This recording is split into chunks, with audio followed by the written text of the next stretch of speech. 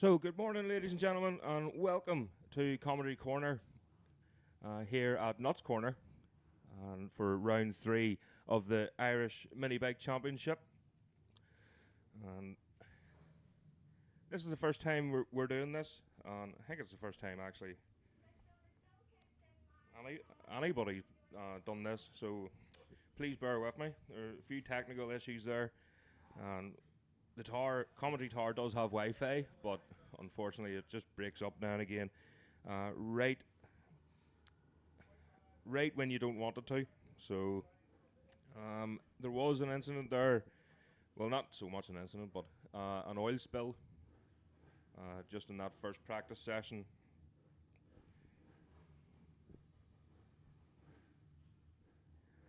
So they are cleaning it up at the minute, and we're hoping to get things up and running pretty sharpish.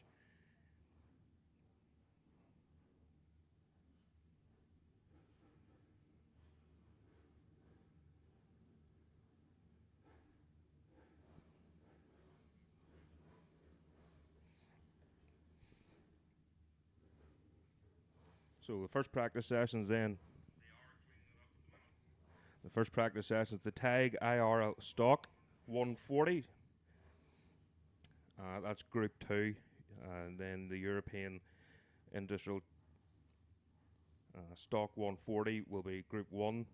And they'll be out second. So we're just sorting out a wee oil spill at the minute.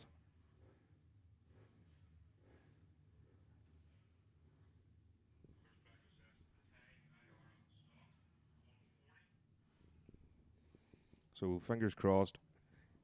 Fingers crossed everything goes well. And for the first live stream here of the IMC, just down below us here, they are cleaning up an oil spill at the minute. So might be a wee minute or two. So the 140 and the stock Group 2 are just warming up down below us here.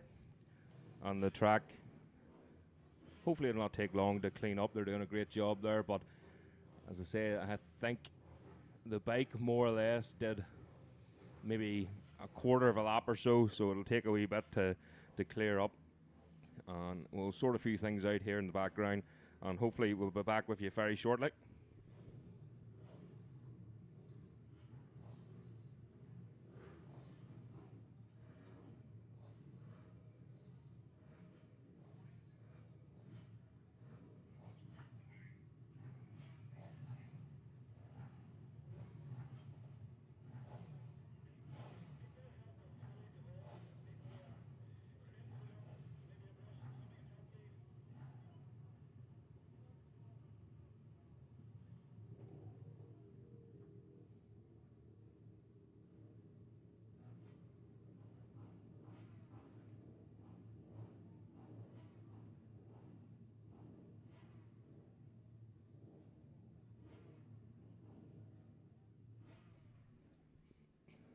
So I think we're up and running. If there's anyone in the paddock and whatnot, obviously Nuts Corner paddock, they don't allow a PA system. So the next best thing for just letting everyone know around the paddock schedules and whatnot and who's doing what, that's the next best thing is the live stream. At the minute we only have one camera. I do have a second camera on the way, and that's a massive thanks to our new sponsor, Brap Moto. Davy Chambers doing a fantastic job. Just up there at the close to the Moya roundabout. It used to be Mark Arnott's, the ex Moto Shock building. So massive thanks to him. As I say, the more we get it, the people we get on board, the more subscribers we get, the more technology that we can have, the more cameras we can have. And the aim really is in the future to get multiple cameras around the track, so we can bring this magnificent sport up to where it needs to be. But although I did walk in this morning and I thought I was in the wrong place, that absolutely jam-packed paddock here today. And the motorhomes and the vans, and absolutely fantastic to see. Again, these are the stars of the future here. The Northwest 200 during the week finished up yesterday on some fantastic racing. They may, a few riders here today may be on point for that Northwest 200 in the future. And never know, we could have the next Glenn Irwin, and of course Freddie, Glenn's son, also races the mini bikes. And I hear from good authority that he's already faster than his dad. So Glenn, you're going to have a wee bit of competition in your hands later on. So as I say, they're just cleaning up the tracks there, sorting out a wee bit of oil spillage. You can see they've got the sand down, the dust. We call it cement dust, but it's not really cement dust. You wouldn't want to be building your houses with this stuff, but it will clean up the track and soak up the oil. The marshal's just going around in the wee pit bikes.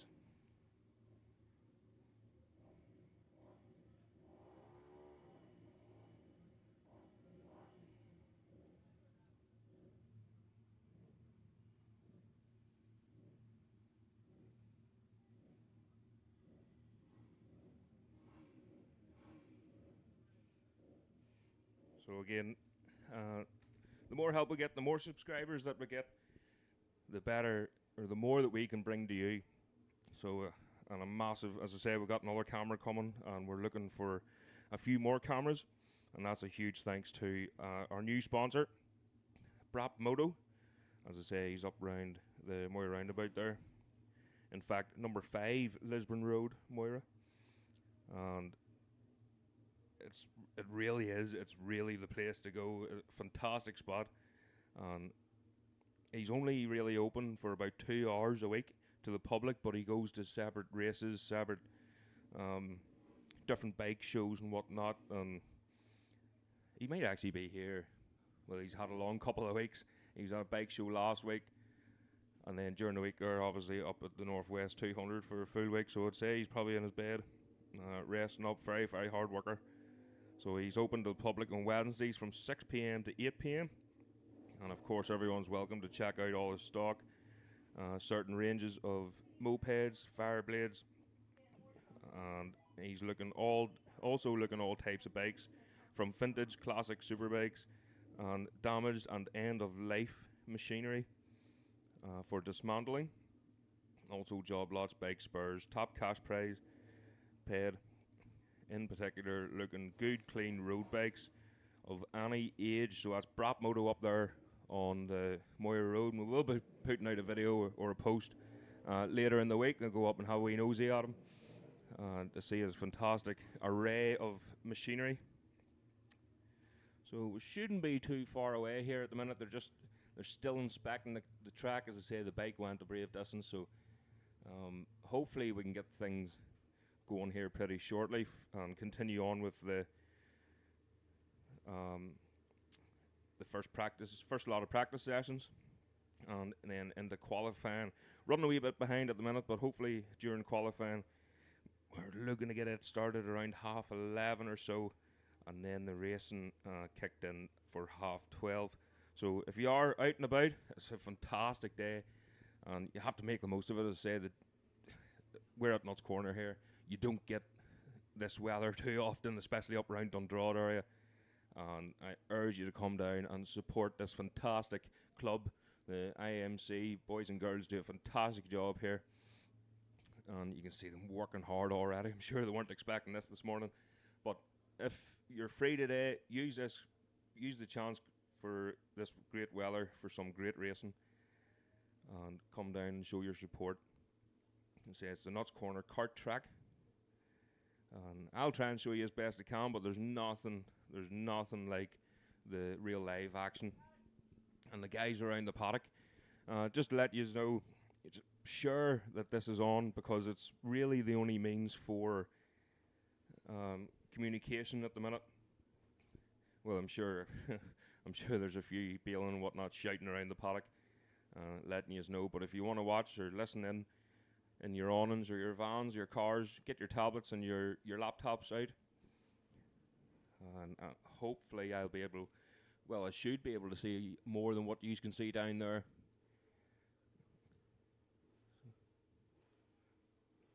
So they're not too far away now. We're just doing the last wee bit of brushing, and hopefully we can get things up and running pretty shortly.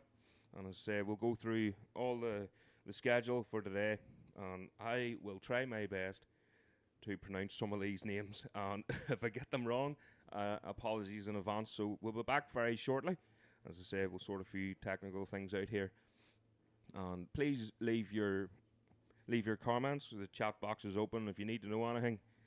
I have a radio up here. I might be able to get in touch with you and let you know if you have any questions. If I don't know it, I'll find out as best I can. But we'll be back very soon.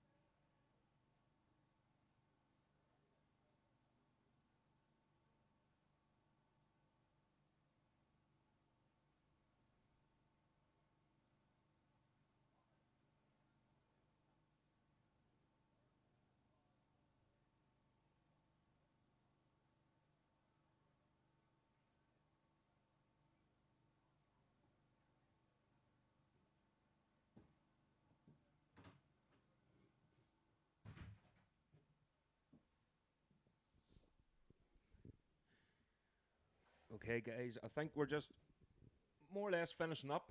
I heard there one of the officials just letting the riders know they're they're allowing them about 3 laps or something.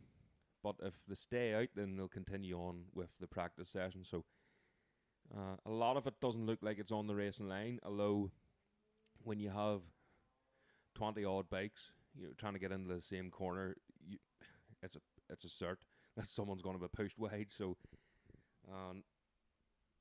not ideal conditions for the start of this mini bike championship round 3. But again, if you're out and about, don't forget to call in, show a wee bit of support to the club. They do a fantastic job here. And again, these are the stars of our future, whether it be road racing or short circuits. I'm sure a lot of parents will be cursing me right now, mentioning road racing. So just looking up the top half of the corner, still quite a few bodies out there doing their best. Riders as well. So the riders are chipping in, marshalling, and putting some quarry dust down, or cement dust as they call it. So again, shouldn't be too much longer. They're going to give them 3 laps. See what the track conditions like.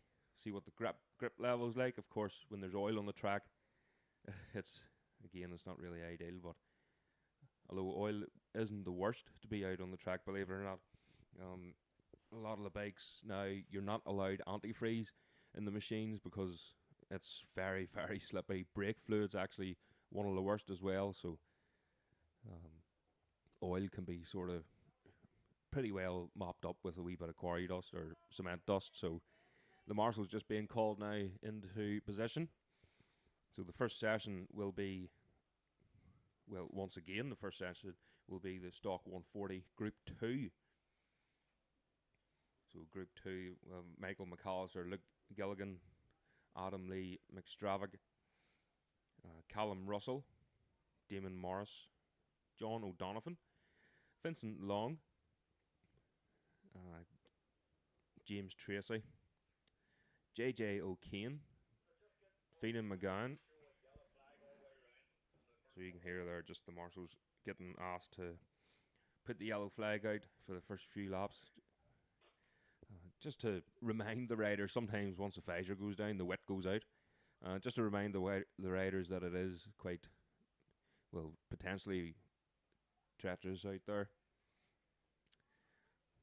We should have James Currigan as well, Stephen Walsh, James Harkness, Michael Gillen, Kieran Morn, Tommy Monaghan, Harry Purcell.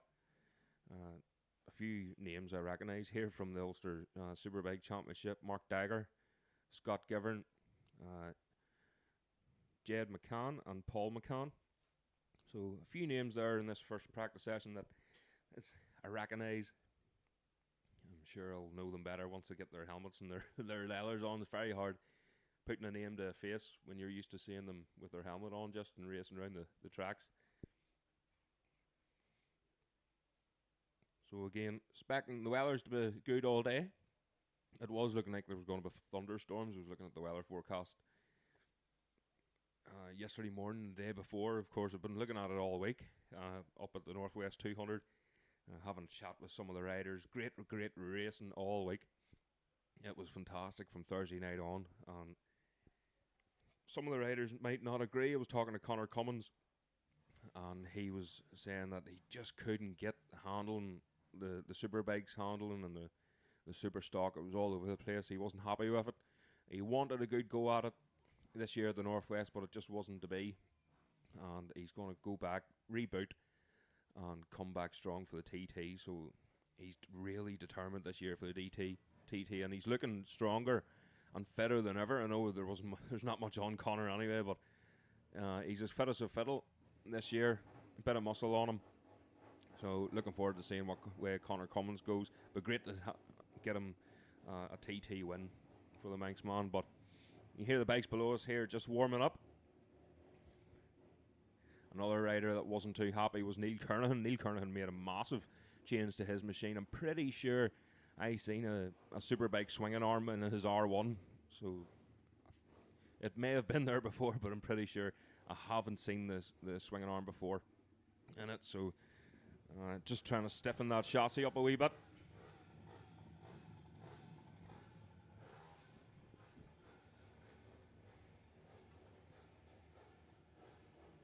So just looking at the program here for the stock second group.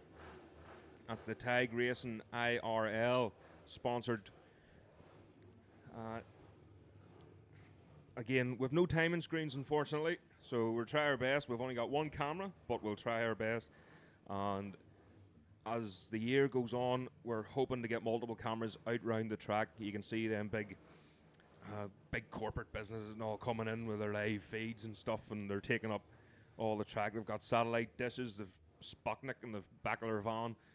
Unfortunately, I don't have that.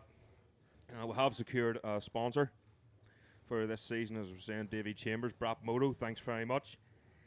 And we'll talk about that as the day goes on. But because of him, because of our sponsors, because of our subscribers on YouTube, again, don't forget to subscribe. It is free to subscribe.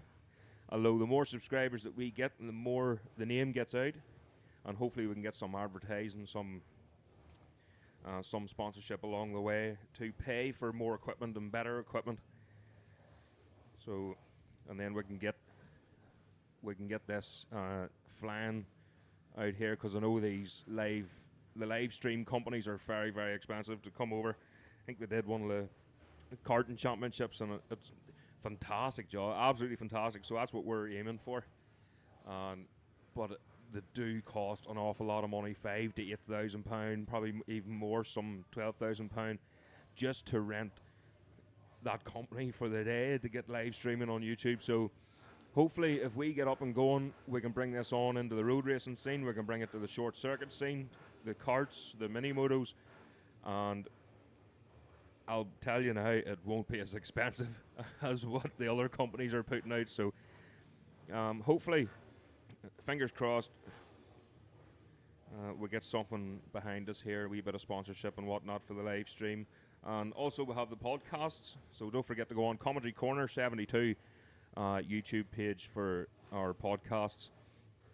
And we've done a brilliant one there with Ryan Whitehall a couple of weeks ago at the Cookstown 100, where he had a fantastic third place finish in the Superbike race. So great to see Ryan, and the pod, the best one yet. It was so funny. I was in stitches. I still laugh about it now. Just seeing wee clips. So we're putting reels and whatnot up on their Facebook and our Instagram account as well. That's Commentary Corner. So go on, give us a like, give us a share, and obviously subscribe. And again, the more subscribers, the more we get to do, and the more we can bring to you with our new camera setup and whatnot. So it is very expensive. When I started this, I didn't think it was going to be as dear. I thought maybe we'll just get bits and pieces on the way, but then bits and pieces were still thousands of pounds. So there's only so much I can do, only so much I can take out of my own pocket. I do work full time, but we do try our best as well. But anyway, I think we're near enough. Just getting ready, getting kicked off here. The bikes are getting well warmed up. Again, a wee bit cooler now. Here, the temperature drops very, very slightly, but I don't think it's anything to worry about. I did notice, however, there was no tire warmers in these machines, so you'll see them coming around. I might change the camera angle, but that is, you can see there round about in the middle of the screen there, that building in the distance. That is the start and finish and the timekeepers. So they do have transponders and whatnot, although I can't see them here on the screen, unfortunately. And I'm going to have to close a few windows here maybe, because it's going to get very bloody loud very, very quickly. But again, these are the older sort of, well, some of them are slightly older generation, and we'll have the Junior Elite then after the 140 stock, Group 1, which should be out next, and then the Junior Elite, and the dual ways Bam Bams. Now, they are basically what it says in the tin. wee Bam Bams, wee Babas. So looking forward to seeing them. I've heard an awful lot about them, how exciting the racing is for them. So there's such a massive grid out here, loads of bikes. They're just like a freight train the whole way around the track nearly. So I know why there's two groups of stock machines. So again, we'll try our best to try and point out the numbers. I've got a program here in front of me, and in the future, hopefully we'll be able to get some sort of timing screen as Adam Lee McStravick goes through there. And we don't have some of the numbers, a few late entries, and of course, not only do you not get in the program, but unfortunately, if you're not in the program, I won't be able to point you out. And James Tracy, the number 46 machine there, the famous number 46.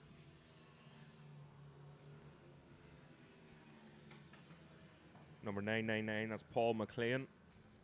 So Paul McLean away through there. And again, this is a free practice.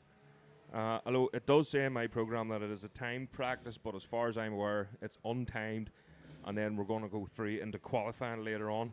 So again, massive oil spill around the track.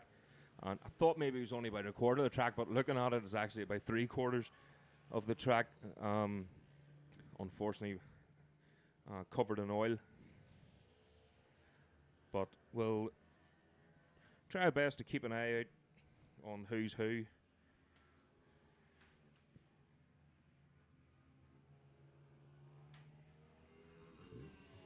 So there's the number 21 machine, Adam Lee McStravick once again, going through.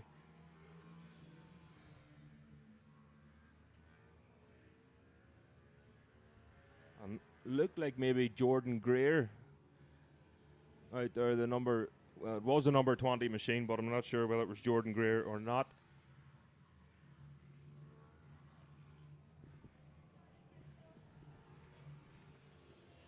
Again, young Greer having a fantastic Cookstown as well.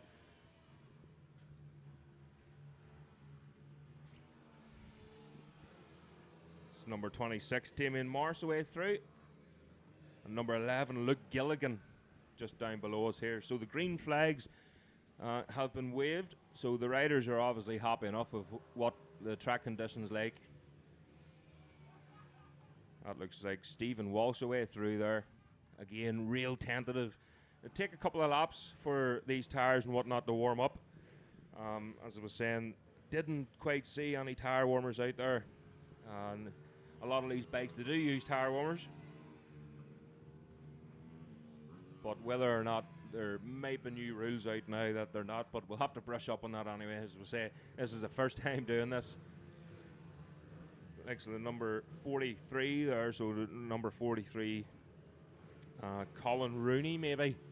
He's went out into the first class. Number 44 of Vincent Long, and 111 of James Harkness. The number 20 machine again, just through there, Jordan Greer again, not sure. Oh, having some issues there, Jordan. Looks like the bike's misfiring. It keeps cutting out on him, and it happened mid-corner there too. Not ideal. It's not something you want. Mark Dagger away through there as well. Mark Dagger looks like he's flying. There's real good rhythm there for Mark, catching the group in front of him here. Again, this is untimed practice, but it's great to see these machines out. And that's Stephen Walsh again, just away through. And coming round the first right-hander, number 21 machine, Adam Lee McStravick again. I'm not sure, that was maybe Feenan McGahan away through there. So the number 20 machine just pulling into the paddock now, retired. Hopefully they'll get that sorted for the next, for their qualifying session. So the next qualifying session then, untimed practice is the stock for 140cc machines. That's Group 1. So that's Group 1, should be coming into the holding area now. If you are listening in round the paddock, just let each other know. And if you're finding it hard to hear, if you're finding it hard to hear the people around the track, just tune in to Commentary Corner, and we'll be able to let you know what's what and who's where and all the basics that you need to know, and just in case you miss your session. So it's a great thing to have if you have your tablet or your laptop in your awning. So I'm pretty sure that was the number 20 of Jordan Greer pulled into the paddock there. Number 20's down in the program is Jordan Greer, so that's what I'm going. That's what I'm going out as.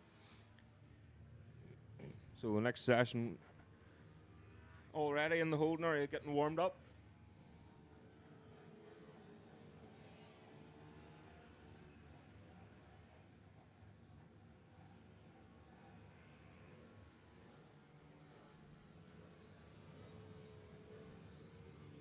Number 115. So again, what 115 isn't in the program. We don't have 115, unfortunately, in front of us. So that's 3-1 Mark Dagger. And the number 77.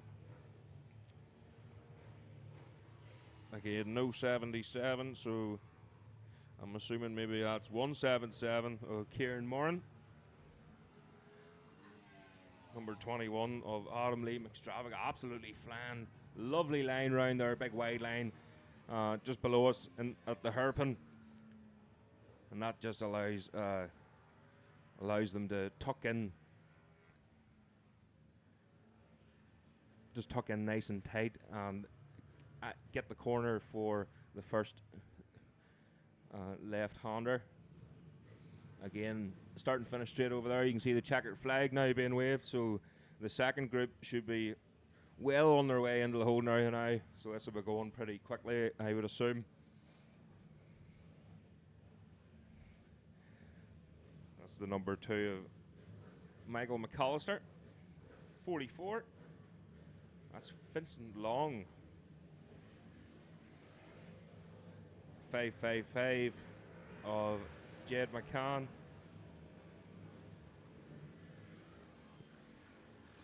So way to go then for the second group. Number 53, Colin Moore way right there. And we see 52 then of Keelan Smith. So Keelan Smith getting a scalp out.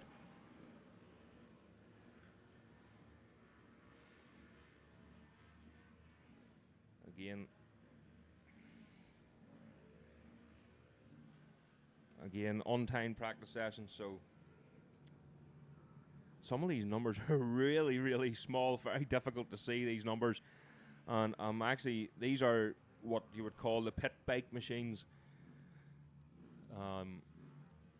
So it's actually very, well, it's easier to see these machines, so I'm not looking forward to try and squint and see the numbers on these mini bikes. Smaller machines, the likes of the O'Valleys, of course. Peter Hickman has a lot to do with the O'Valley machines.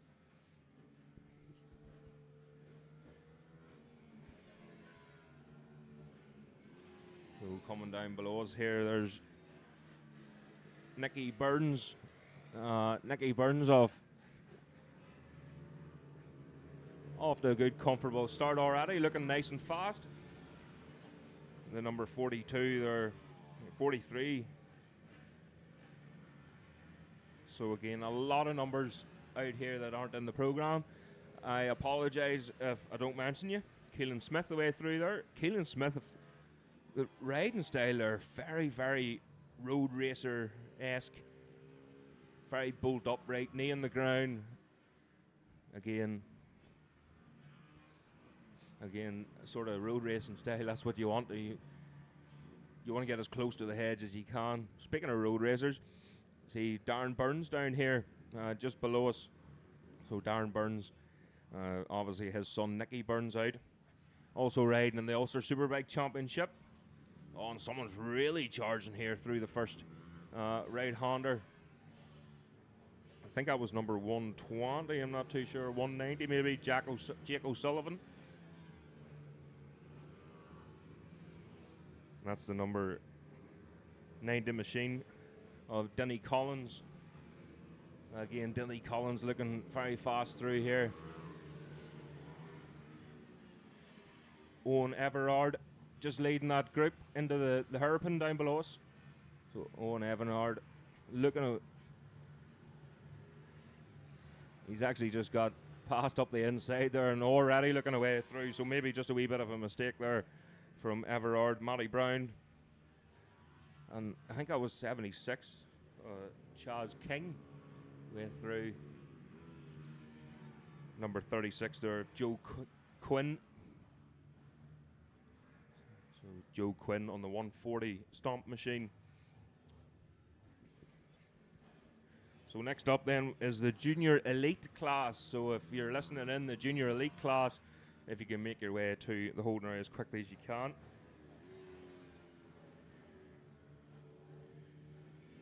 Still looking for that. Looked like number 120 there, but it's very difficult to see these numbers. And again, apologies, we don't have any timing screens at the minute, but I'm pretty sure in the future we will get something sorted.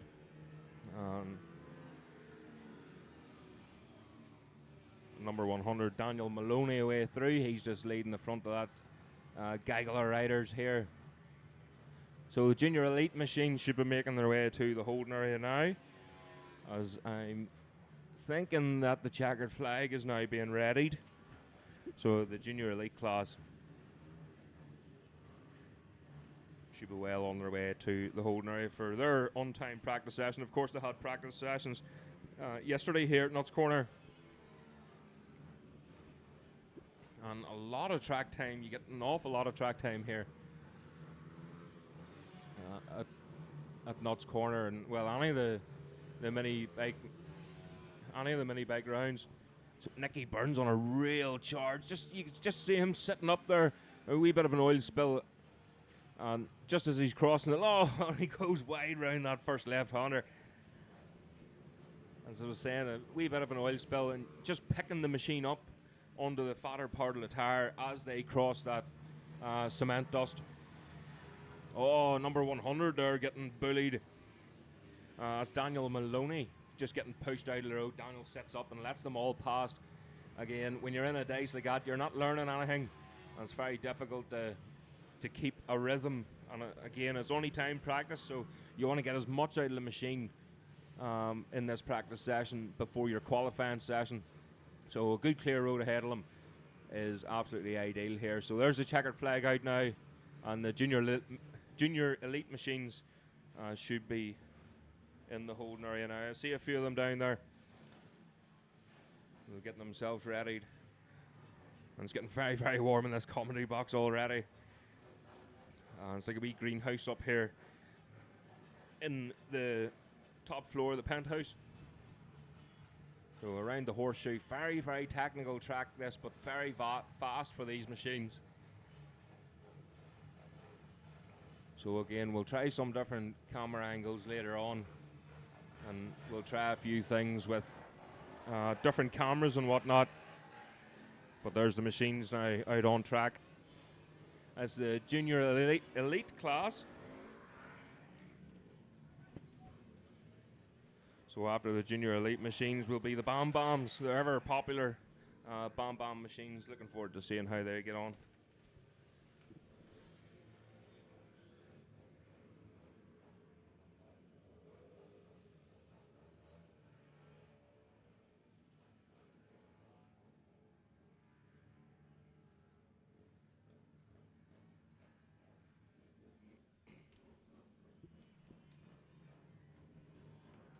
So the Junior Elite machines just making their way around into the horseshoe, and then it's like a real tight right-hander. It sort of goes back on itself on a long left-hand bend, and it seems to go on forever and ever.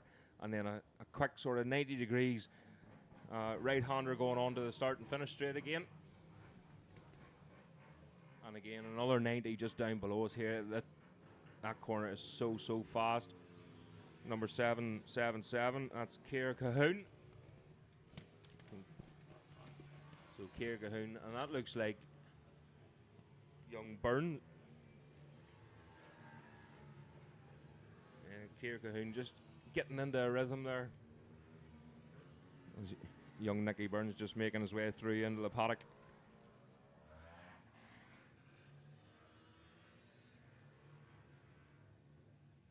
So Sherman Buster Boyd as well.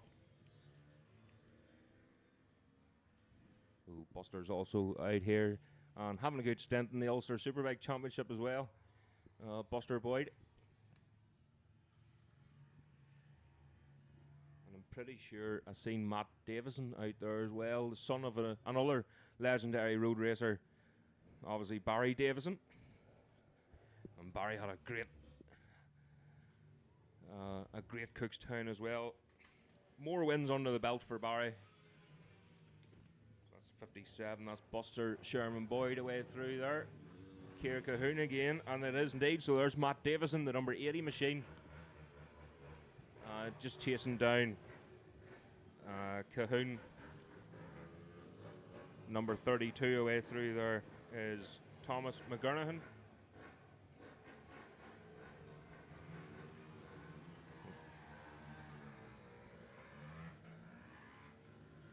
Just having a nosy.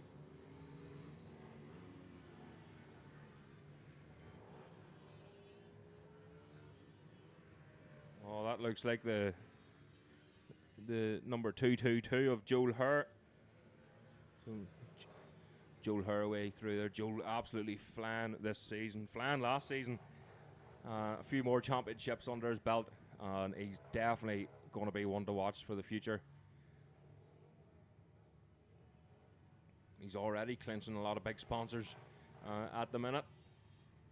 Two Strokes Racing sponsoring, they're running also in the BMW Cup class, the 900 Cup in the BSB scene.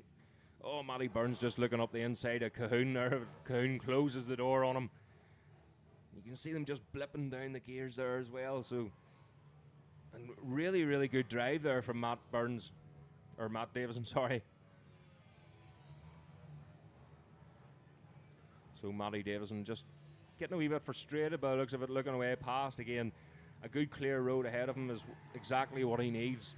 He doesn't want to be getting into a slower rhythm. If he can get past quick, you can see how much he tucks into that wee 140 machine. And Joel Herr away through there again. Again, another very road racer-esque sort of riding style there for Joel Herr. Sitting up, of course, riding multiple machines, so different riding styles for different machines.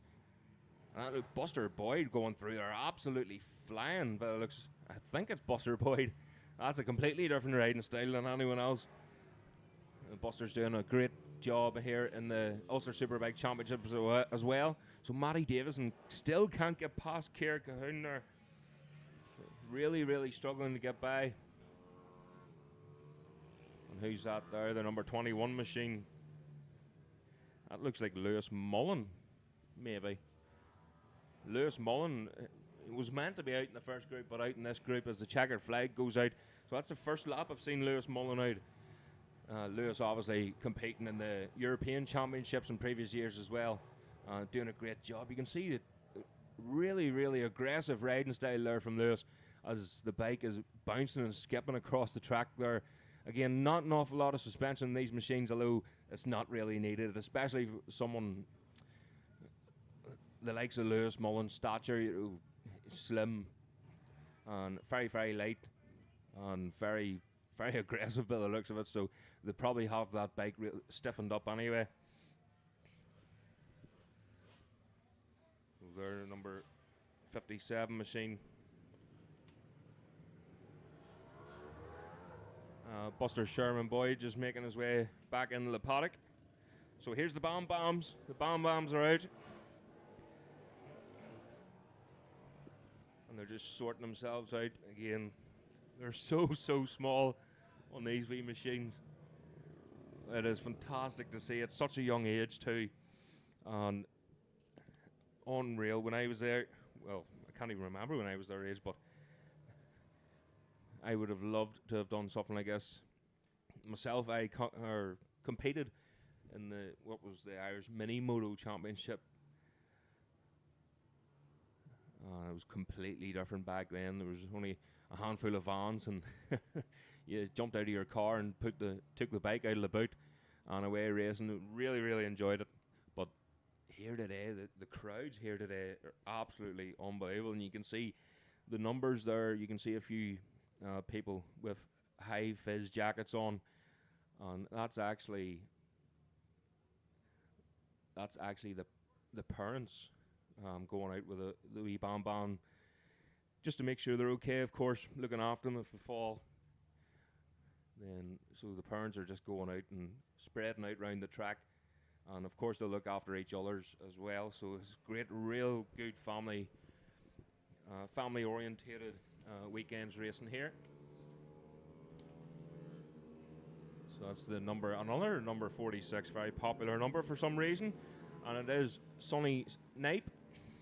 So Sonny Nape leading the group away there.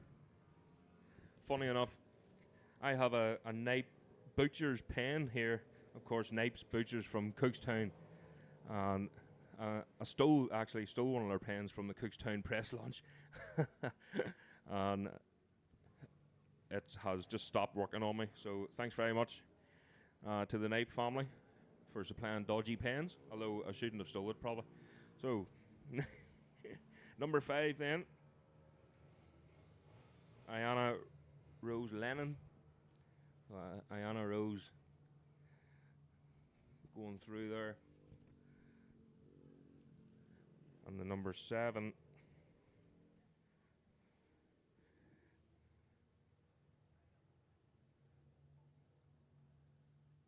I think that's Cyrus Casey, maybe. Again, I said earlier on, I apologise if I don't get some of these names right, but I'm sure I'll be corrected. And of course, don't forget the live chat. You can let me know. Out onto the grass. Who was that? Number 666. And that was Cody Morris. Cody Morris, grass tracking here. Of course, they're very like small motocross machines, but they're not really ideal to go on the grass, especially with the slick tires. Jake Oliver, the number 232 machine as well to come. And that's number 58. Casey Rogan. Casey Rogan away around. Another nice line there from Casey. There's 71. Jake Todd just around the outside of Harry Birch there. So young Harry Birch still looking around there. Looks very familiar there. That looks like wee Katie Clint, is it? Number 66 machine. Who wee Katie Clint. Lovely, lovely, polite wee girl. And I interviewed her at the Ballymena Bike Show as well. And also the show, big show I had at the beginning of last year. Or 2 years ago, sorry. The motorbike show. And up on stage and absolutely stole the show. She was so funny.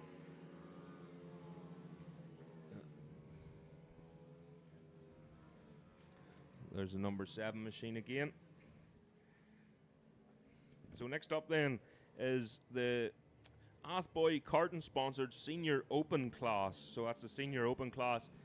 Should be well on their way to the Holden area. Again, I'm saying this because a lot of teams will be watching this in their awnings and whatnot. And there's not an awful lot of ways. You're not allowed to tannoy here at Nuts Corner. And unfortunately, any announcements that are being made will be made through YouTube or some of the officials walking about the paddock just letting them all know. So, again, it's just another good excuse for me to be here today. And the club is saying the club do an absolutely fantastic job. There's the number 77 again, Harry Birch. Coming through. And this looks like wee Katie Clint, it is indeed. So Katie Clint round that first right-hander. And then round this hairpin. Lovely line there from Katie. Again, a wider line on the approach, but the apex is so late. So absolutely perfect. So Katie Clint smashed that.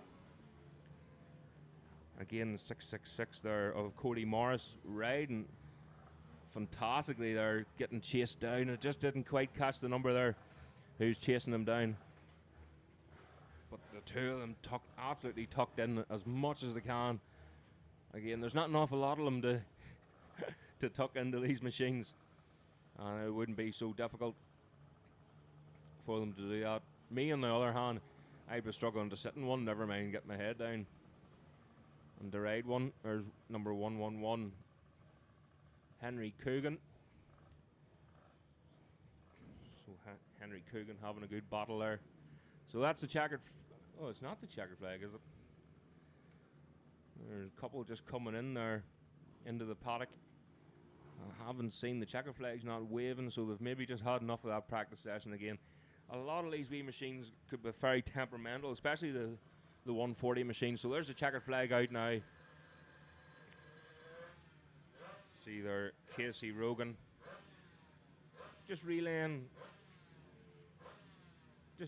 back there how the bike was handling and what the track conditions are like. These kids are so young, but they're so smart, so switched on.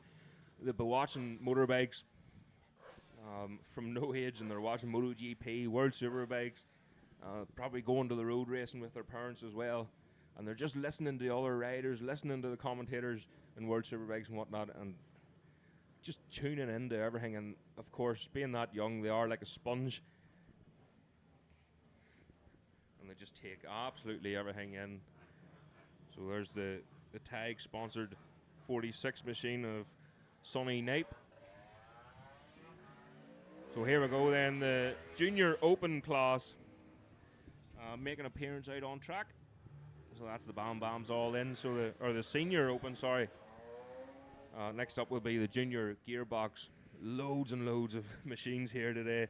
Well over 100 entries. I'll have to get the actual number for you, but it's great to see. The paddock is absolutely full.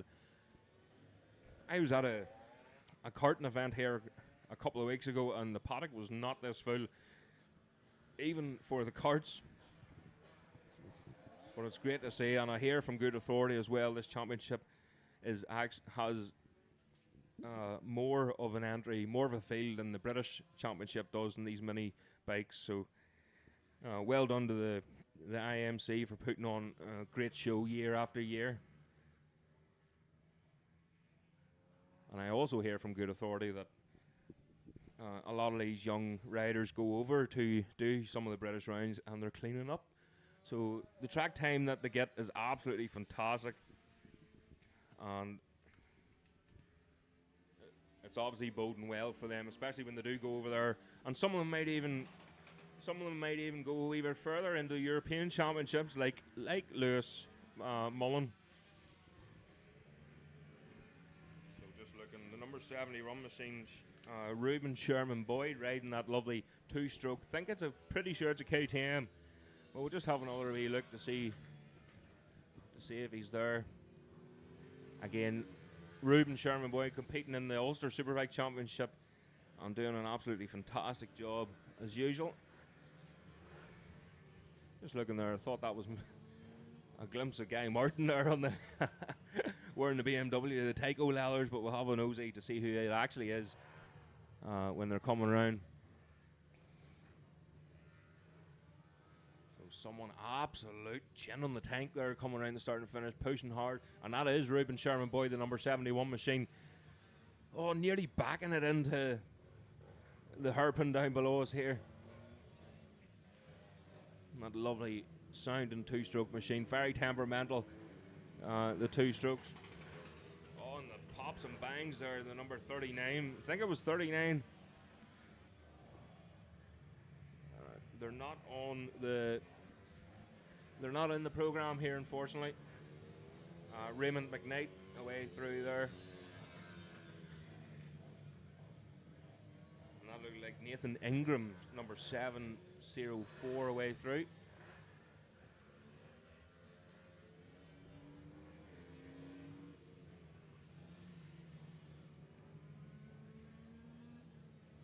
Another couple of numbers not in the program, unfortunately, but these programs must be late entry, like super late entries, because these programs I know we're only printed last night, or the program that I have was only printed last night, and they're not in it, so they're maybe just turning up and chancing their arm on the day, which is not ideal because, again, you'll not get a mention. Try to mention everyone, of course. Number 49, Christopher McCallan away through there.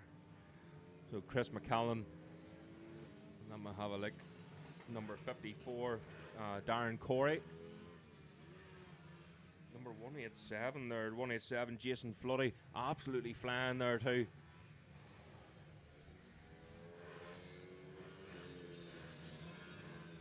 Nathan Ingram away through there again, getting chased by Raymond McKnight. Raymond looks like he's just backing off that wee bit to get a good clear road.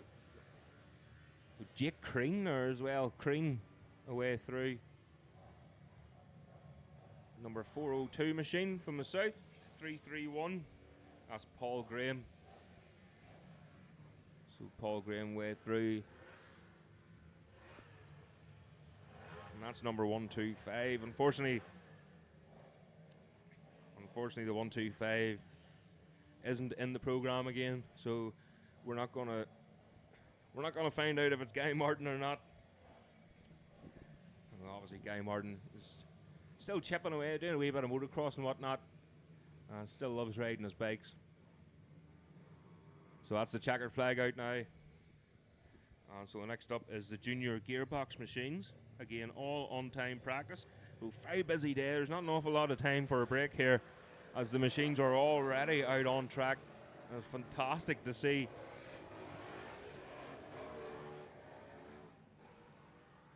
So just looking up the road there. Looks like another Nipe that's maybe out in this class.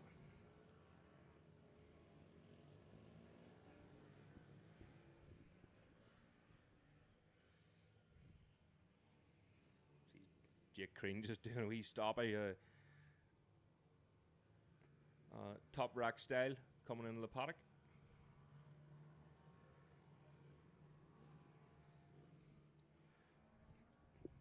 So again, these are all on-time practice. There was practice yesterday for these machines for the whole paddock, and the track time they get is absolutely unreal.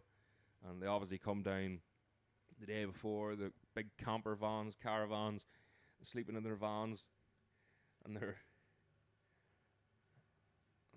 again, it's all family orientated. They all group up, they get dinner, they have a couple of wee Shiraz, perhaps. Of course, visit Drink Aware for all the facts. Number 133, that was. So it was Kane Fleming. It's number 11 way through there. Robin Ellis Coogan. So Robin Coogan away through 116. No 116 either, but so unfortunately, again, just a reminder, we have no timing screens here today at Nuts Corner, but I'm sure during the racing later on, we'll know who a lot of the riders are, and it'll be in for some cracking racing.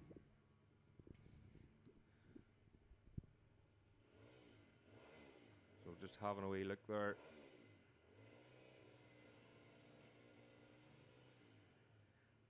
So it looks like the fast group are coming on the start and finish straight then to complete another lap. And then, of course, after all the on-time practice sessions, we're going to be going into the qualifying sessions here. So that is young Boyd. Absolutely flying young Boyd. Back, you can just see the back end. Skipping as he's getting the power on around this long right-hander here, this long hairpin bend, really late apex, and just on the apex you can see some of the bikes actually they are skipping away there.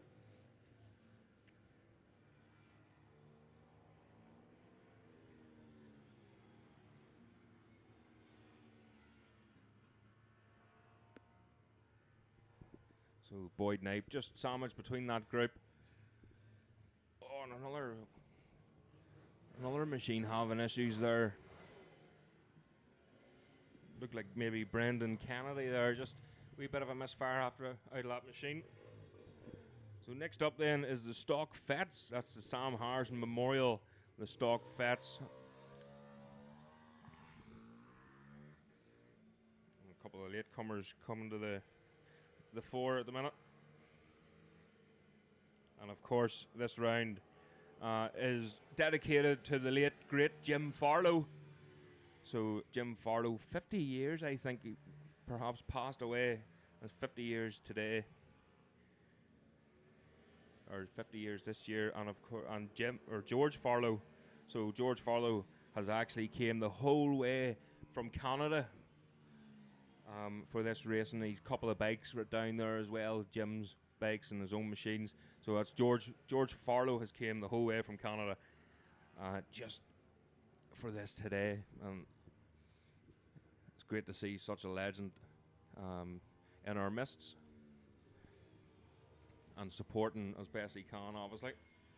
So Joshua Foster away through. I think like Kane Fleming as well, again another lap there for Kane. So don't forget, guys, next up is the junior, or the stock Vets after the junior gearbox. So the stock Vets should be making their way to the holding area. Oh, what a massive slide there from Boyd Knipe. So Boyd absolutely flying now. He's got away from that group, so he's broke away now from Shane O'Donovan. And O'Donovan now stuck behind another rider there, but young Boyd Knipe, he got into his rhythm now, and a good clear road ahead of him, so this bodes well for his qualifying session later on today. Chin on the tank there, number 46, or 48 maybe, Brendan Kennedy there. And then Paige Mullins. So great run there. And the Boss E rider, Paige Mullen. As the checkered flag goes out, so the vet machines. I'll just have a wee nosy to see again. I haven't been. Well, I've been to a few of these races, but I haven't really had a good look around just to see if they are actually vets. In other words, maybe slightly older category, we would say. Not quite retirement age, and not quite. Wee wave there from Balen McGaggy. Let's see here, number 777. So away to go out on the track.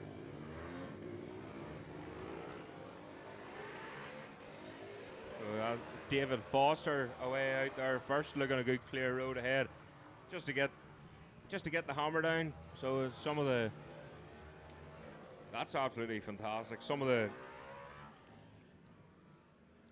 the junior gearbox machines pulling into the pit, using the last of the round the last part of the track, and then they send the vets out. Absolute clockwork, and great job from the club. It's just like a conveyor belt of machines coming in and out of here.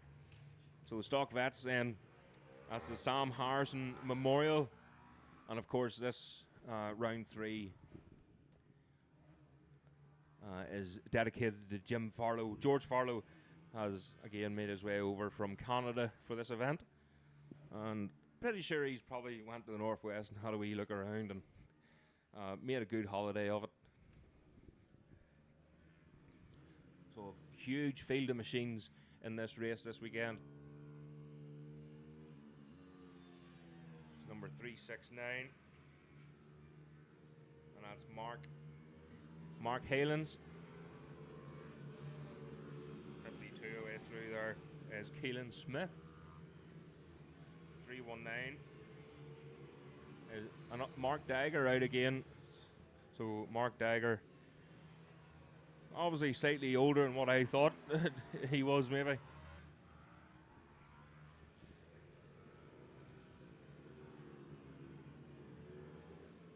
So, and that's Eva Mullen, number 666. I'm not going to say it's maybe suited, but Eva Mullen out in the lovely Bossy racing machines.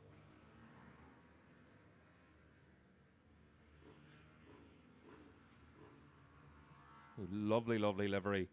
The Boss E machines, the like turquoisey and pink, bright luminous colours. You'll not miss it anyway.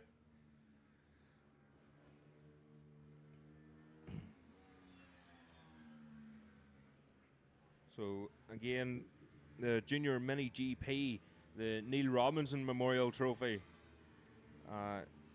The Junior Mini GP machines should be making their way to the holding area again. It is very much like clockwork, and there is an awful lot going on here, so I'm just trying to keep up. Again, go on to our YouTube channel. Please subscribe. The more you subscribe, the more content we can bring you. Just looking there to see who that was. It was a brave dive up the inside there. So some of them really starting to chant on now. That's the number 36 machine back out again, Joe Quinn. So Joe Quinn, another build out, loads of track time, as I say, and multiple machines. Declan Walsh way through there. We'll have a wee nosy. Again, this right-hander, first right-hander so fast, especially in the smaller machines, the track time or the track corner speed that they can handle. Alan Macaulay way through. Oh, a big moment there for, what's that, the number 41? Was it Mark Ramsey? So Mark Ramsey, and it looked like he lost the front going into the first corner. That was Paul McCann, number 999 out again. So again, all on-time practice sessions. And like I said, please go on to Comedy Corner and subscribe. Oh, big moment there for. I'm pretty. Looked like Nicky Burns maybe, but it looked like his old leathers. But I don't think it was. But he just hit that wee patch of oil there on the outside of the corner, and the back end came right round on him. Let me just see who exactly that was. Not quite sure. There's no number on the side of the machine, so we'll just keep a wee eye out on who that was. But like I was saying, please go on, subscribe to Comedy Corner 72. There's also podcasts on there and interviews with other riders. But the more subscribers we get, the more contact we can give you, and the more we're planning on getting more cameras around the tracks. The amount of machines out in this track is absolutely unbelievable. This is going to be really good racing later on in the day. So let's just see here. Oh, that's a checkered flag out now. That's the 261. David Sherman away through there. So the checkered flag's out, and they're now coming into the pit lane. Let me see, who was that there? 171. That was Mark Todd. So a huge moment there as he makes a gesture to his mechanic there. He's maybe not happy with the track conditions there, but he rode around the outside of another rider out onto the oil, so you couldn't really expect too much from that high side. Well saved, but that could have sent him into orbit there, that one. But so well saved there from Toddy.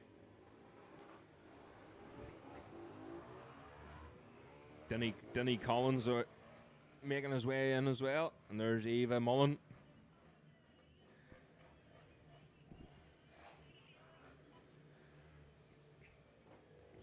Just trying to listen in on the radio as well to see if I can get any information or if anyone's been naughty.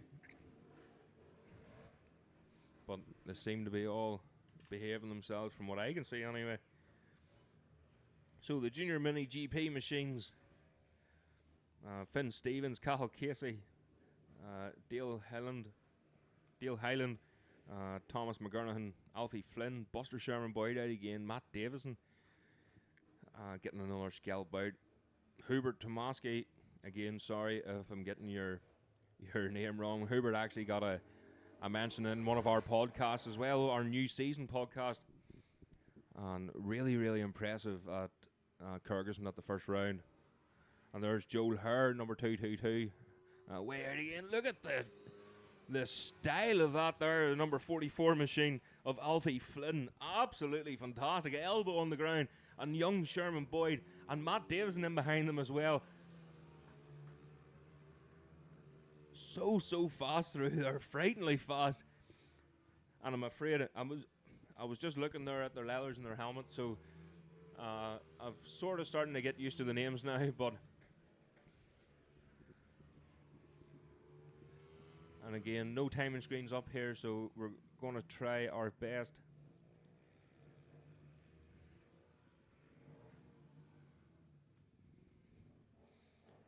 So Alfie Flynn, the riding style, absolutely fantastic. So they're coming out on the start and finish straight for the second time.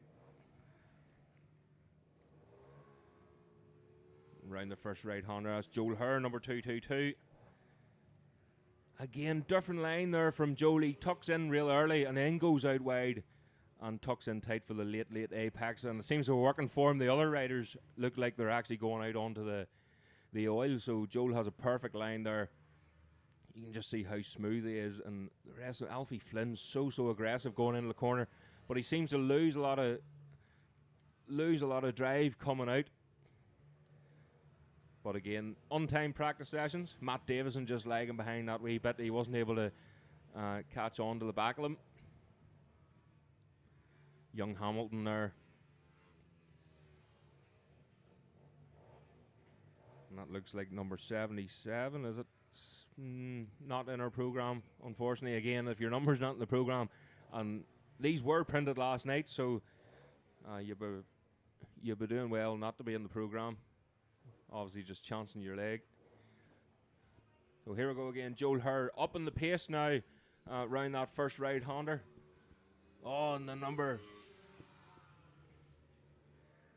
That looked like Sherman Buster Boyd. It was just getting the better of Alfie Flynn there. So Alfie Flynn again looking really aggressive, but just losing out on the drive going in the corners so late in the breaks. You can see how much he catches Buster Boyd there.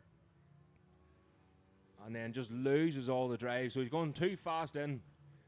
And he's losing it all on the way out. But Joel Hare just looked like they were gaining on Joel there a wee bit. But he's now started to up the pace. And he's looking so smooth compared to these two behind them. But I'm sure as the day goes on, they'll all be getting quicker. Yeah, and that was the number 77. So we don't have 77 in the program, unfortunately. But out of the horse, Buster Boyd up the inside of Alfie Flynn. They're battling it out already. And this is only on-time practice. So they're getting a lot of practice in, even bashing elbows. So Joel Hare goes out wide and lets them through.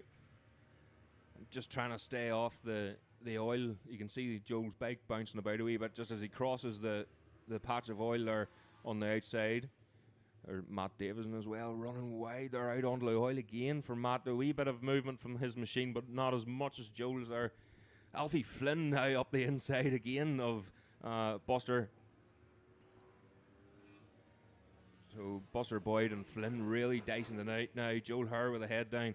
And they don't seem to be getting away from Joel too quickly. Oh, Joel Hare away out wide. Up the top half of the track. He's out into the kitty litter. He's just... So the yellow flag goes out. He hasn't fell off. He's just way out wide. Missed his braking marker a wee bit.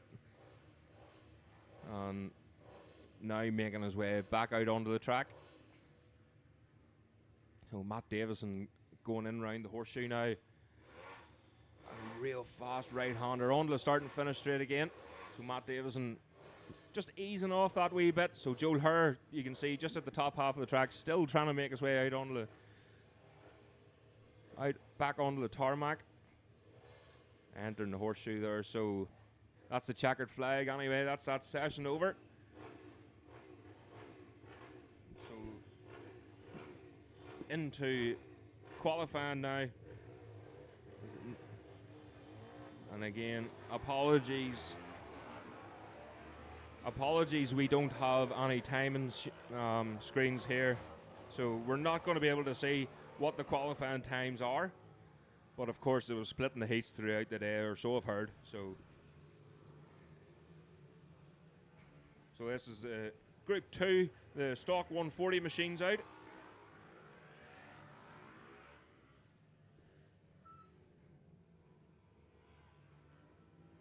Well, that was Dale Highland there, number 17.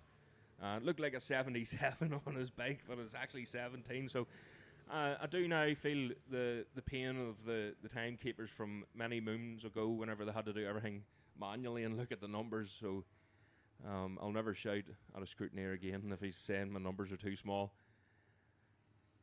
So again, trying to do everything manually here. And well, so far so good. It'll be a wee bit easier come the race. Some of these classes are most of them are absolutely jam-packed here with machinery.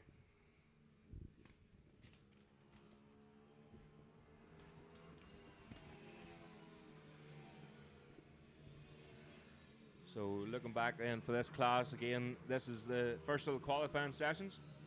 Number 46 away through, James Tracy. Paul McCann, the number 24 of Callum Russell.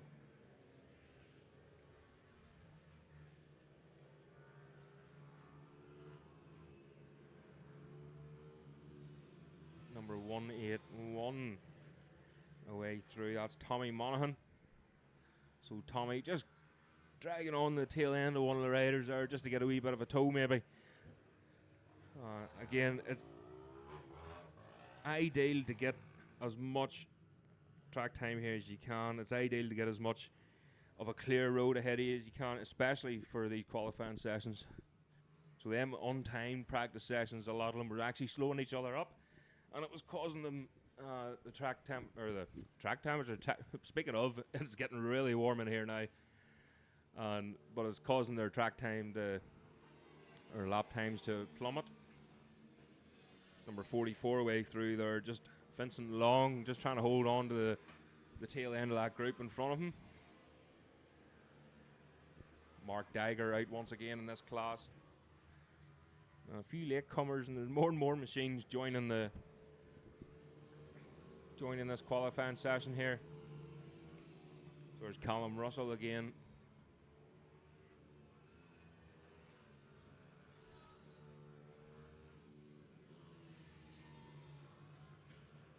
Number 222.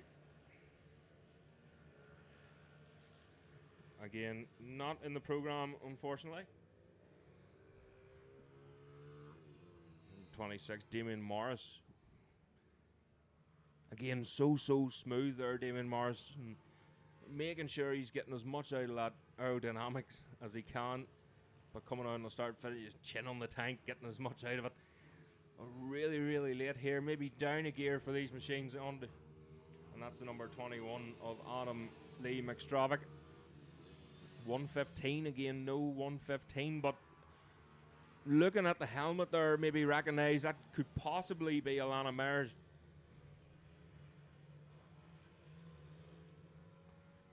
So just looking, it looks not, she's not in the program, but I'm pretty sure that's Alana.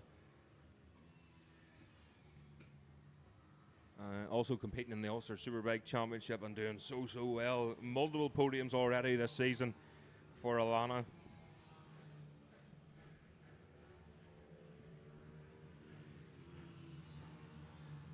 Again, we're going to have a wee donder about during lunchtime. Of course, lunch will be after the first race. And we'll have a wee donder about, have a look at the machines as Damien Morris away through. Again, out in his own, late coming out onto the track, maybe a good tactic to allow him to get a good clean road ahead of him.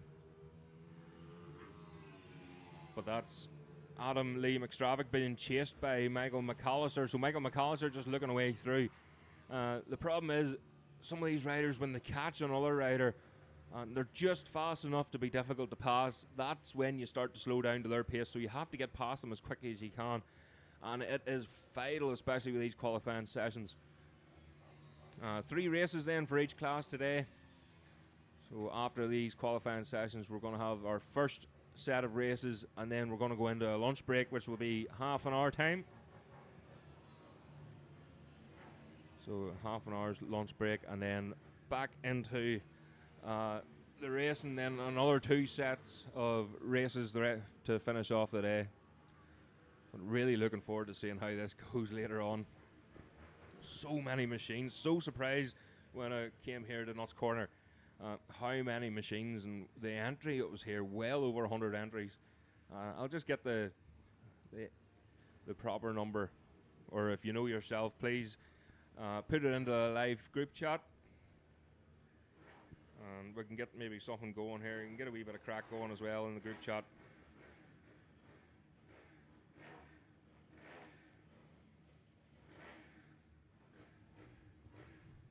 So there's the checkered flag out then for this qualifying session. So it should be the European Industrial Stock 140 machines should be making their way out on track.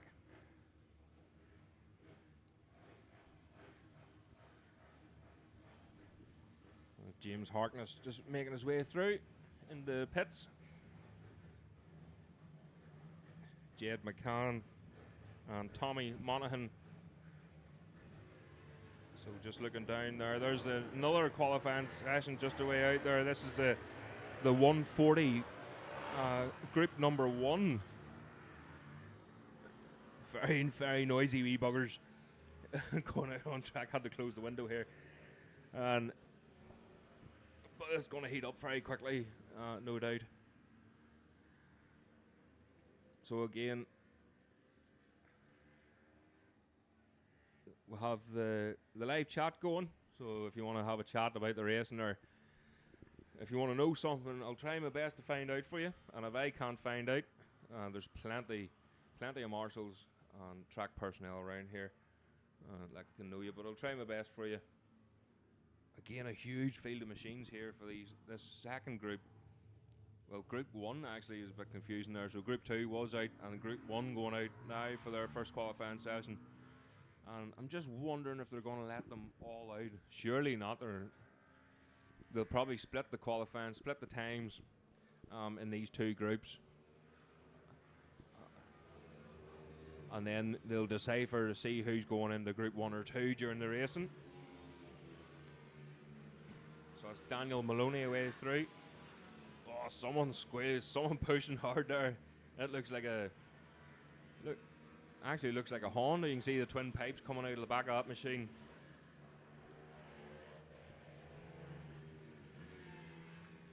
So that's the 76 of Chaz King.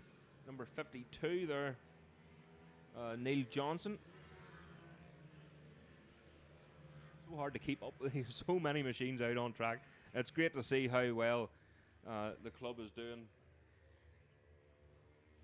Young Katie Clint's machine just getting wheeled into the warm-up area.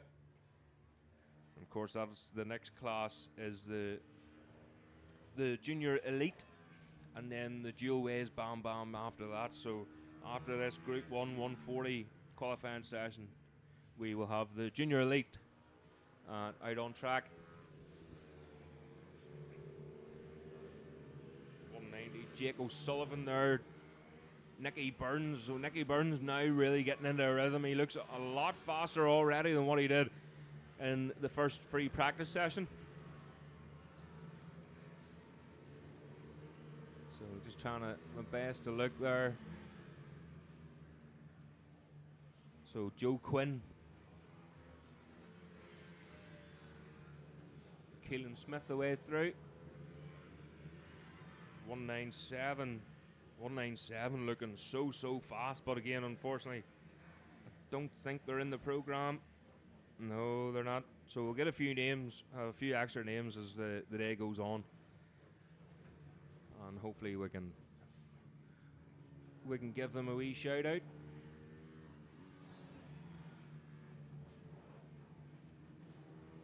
So around the right hander again goes the number 32 machine of Neil Johnson. And that's 190 of Jake O'Sullivan again. And there's Nicky Burns being chased down by Daniel Maloney. Matty Brown away through there as well. Oh, and a whole gaggle of riders going through. Just having to run out wide. Oh, a couple of out of the seat moments there around the hairpin down below us. So there's Quinn.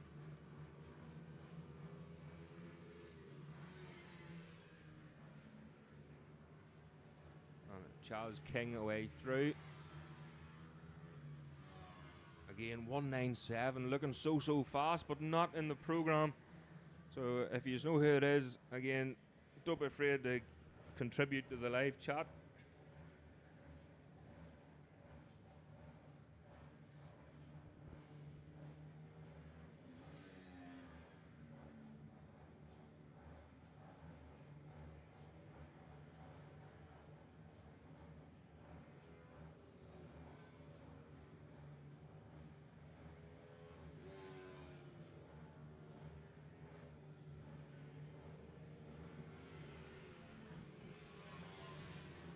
So that's number 117 away through is Brian McCone.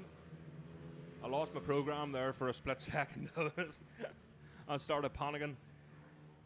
That's the only source of information that I have at the minute.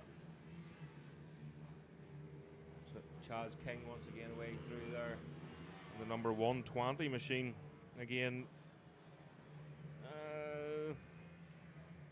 No 120, so another late entry there for whoever that is, and they're looking, it's a shame because they're looking so fast, and that could be a potential front runner. So if you're going to win this race, you're not going to get a shout out because I have no information here, only the program that I have in front of me, and we all know everybody puts a late entry in, so I'm not one to judge. I've done it myself plenty of times. Lastminute.com. Nicky Burns there, just acknowledging his mother. So Amanda and Darren's there as well. So laid back. They're just so chilled. They're walking around the paddock, and you can really tell the difference. It's Amanda and Darren obviously used to the road racing scene. Running about panicking, and Amanda, she's had a lot of scars in the past as well, so they're well hardened to the likes of this. They come here at the weekend for a wee bit of crack. Nicky enjoys it, the whole family enjoy it, so there's so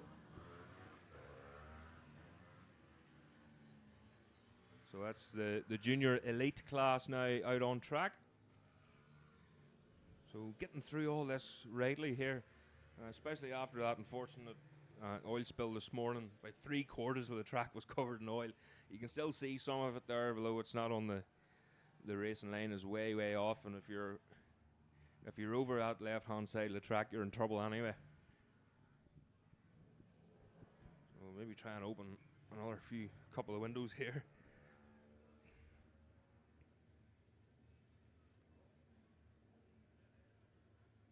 So again, if you're listening on YouTube, please subscribe. Tell your friends, tell your family.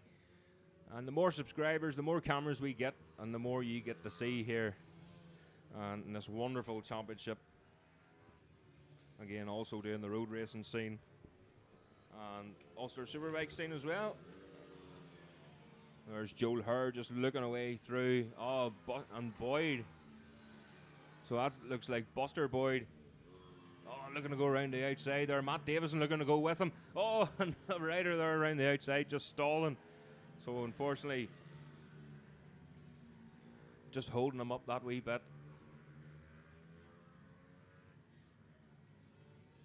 So round the centre. So Matt Davison now on the back end of Joel Herr. And it looks like Buster Boyd just...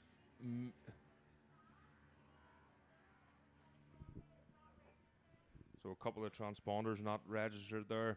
Didn't quite get the number, but I'm sure someone will let them know down in the paddock.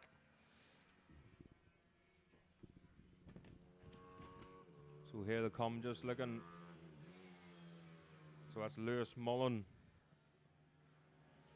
Oh, a big moment there for Lewis. So here they come, there's Joel Herr Buster Boyd is away with it. Joel Hare and Matt Davison going through. So Matt Davison, again, just caught up on Joel that wee bit. Joel had a huge high side last week, or a couple of weeks ago at Athboy. And he says he's okay, but talking to his parents, think he's still a wee bit sore, but he doesn't want to let them know. So I think he came down pretty hard, but he's looking pretty comfortable at the minute on the machine. Buster Boy just riding round the outside, that slower rider there. So you can hardly even see Buster on the bike. He sits so low on it, and very low centre of gravity. Again, another one competing in the Ulster Superbike Championship. So great to see so many two-strokes out here as well. So Sherman Buster Boy just knocking it down the gear. Matt Davison and Joel Hare still. It doesn't look like Buster Boy's getting too far away now. Sort of maintaining about the same gap. So Joel Hare up in the pace along with Matt Davison. Matt Davison just a wee bit too late on the brakes there. Looked like the front end tucked from him. The two of them pushing so hard here. Oh, a whole gaggle of riders. No clear road for them. They're slowing each other up, unfortunately, in this qualifying session. Sherman, so Buster Boy just making his way in through the horseshoe now, and Joel Hare and Matt Davison close in behind, entering the horseshoe, and then a big long left-hander. Feels like it goes on forever, and again it's got about 2 or 3 apexes, so you want a late apex, nearly powering up as it goes straight for that right-hander, but Matt Davison looking away up the inside of Joel Hare. Joel closes the door, and slightly slower rider ahead of him again. Buster passed, and this rider just the lap previous didn't hold him up too much. So I'd say the checkered flag should be getting ready very soon.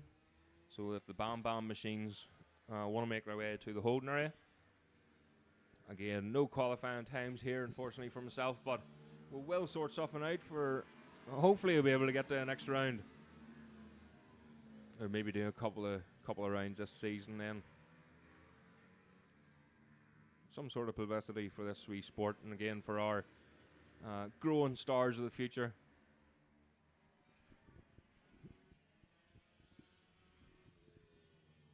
So there it is. That's the checkered flag, and a good lap there from Buster Boyd. Real good, strong lap. He had a good clear road, maybe just over half of that lap, so I'd say that's put him in one of the top positions.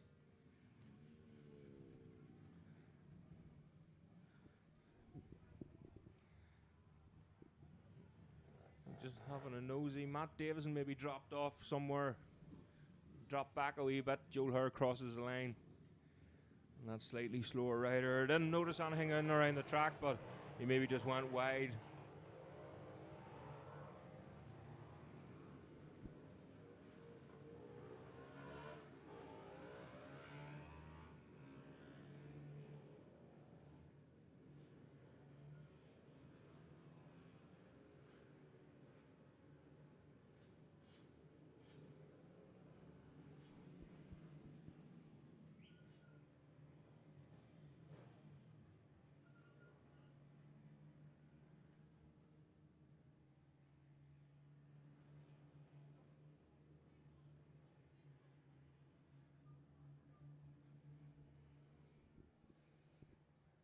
So that's the next qualifying session going out, the Bam Bam machines.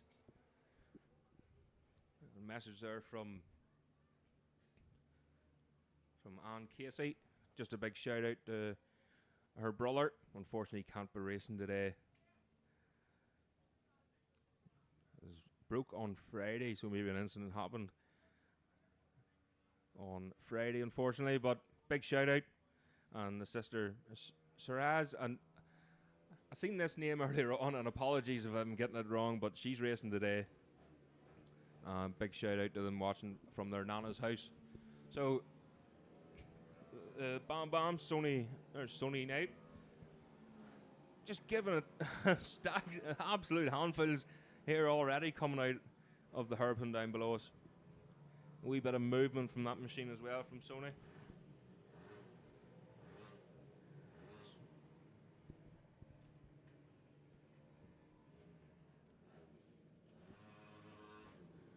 Wee Katie Clint as well. Oh, you can see Joel Herr, the machine down in the paddock there, just having some issues, maybe a bit of a misfire, just trying to clear it out. That's what you could hear in the background, the machine just bouncing off a limiter a wee bit. Sometimes it helps, it clears the plug and it clears the carburetor out perhaps, but hopefully there's nothing too serious there. Still heard revving it. It's maybe not burning too well there. It sounds a wee bit flat actually, so hopefully there's no backflow from the oil or the cylinder, so they can be able to get that ready for later on today. So back to the Bam Bams then. The dual ways Bam Bam race, or qualifying session.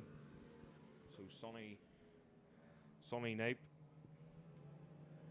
They're just chasing down Jake Todd. So Jake Todd seems to get really good drive out of the corners there. Sony just snapping at it a wee bit more, but really, really good in the brakes, Sonny.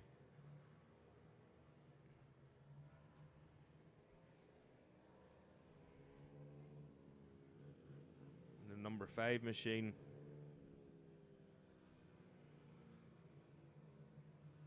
Ayana Rose Lennon.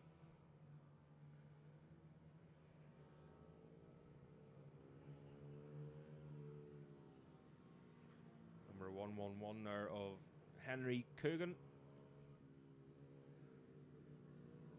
And the 77 of Harry Birch. Harry Birch done a great job there. That looks so fast in that the on-time practice. Katie Clint. Again on the Boss E machine.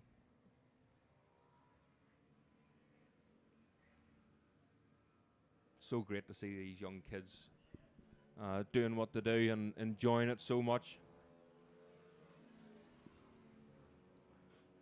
There's young Nape as well away through there. So once again, the number 46 machine. Doesn't take them long getting around here even. Some of these riders are so fast. But a wee bit nervous and attempting doing it myself, even out in the Bam Bam class. I would say a few of them would cut me up, no problem at all. And a real good field of Bam Bams.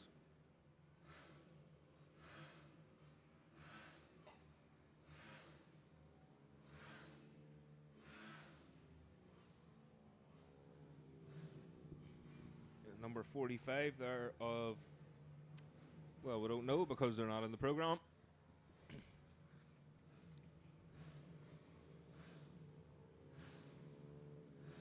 And there's Henry Coogan again. And that looked like maybe Ben Finnerty there. So Ben Finnerty absolutely trucking by the looks of it. Harry Birch then. And Harry Birch looking nice and comfortable in that machine. And so is Katie Clint. But number 71, Jake Todd, just riding around the outside there. Oh, Katie sets him up. Well done, Katie. So Katie sets up Birch and Todd as they make their way around into the very technical section of this track in the infield. So that was a good tactic there from Katie Clint, just lifting Todd up that wee bit and upsetting his rhythm. So Sonny Nape then heading up the long steep hill here at the top half.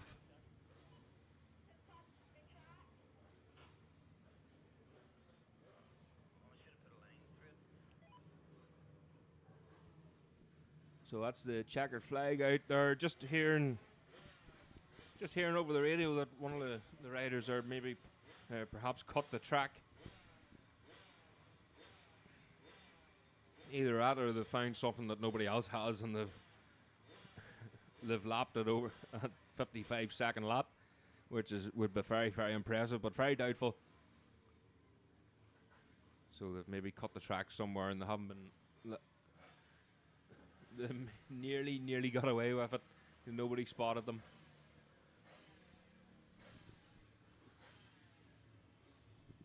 So the Senior Open then should be making their way out on the track now.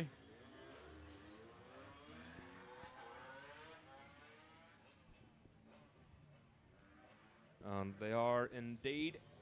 So they're still just making their way up into the holding area.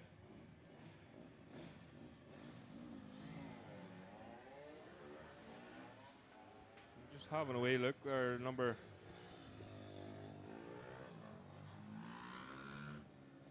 Looks like a boy or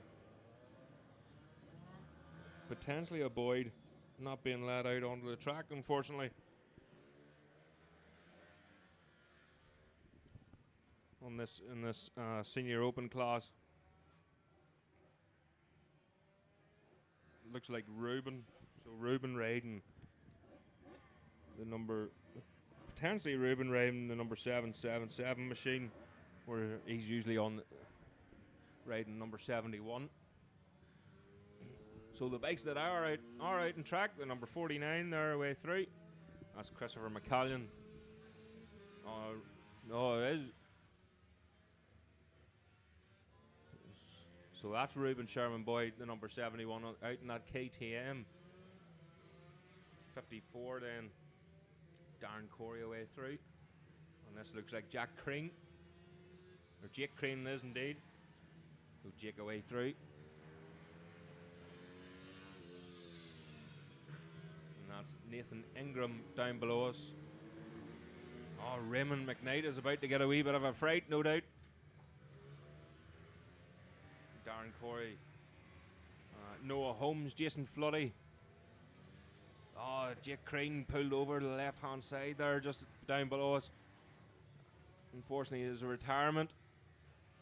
Oh, he gets it up and going again there. I didn't quite see whether he slipped off. There's a couple of marks on the track there around where he was stopped, so he could have just lost the back end. It looks like he's cut into that oil again. So as the day goes on, it will get slightly grippier in round there, and that oil will dissolve eventually.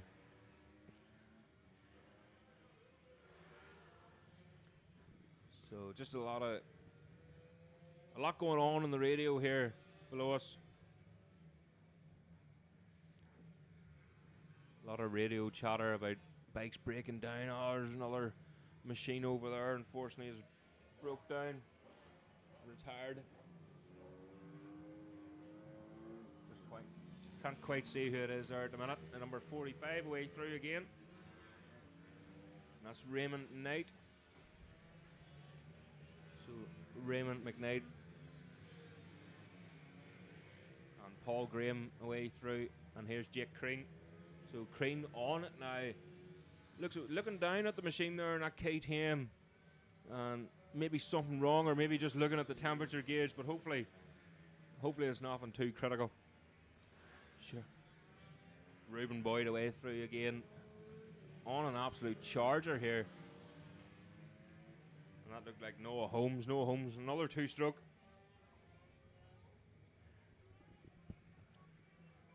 So great to see so many different machines out here. Darren Corey. Darren away out in his own there, doesn't seem too bothered. But Joe Quinn. So Quinn absolutely flying. You can hear the pops and bangs out of that machine. Raymond McKnight now under a wee bit of pressure. And that's Paul Graham. Paul Graham just getting held up a wee bit. There by... Oh, looking away up the inside again, losing all that. But he was given a wee bit of room to get past, but he didn't make that move, and that's his qualifying lap. Scuppered now, no doubt, and still can't get past there. So Paul Graham really struggling to get by the slower riders, and that's not a good sign, especially when they're going to be racing later on. And he looks so much quicker than the rider in front of him, but he just can't get past him. So up on the top half of the track here, going down then, heading towards the entrance of the horseshoe. Tight right-hander, so there goes Graham up the inside. No! So he backs off once again. It was interesting to see some of the moves here in this qualifying session, because it's just going to... It sort of shines a wee bit of light on what's going to happen later on in the racing. So McKnight then still under pressure there. Oh, and there's Paul Graham. So Paul Graham has finally got the better. And that could be Joe Holmes. There. Reuben Sherman Boyd making short work of Holmes. Is up the inside, no problem at all. No questions asked. So the next victim then is Graham. If he can, so late in the brakes there. The number 71 machine of Reuben Sherman Boyd as they're heading back up the hill then. And the checkered flag should be getting ran. It is indeed. So that is the checkered flag now for this qualifying session. So the junior gearbox machines then should be in the holding area now.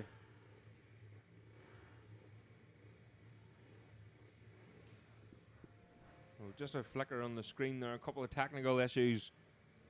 And unfortunately, we might have to get this sorted again. Massive thanks to all our sponsors, to Prop Moto. So again, the more subscribers that we get and the more sponsors we get, the more that we can bring you, and we'll get better. We'll get better as the years go on, and hopefully we can get some cameras in around the track. We're hoping for this season to get some cameras in and around the track so we can bring more to you. But of course, there's nothing like the real thing if you come down. We're at Nuts Corner Karting Track here for the third round of the Irish Mini Moto Championship. And again, for the Jim Farlow Memorial Races. And George Farlow himself is actually joining us here today. And George Farlow coming the whole way from Canada. And I'm pretty sure he's made a holiday of it this week up at the Northwest 200. He's probably just squeezed the Northwest in. And of course, priority here today for George Farlow. And I'm sure he's going to be well surprised, like I was when I entered the racetrack here. The amount of vans and motorhomes and trucks that are here for this race meeting. Such a good race meeting here.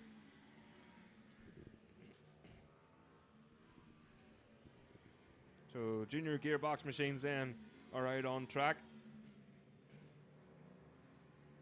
Paige Mullen just holding her own in round the front group there, getting a good tow.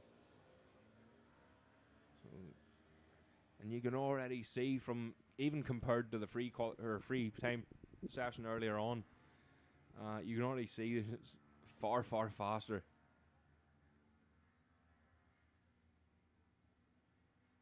So definitely sticking it to the boys here this weekend. Cathal Casey, Boyd Knipe as well. So Boyd back out in this session.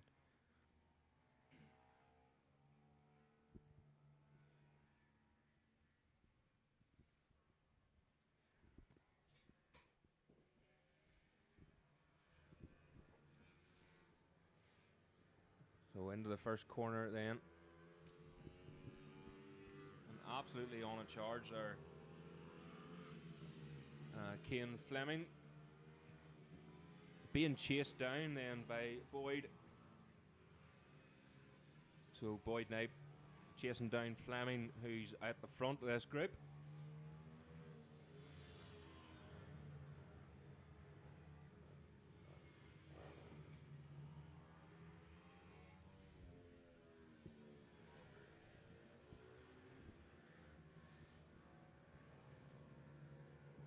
So again, qualifying sessions determine the grid positions later on.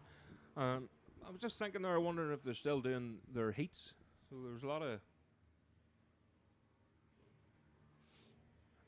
back in the day when I did it, we did it in heats. We had our qualifying sessions, and then the odd time they would have had like a manual timed session, and then we started off in heats. So you start at the front of the group for your first session, and then your last session of the day you would have started at the back of the group, which made for real good racing, but I'm sure it'll be tight here anyway. But there's Boyd Knipe. So Boyd Knipe then getting the better now of Cian Fleming. No, just Fleming closing the door, and that bike looks very unstable there on the brakes.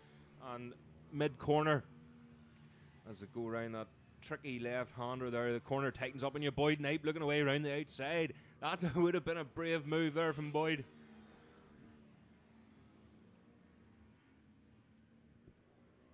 So just getting tucked in behind Fleming then. But Boyd looks determined to get past. Really good drive there from Boyd up the hill, up the inside of Fleming at the top half of the track. Great move there from Boyd. And Fleming on the brakes into the top right-hander. But Boyd carrying so much corner speed and so much drive out of that corner and into the horseshoe. But Fleming's coming along now, so Boyd now get towing along Fleming. And this will probably be his best lap time so far.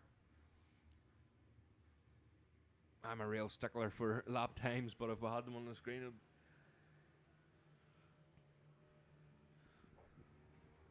so maybe get my own stopwatch out and try and time one of them individually, perhaps.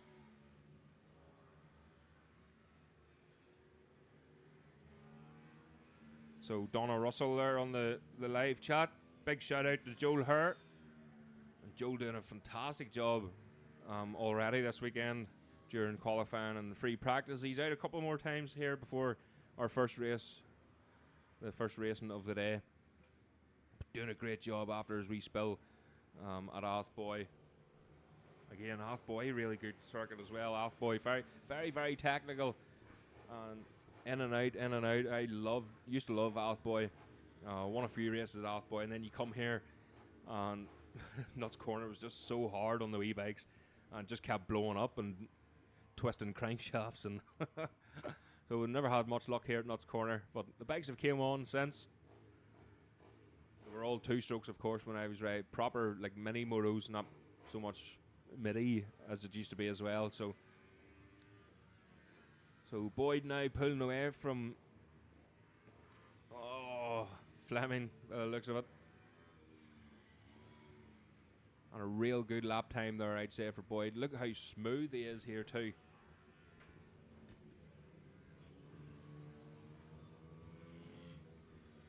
So the stock vets should be on their way.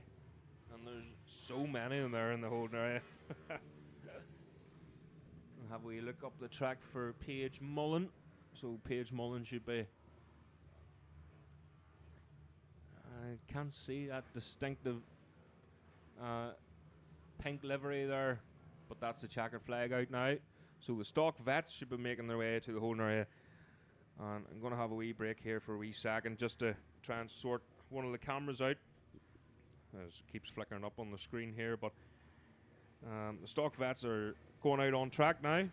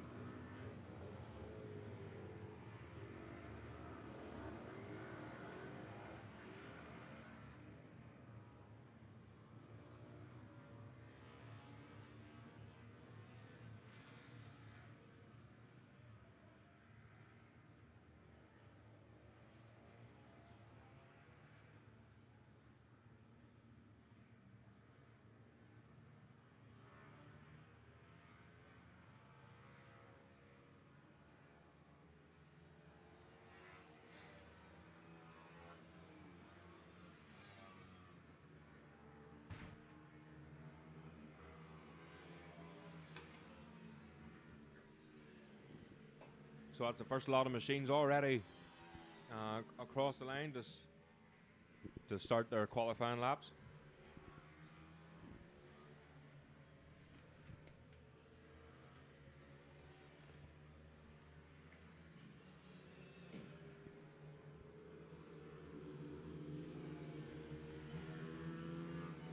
Declan Walsh are just getting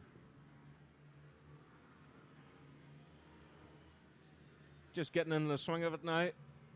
He's going to tag on the back of this group, or maybe not.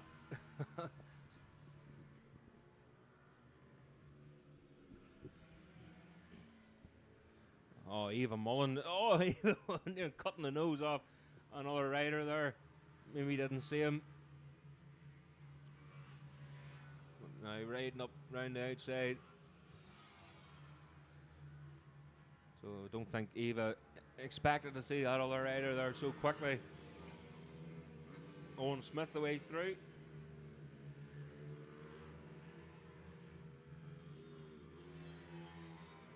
That's the 41 of Mark Ramsey then.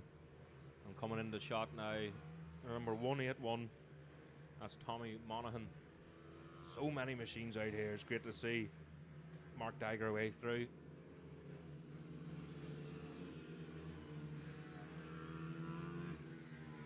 Neil Johnson as well. So again, unfortunately, we can't give you any times, unfortunately. But I'm sure you can see maybe who's one of the fastest out there. Sometimes it is hard to judge because a smooth rider that looks slow, I'm sure you heard it over and over again, that a smooth rider looks slow is actually pretty fast. And we've all heard the legend John McGuinness, and I'm sure he's probably not watching this, but massive well done to John McGuinness for his podium. 30 years then racing at the Northwest 200. And many more, I would say. And he was over the moon. Everyone was over the moon. The crowd were standing on their feet when he crossed the line to take that third place, the last step of the podium. And I'm sure there's a few sore heads this morning after the partying last night that was done.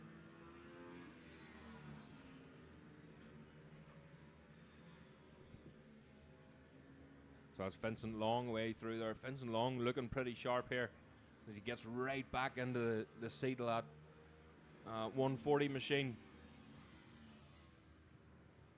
Oh, pushed out way out wide. It's getting real rough and ragged here. And wants to start bunching up. Declan Walsh away through.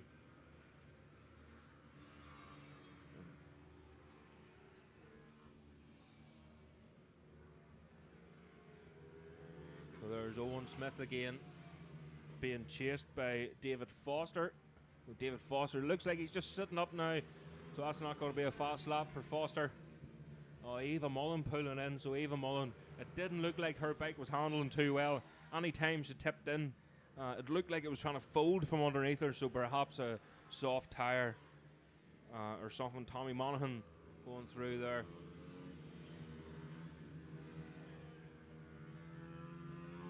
Mark Diger again, and there's Neil Johnson.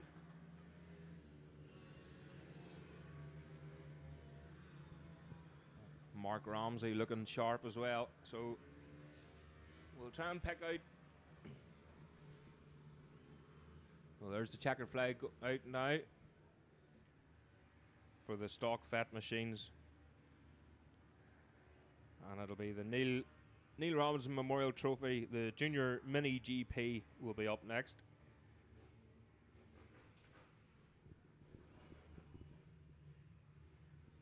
Again, such a fantastic championship here.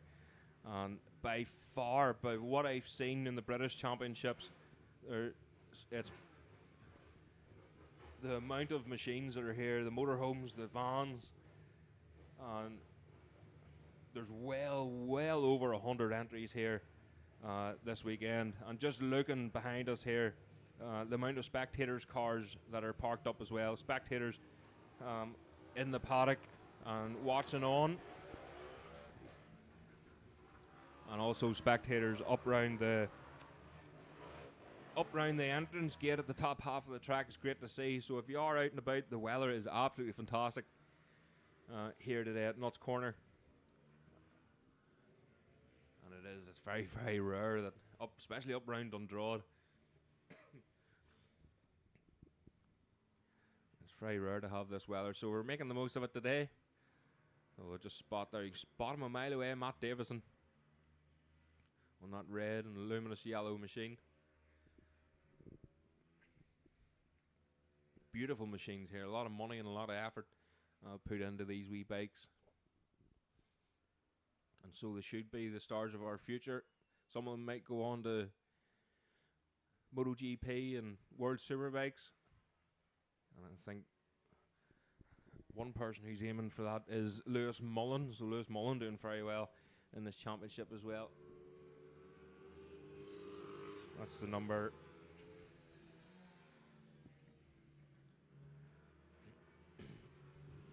So Flynn and looks like Buster Boyd, or Buster.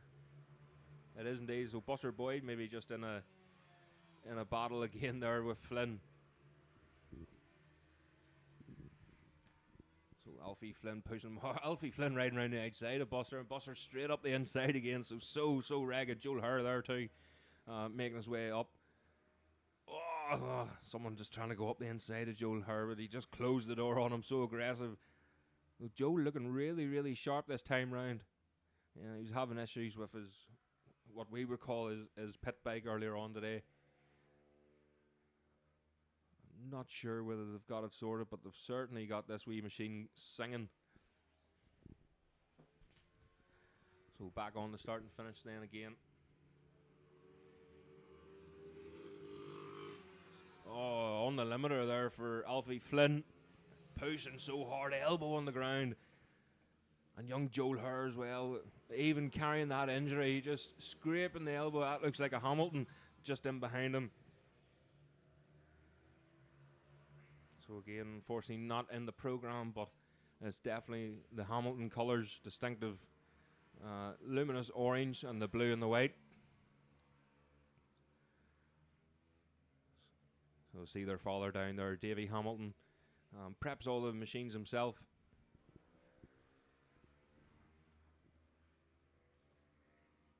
Well, it looks like Joel Herr's actually now getting away, so he's up the pace. Oh, maybe just dragging him back in there at the horseshoe, outbreaking himself a wee bit. But round the horseshoe they go, looking so sharp. It actually looks like they're catching the group in front of them. Boyd and Flynn. Oh, he crashed there for Boyd, unfortunately. Just losing the front end there. Losing the front end on the way out, which is actually, once they get onto the power, the front goes light, so you're off the brake and on the power straight away, and the front goes light, so there's no grip. But the rider is up and okay, which is a great, that's a great sign. Just going over to see if he's okay. So it's good to see up and at it so quickly.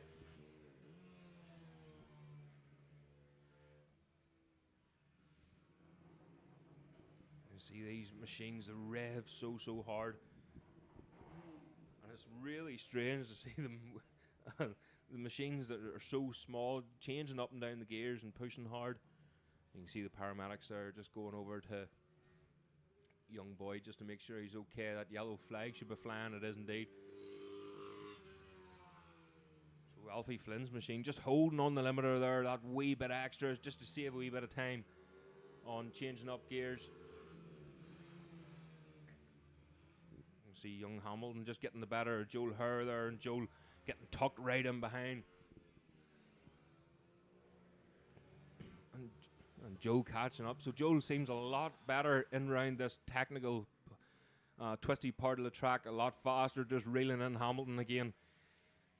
And it just seems Hamilton's able to get the power on up the hill, and it looks like maybe Joel losing out in a wee bit of top end on Hamilton. Yeah, you can see it there, that top right hand sweeper. Just as they go down into the dip, Hamilton gets the better of Joel, and then Joel closes right up on the brakes again, down into the horseshoe, and right on Hamilton again through the horseshoe. So the corner speed that Joel is carrying is it looks like it's doing the trick, but just losing out down the straight, which isn't ideal because this track is so fast. Alfie Flynn there just so majestic through here, through this hairpin down below us. You can see young Boyd there walking absolutely fine. Just a wee bit of the pride hurt maybe. So that's the checkered flag now getting readied. So it looks like maybe Alfie Flynn, if Boyd can get back out, I'm pretty sure he'll be on the front row as well. But Flynn is absolutely trucking here with Hamilton and Joel Hare. So that's looking like the popular setup for the front couple of rows anyway. Again, please subscribe to our YouTube channel. And of course, tell all your friends. And please like, share, subscribe. So the first lot of races coming up very soon. They're just getting the machines ready and the ground, the marshals and whatnot ready. So it's the Tag Racing IRL Stock 140cc race. This is Group 2, so depending on their qualifying sessions, where they'll be situated Group 1 or 2. So they'll be going out on track very soon.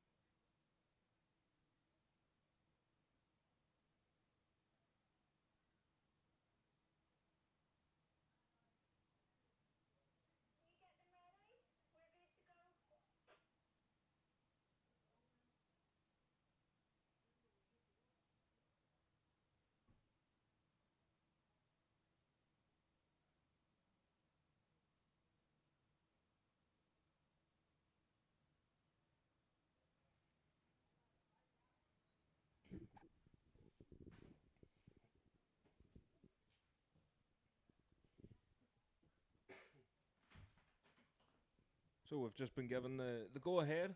Everything's ready. Uh, just getting the machines and everyone gathered up in below us, or in the warm up grid. So the first race then of the day is the tag race in IRL Senior Stock Group 2. So great field of machines here in this senior stock class. So pole position then is James Tracy with a few times here in front of us. James Tracy a 107.433. Adam Lee McStravick in second place a 107.566 was his best time. Michael McAllister in third a 107.789. Mark Dagger in fourth place. Looked like he was really trucking there during that qualifying session. 108.124. Alana Meyer in 115. It was indeed. She's in fifth place with a 108.282. I had a funny feeling it was Alana Meyer there in that fifth. Sixth place then is Jed McCann, a 109.010. Vincent Long in seventh, a 109.396. Tommy Monaghan in 8th place, a 110.273. Damien Morris in 9th, a 110.282. James Heckness then in 10th place, a 111.131. Scott Givern in 11th, a 111.942. Ryan Cahorlan in 12th place, a 112.399. Callum Russell in 13th, best time a 114.401. Paul McCann in 14th with a 115.217, and Stephen Walsh in 15th with a 115.559. Now it says here Luke Galligan is also starting, but starting from the back of the grid. So I think we were having issues with transponders earlier on, so I'm assuming it was Luke Galligan's transponder that wasn't registering. So unfortunately, if you haven't it on, you forget about it. A lot of the riders would put it inside their leathers because they're jumping off one bike onto the other all the time, so they would put them inside their leather pocket. Perhaps could have been forgot about, and very, very easy done.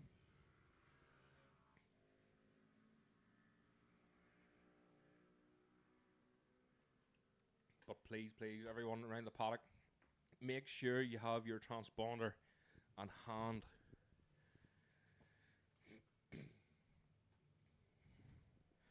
So they're lining up on the grid now. You can just see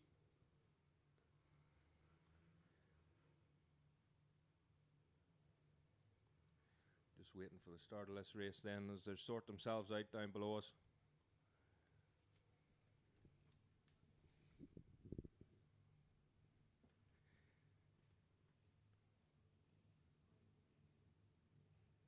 You can see Michelle up at the top there just sorting the lights out. Chief time. So the green flag gets flown at the back. So all the bikes are round on the grid.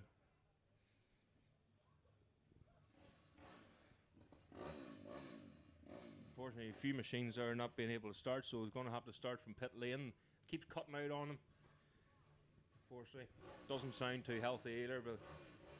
But here they go. They're giving the go ahead, and they're told to watch the lights. Away they go. Oh, it looked like a great start there from James Tracy. Is it? No, it wasn't. It was Adam Lee Mastravik. So Adam Lee from Tracy. Adam is in the lead. From James Tracy. Oh, and it was Alana Meyer that didn't get out in her grid position there. That was a great qualifying session for her too in 5th place. The bike doesn't look too good either. Oh, there's a red flag there then. So with a red flag. Oh, and there was an incident there. We've missed that incident. I was too busy looking at the front group there as they were coming down below us here into the hairpin. But unfortunately, there's been an incident here at the off the start grid.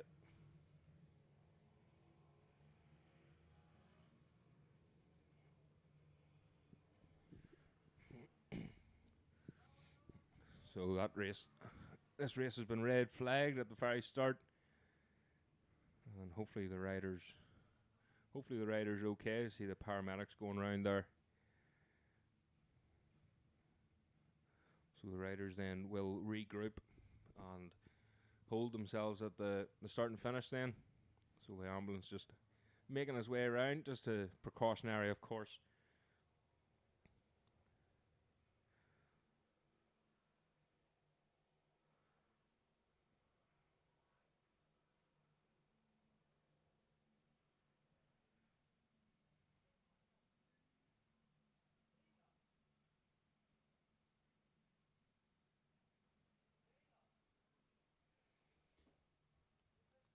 So we'll wait for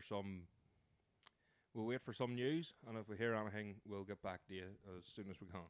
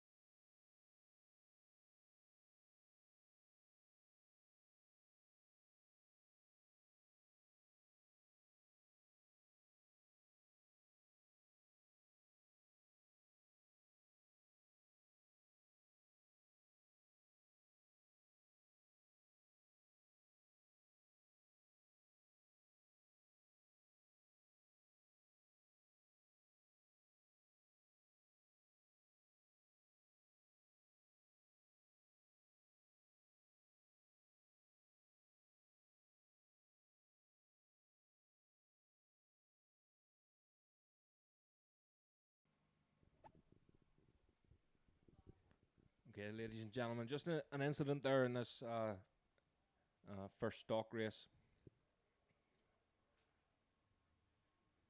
The tag race in IRL stock Group 2. So an incident just at the start of this. Looks like it's being cleared up now. So great job from all the marshals and the paramedics, and hopefully the rider involved is okay. Just precautionary measures, of course. Sometimes with these paramedics just getting a good look over, a good check over the rider. Didn't quite catch who it was, but fingers crossed. Looks like the ambulance are parking up anyway, so could be precautionary measures. Just they are indeed. It's great to see the paramedics doing such a good job here. So I'll just adjust the camera again. Apologies for anyone who suffers from vertigo. I'm just going to move it back to roughly where it is. Again, we are in talks of trying different camera angles, and we're gonna order a few more cameras. So again, hopefully it's something that we can look into, and we can have a few cameras at the corner of the track as well, and pick and choose the corners where we're going to see the most action, of course.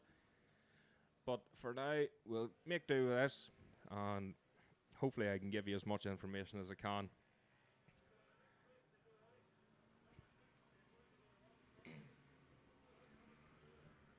So again, 2 warm-up laps they're given. Again, to get a wee bit of heat into these soft, sticky, slick tyres.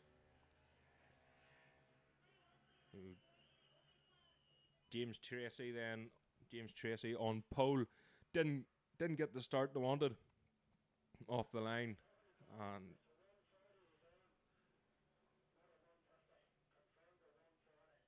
so James Tracy on pole, and again Adam Lee McStravick got a cracker start off the line and up into the lead. So there's Adam Lee again, warm-up lap. And Michael McAllister as well, looking to get a better start off the line this time and get up right up at the pointy end. The leaders, just before it was red flagged, it was nearly red flagged straight away, so great work there from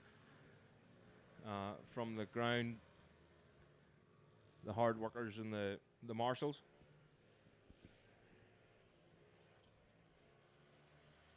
Again, Alana Mayer didn't get out at the start of that race, so unfortunately she had to start from pit lane. But it's great to see Alana out, and she qualified in 5th there, just behind Mark Dagger.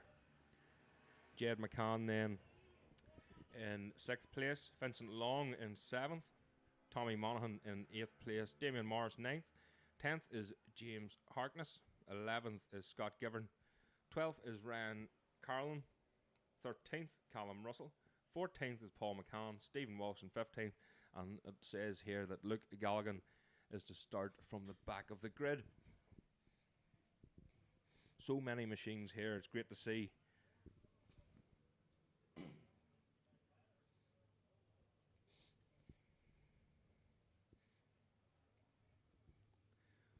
This is a massive, massive championship, and I have heard that it's bigger even than the British Minibike Championship, so it's great to see.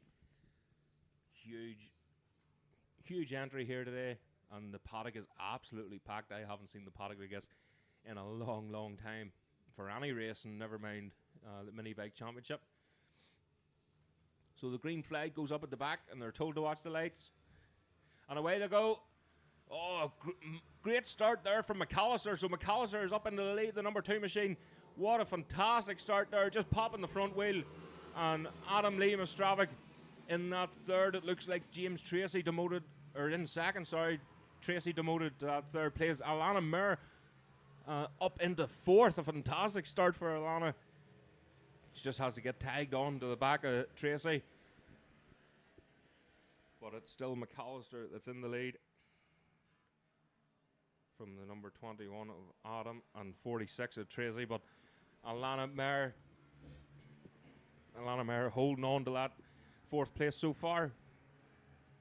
So up to the top half, the long stride up the hill to go, and then down that dip. The bike sort of goes light, and then you're hard on the brakes again for the next right-hander. A lot of work done over the years on this track. From the new owners took it over. So around the horseshoe, big long left-hander. Very, very easy to lose the front end there. There is a slight bit of camber on it, but across the line to go. It's still McAllister. Oh, Alana Mayer near losing out in that 4th place, but it's still McAllister from Adam Lee.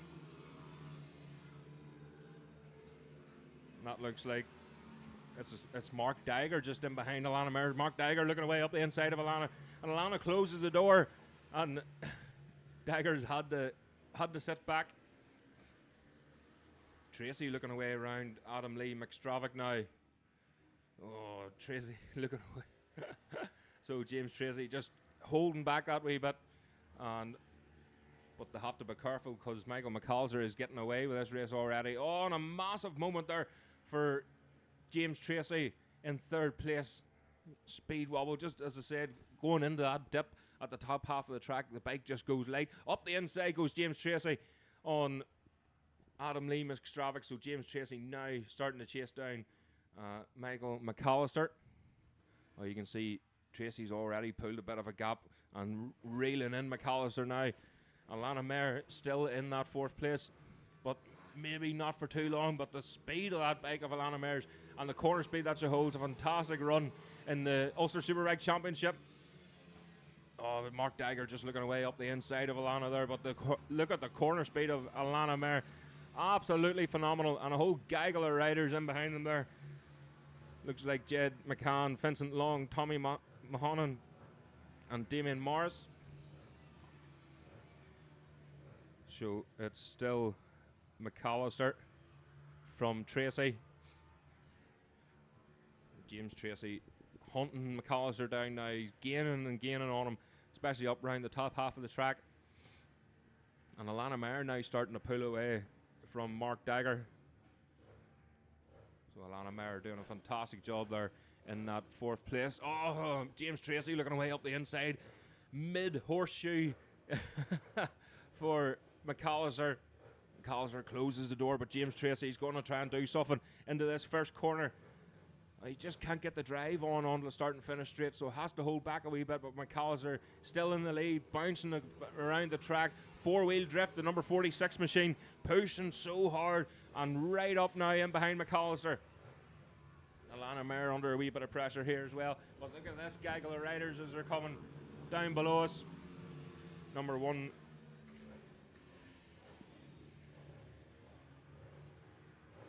That looked like maybe Galligan perhaps making his way up through the grid from having to start to the back from the back. But back to the leaders then. James Tracy's got the better of McAllister, so James Tracy is now up into the lead from McAllister and Adam Lee McStravick. Oh, I see Alana Mayer just bunny hopping her bike over that dip. Very easy done because the bikes, they do go very light over there, especially these faster machines. So into the horseshoe then. The first race of round 3 here at Nuts Corner. There's Mini Moto Championship. So James Tracy, a long cheeky look behind him there, going across the line. It's still Tracy from McAllister and Adam Lee McStravick. A whole gaggle of riders in below them here.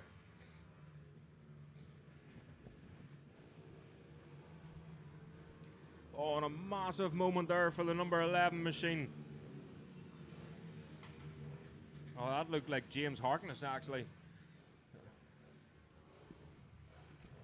As they make their way around the tricky part of the track here.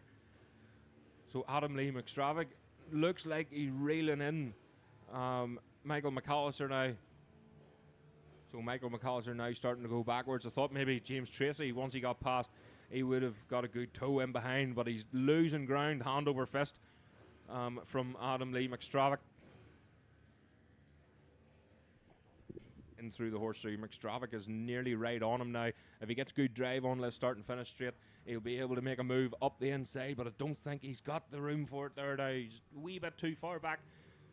Oh, and it was James Tracy that takes the win from Adam Lee, or from McAllister and Adam Lee McStravick.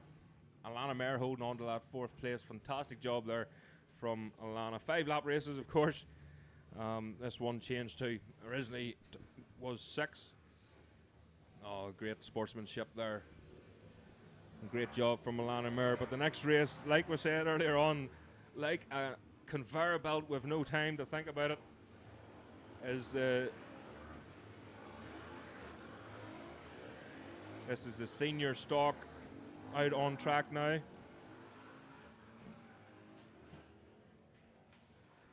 So the senior 140 stock Group 1 going out on their warm-up lap, and Group 2 still coming into the paddock, so absolutely fantastic here.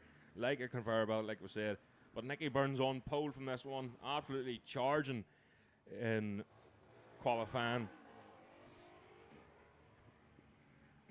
Nicky Burns it is literally a wee toy for him riding this as he competes in the Ulster Superbike Championship on GSXR 1000 Superbike as well. So going from 220 brake horsepower to about 6 brake horsepower is a massive difference.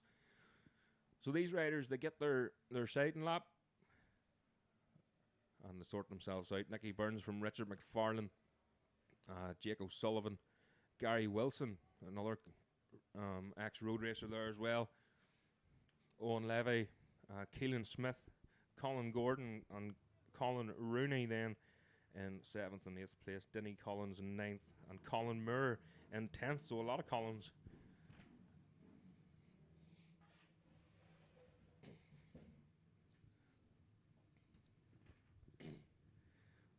You can see there are a massive grid of machines here.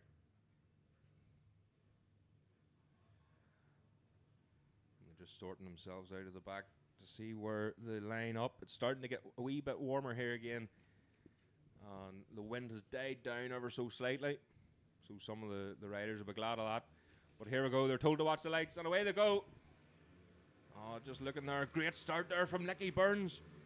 Up the inside, but close in behind him then. Looks like maybe Richard McFarlane, the 420 machine. So Richard McFarlane now up the inside, round the outside of Nicky Burns. Nicky Burns has the line here for the left-hander, but McFarlane closes the door on him, and he has to settle in for 2nd place. So it's McFarlane from Burns. Oh, a couple of late runners there just in behind, but McFarlane leads this from Nicky Burns. Just can't see who that is in 3rd place as they head up the hill now. So many machines. As the thunder up the hill, the 4-stroke single-cylinder machines. And back down into the horseshoe, McFarlane still in the lead from Burns, but they're starting to pull away now from 3rd place. Round the horseshoe they go. Some riders 50 painted there, maybe the handling of the machine's not as good as what they should be. You can see Darren Burns, the father of Nicky, looking on,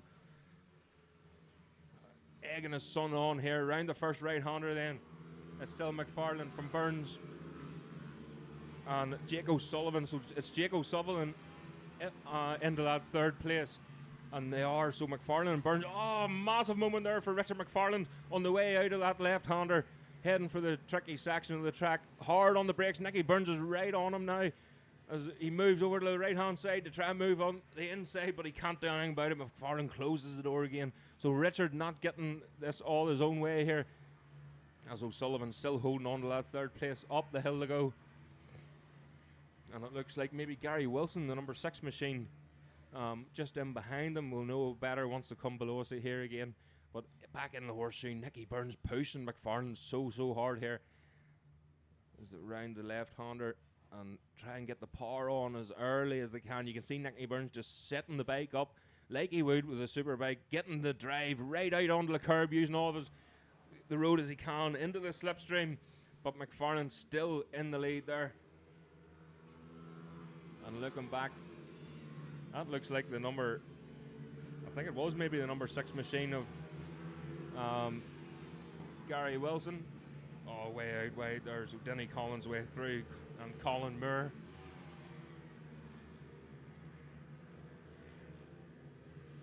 And that looked like Joe Quinn as well. So Quinn having a good dice further down the field. But back at the front then, it's McFarlane getting tucked into that wee bike as much as he can. The smaller frame of Nicky Burns looking away around the outside. In the slipstream, up the inside goes Nicky Burns, hard on the brakes into the right-hander. Down the hill then, didn't lose any drive. Richard McFarlane now up the inside going into the horseshoe. And O'Sullivan now, O'Sullivan's looking a wee bit of less party as they're rounding the horseshoe. And Nicky with great drive again, that bike bouncing about on him there, going back on the start and finish straight. Through the right-hander, it's still McFarlane from Burns, O'Sullivan. And then we'll have the number 52 of Keelan Smith, a great run there for Keelan. And a whole gaggle of riders there behind them. There's the number 100 of Daniel Maloney. Daniel Maloney would have wanted to be a wee bit further up in this group. Oh, and a huge moment there for O'Sullivan, losing a wee bit of time there. Just keep an eye out then as they're heading up the hill. So O'Sullivan just, that wee mistake coming out of that right-hander heading up the hill. Oh, Nicky Burns round the outside. Oh, that right-hander, but it was the wrong move because Richard McFarlane has the line. So Richard's still in the lead there. Richard McFarlane from Nicky Burns and O'Sullivan. And a great battle here. The five of them are at it, but on the start and finish straight then to take the last lap flag. This is going to be hell for leather now. Are we going to see any... Oh, so O'Sullivan now demoted. So Gary Wilson up into third place now. So Richard McFarlane, Nicky Burns, Gary Wilson, O'Sullivan, and the 52 machine of Keelan Smith all battling out for the lead. They all want a piece of this. Oh, McFarlane made a mistake on the way into that tricky left-hander, double apex left-hander in the infield of Nuts Corner here. And that allowed Nicky Burns just to come back at him that wee bit. But he's bringing Gary Wilson with him. Gary Wilson, an ex-Wilson Craig Racing machine rider. Oh, Wilson looking up the inside of Nicky Burns. Nicky closes the door, but Wilson lets the brakes off again. Nicky closes the door again. It's all hell for leather here on this last lap at Nuts Corner in this stock race. Round the horseshoe to go. It's still McFarlane. So close here. Nicky Burns right on the back end of McFarlane. But McFarlane gets really good drive coming out on start and finish straight. They're going to have to run out onto the curb. Who's going to get it? Nicky Burns gets the drive, but McFarlane gets the head down and a big punch in the air. So McFarlane wins from Nicky Burns and Gary Wilson. O'Sullivan had to settle for that fourth place. And what a run there, Keelan Smith as well. A fantastic manoeuvre at the start of that race to get up to the pointy end with them. What a race that was. So no time to waste then. The next machine's now out on track is the junior elite class. Again, another super competitive class. You can see the families running out, the mothers and fathers running out there, out on track just to make sure they're all okay. In case anything happens to the machines, some of these, they can't get them started sometimes. So they'll on their sighting lap then. Buster Sherman Boyd lines up on pole for this Crossing Motorcycles Junior Elite race. Buster Sherman Boyd on pole from Lewis Mullen in second place, Matt Davison in third, and Joel Herr in fourth. And then we'll have Keir Cahoon, and it's been manually added in there in fifth place by the looks of it. Jordan McCahan in sixth, Nathan Walsh then, and Ryan Glasgow in that eighth place. Riley Brown, Michael Smith, and then we'll have Brendan Kennedy, Thomas McGurnahan, and Marley Brown, and Robin Ellis Cook. Robin Ellis Coogan. I thought maybe there was a red flag there on the warm-up lap, but it was just my bad eyesight. So here we go for the start of this race then. Keep a close eye on the top four runners here. Off the line, you can see Young Buster Boyd just, well, bussing to get going. As the line up here, again, they're told to watch the lights. The green flag is flown at the back. And away they go. Oh, looked like a great start there from Joel Herr, but he gets demoted. Matt Davison just in front of him. So, round in here, it looks like Lewis Mullen in the lead, but Buster Boyd looking away up the inside of Lewis Mullen. Can't do anything about it. Lewis didn't get as much track time earlier in qualifying as what he wanted, but he's definitely on a charge now, and he got a cracker start off the line. Joel Herr looked like he got a good start, but it nearly looked like he missed a gear. So away up the hill there, the bike just bogged down on him again. He was having issues with that machine during qualifying, but Buster Boyd looking away up the inside of Mullen, but Mullen closes the door. Buster leaves the brakes so late, and Mullen a big wide line, so it's still Mullen in the lead from Buster Boyd, and it looks like Matt Davison in that. It is indeed. So Matt Davison in third place and Joel Herr in fourth. Just can't see there in who's in that fifth place, but great. Joel Herr getting great drive going on the start and finish straight here. So round that right-hander, Buster Boyd up the inside of Mullen and already pulling the gap on him. That's the number 777. That's Kira Cahoon. So Cahoon still up into that fifth place, holding on tight. So the front runners now starting to get away from Brenton Kenny, Michael Smith the way through. Ryan Glasgow as well. So a great run there from Ryan Glasgow. Number 11 machine, Robin Ellis Coogan as well. So Buster Sherman Boyd in the lead and starting to pull away now from Lewis Mullen.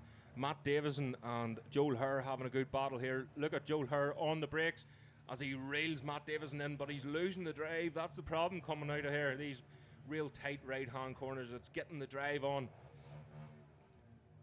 So Joel Herr right on Davison now. Around this long horseshoe left-hander. There's Buster Sherman Boyd on the start and finish straight. And Lewis Mullen pulling away from Lewis Mullen. But look at Joel Herr in the slipstream now of Matt Davison. But Matt Davison's machine looks that wee bit quicker.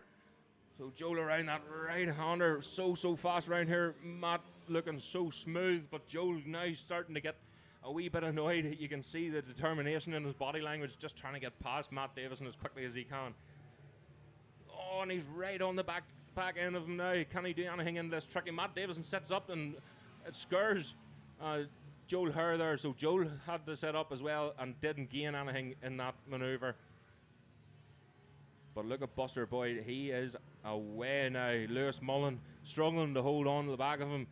And Lewis has to watch himself. He can't get into too much of a rhythm out in his own here. He still has to start to chase down Buster Boyd, because we'll have Matt Davison and Joel Herr starting to chase him down, and Keir Cahoon as well. So Cahoon, don't forget, is in that fifth place. Anything can happen in this race as they're coming on to start and finish again.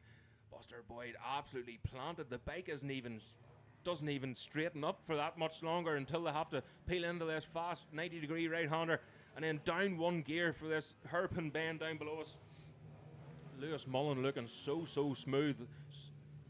Lewis, very tall young fella is Lewis, but look at Joel Herr looking fishing for a move up the inside there. Matt Davison runs wide. That allows a good drive for Joel Herr. Can he do anything on the brakes here in the infield? Oh, he's just losing out that wee bit. Matt Davison looks like he goes wide every single lap. Oh, Joel Herr thought he was going to make a move up the inside of Matt Davison. Up the hill to go, get that drive on, get into the slipstream, and then down into the dip, absolutely flat out up here in one of these machines. You can see, as soon as they leave that dip, they're hard on the brakes at the top half of the track. Into the horseshoe they go then. So it's still Buster Boyd from Lewis Mullen. So that's the last lap flag going out now for Buster Boyd. As they come down below us, Joel Herr getting the drive on into the slipstream. He's just losing out the top end there from Matt Davison. So Matt Davison has the legs on that Joel Herr's machine. Big, long, wide line there from Joel, trying to get the drive for the next corner, but just losing out that wee bit. So looking at the body language there of Joel Hurry, doesn't look like he's injured at all. He looks so comfortable there in behind Matt. Think maybe he's got a wee bit left to give. So back at the front, it's still Buster Boyd pulling a massive gap now. It must be about an 8-second lead on Lewis Mullen. And then again back about 5 seconds back to Matt Davison and Joel Hurr. So Joel Hurr, the corner speed he's carrying, catching up on Matt again, but Matt is so good at getting the drive on. But here it comes. Buster Boyd on the start and finish straight. Still pushing hard, punching the air across the line to take the win. And Lewis Mullen couldn't do anything about it on the day. Had to settle for that second place. Look at Joel Hurr in the slipstream of Matt Davison, but again just losing out in that top end and losing out on the last step of the podium. Matt Davison takes third place from Joel. Fantastic racing there once again from them pair. So a great run there for Keir Cahoon as well in that 5th place, but that was so tight for the last step of the podium. Young Matt Burns absolutely over the moon there. Or Matt Davison, sorry. So Matt Davison going to his father, Barry Davison, of course. Another absolute legend in road racing. So the Bam Bam machine's out next, and I've been told that this is a very exciting racing. So the Bam Bams, they go out on track, and then they get their sighting lap, and then they get another warm-up lap, just to get them all dialed in and ready to go. So the Dualways supported Bam Bam race. Ben Finnerty on pole from Cody Morris. Sonny Knipe in 3rd place.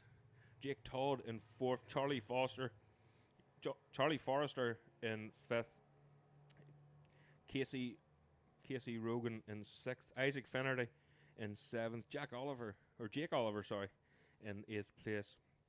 Hugh McDowell in 9th. Ayana Lennon in that 10th place.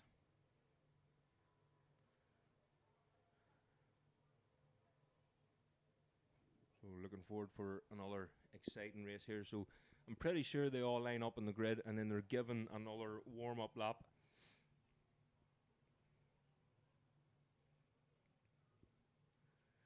Number 45 there too. Jogan McAlornan. Again, another racing dad, Chris McAlornan. Chris competing in the MROs back in the day. Really sharp 250 rider.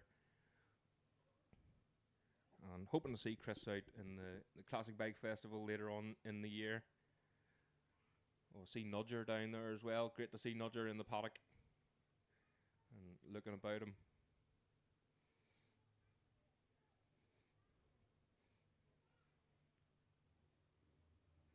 So of course Chris McAlornan will be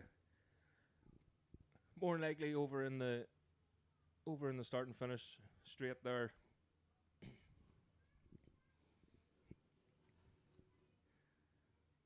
Oh, so they're getting told to watch the lights. We're going ahead with this race, and away they go.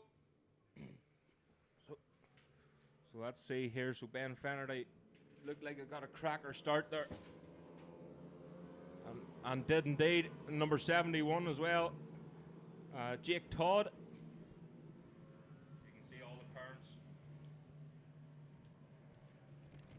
All the parents just lining up, still over at the start and finish straight. We'll just make an adjustment to the camera there. Unscheduled adjustment.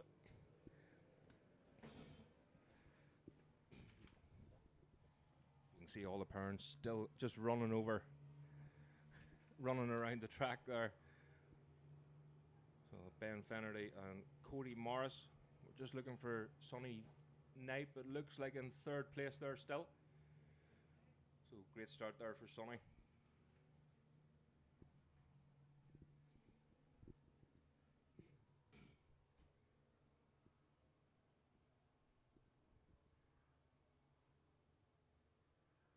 Yeah, so round the horseshoe to go. And down on the start and finish straight. nearly flat out in one of these wee machines round this first right-hander. So it's still Ben Finnerty from Cody Morris. And that looked like the number 71 then, Jake Todd. So Sonny Knipe, number 46, is down into that 5th place. So Sonny doing a great job there.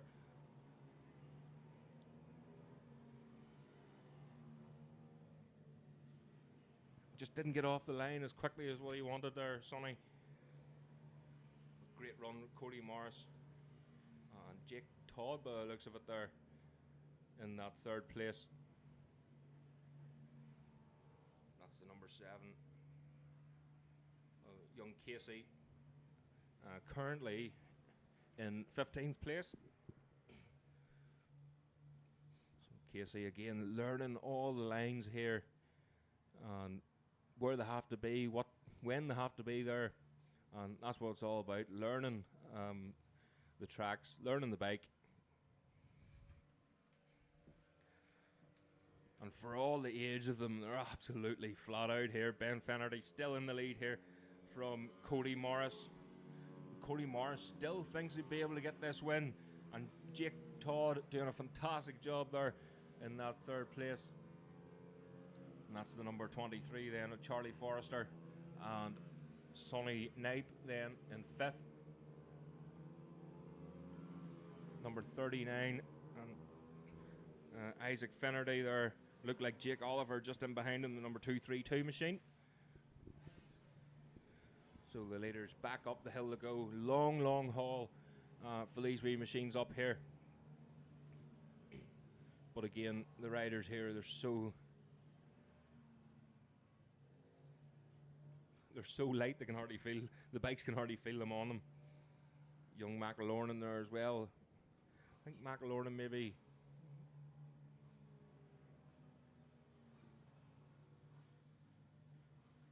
up into 8th place there by the looks of it, from 11th on the grid. So a great run there from McElorn. We'll keep a wee eye out as they cross the line once again. So Ben Finnerty still in the lead here on an absolute charge and doesn't look to be slowing down any. In fact, they're speeding up. You can see their parents down there praying. They're putting their hands together, telling them that you got a big gap back to Cody Morris. Jake Todd away through there.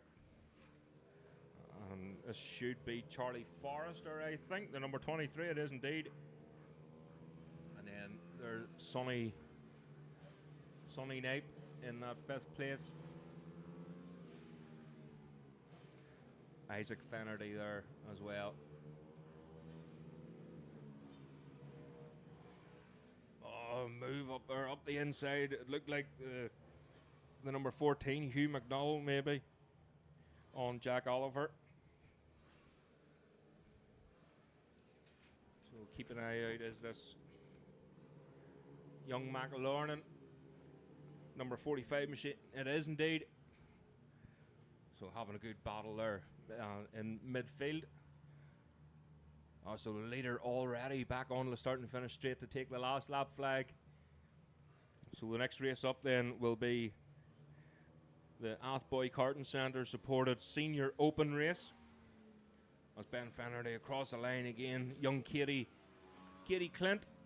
Great rerun there. Katie is as steady as you like. That was Cody Morris just going round the outside of Katie, but Katie didn't even flinch an eyelid, like an absolute professional. And fantastic lines there for Katie as well. So just a wee bit of confidence to build up throughout the season. And Katie also competing in the motocross scene as well. So over the jumps and in the dirt. Oh, looking young McElorn. Where's McElorn gone to? So I think we've lost maybe a retirement there for McElorn. Further down, look, McElorn I think maybe making a mistake there in that last lap. But here comes the leader onto the start and finish straight once again. The checkered flag is getting ready. So it's Ben Finnerty that takes the win.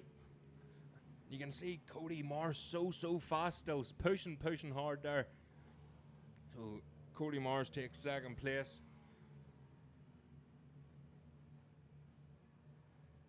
I'm just looking for Sonny. I think that was Jake Todd then. So Jake Todd takes third place across the line.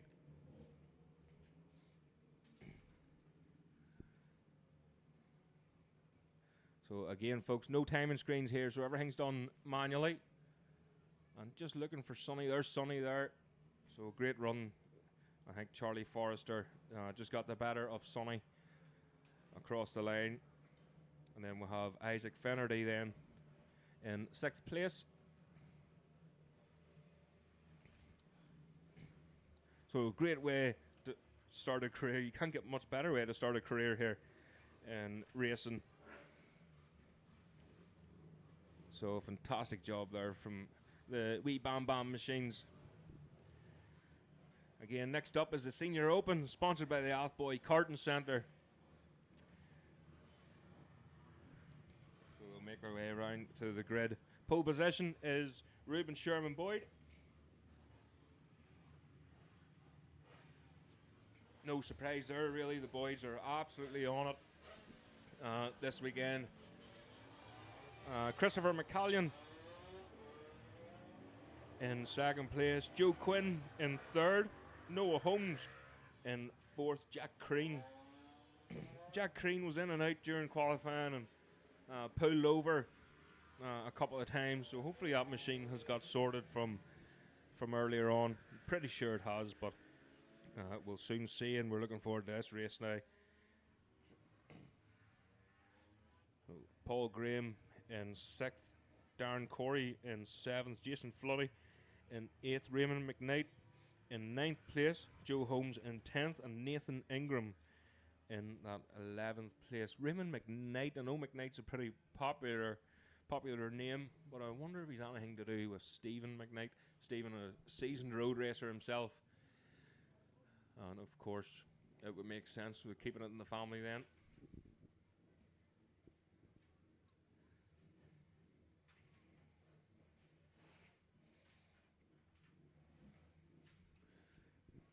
Keeping an eye on Ruben Sherman Boyd then. Just lining up on that 71 machine, that lovely orange KTM 2-stroke.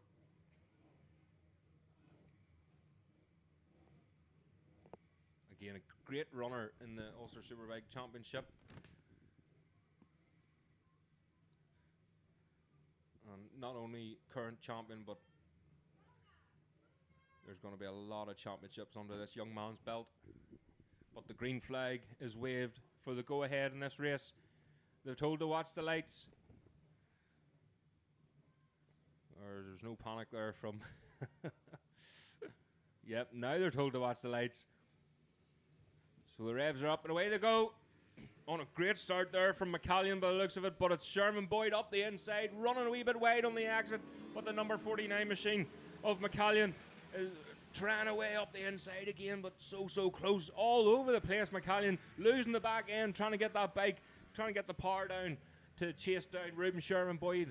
You can't let Ruben go or he'll be disappearing and he'll have a 10-second lead in no time at all, so you have to keep the pressure on Ruben Sherman Boyd.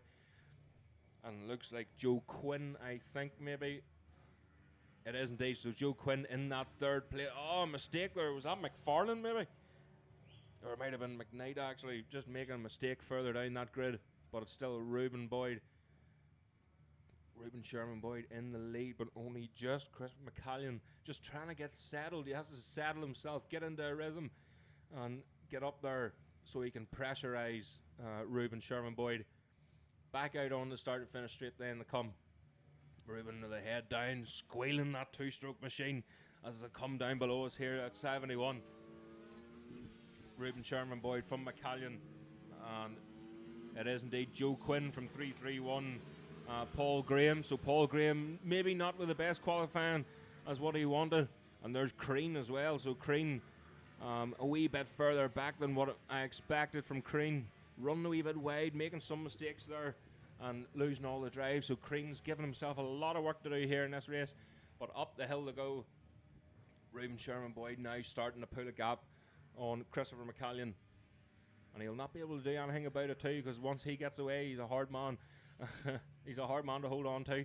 But down the hill onto the horseshoe then, and Joe Quinn, he's now under pressure as well from Paul Graham. So we'll just keep a wee eye on Paul Graham here as they shift their body weight over the left-hand side of the machine for this long left-hander, and then back on the start and finish straight. Just looking at the drive here he's getting, but Reuben Sherman Boyd out on below us here into the hairpin. And the number 49 machines now, Christopher McCallion has now settled himself, but he's starting to go backwards now. And that's the 45 just ahead of Jake Crean, of Darren Corey. So Jake Crean looking away around the outside of Darren Corey, but Corey runs wide and Crean has to get tucked back in behind him. I thought he's going to try and make a move. Oh, he's lost all the drive again. It's either a gearing issue there for Crean. Oh, and look at Paul Graham. So Paul Graham is right on Quinn now. So Paul for that Dyson for that third place. So Quinn not getting it all his own way here as Graham gets tucked right in behind him, up the hill, down into the dip, and a big wheelie there from Quinn as hard on the brakes into the right-hander and back down the hill again. Definitely Paul Graham is all over the back end of Quinn here, and looking, he's actually getting held up now by Quinn, so we expect a move into this first corner as Reuben Sherman Boyd goes through, and Christopher McCallion can't really do anything about him now. He has to maybe settle for that second place. But for third place then, it is Quinn. Oh, but look at Graham. Graham looking away up the inside. Quinn closes the door. Round his long right-hander. Watch that oil spill from earlier on this morning in the free practice session. Way around the outside. A wide line there from Graham. So Paul Graham just looking away. He's getting frustrated now. He's starting to make some mistakes. Oh, and 50 paying it round that corner in the in section here. But Quinn just pulled away that wee bit again around the twisty section. So he seems to have the legs on Paul Graham, but Paul has to get the good drive up the hill in order to get anywhere near Quinn here. Back off the ground again. So Joe Quinn having a great crack during this race. Out onto the curb, nearly into the kitty litter. And this is where Joe Quinn really starts to struggle, and Paul Graham's able to reel him in through the horseshoe. But at the front then, Reuben Sherman Boyd still in the lead from Christopher McCallion. We're just waiting Joe Quinn. So Paul Graham starting to lose out that wee bit down the start and finish straight. There's not much in it, but we're now on to the last lap here at Nuts Corner. Joe Quinn pushing really, really hard here. Oh, the scraping. You can hear the foot peg scraping off the ground here. The two of them pushing as hard as they can.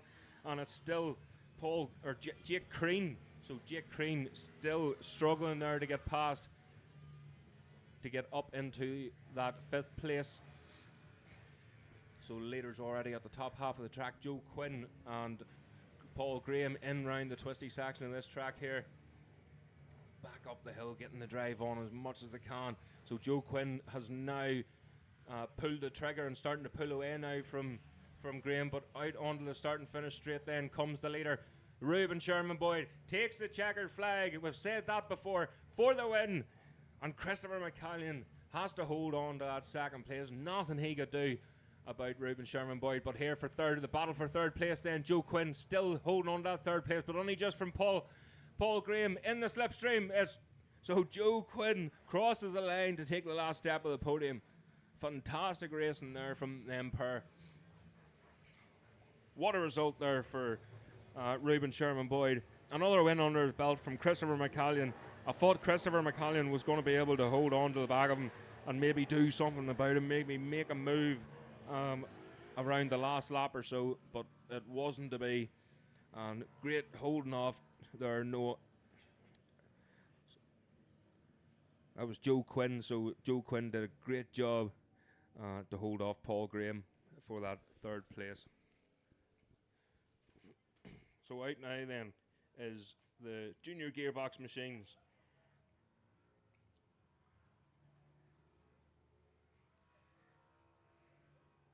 So Road Racing Ireland sponsored race. Great to see Road Racing Ireland involved in the Irish Minbike Championship. So the junior gearbox machines headed off by Boyd Knipe.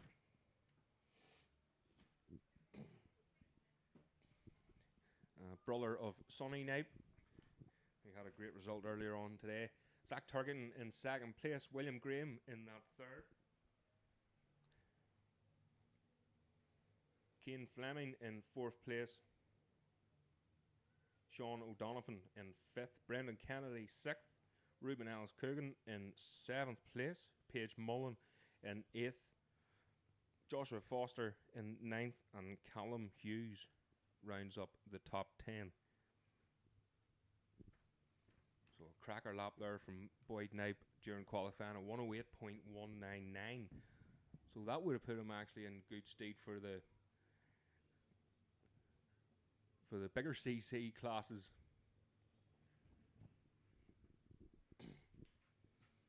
But all learning how to change gears and whatnot.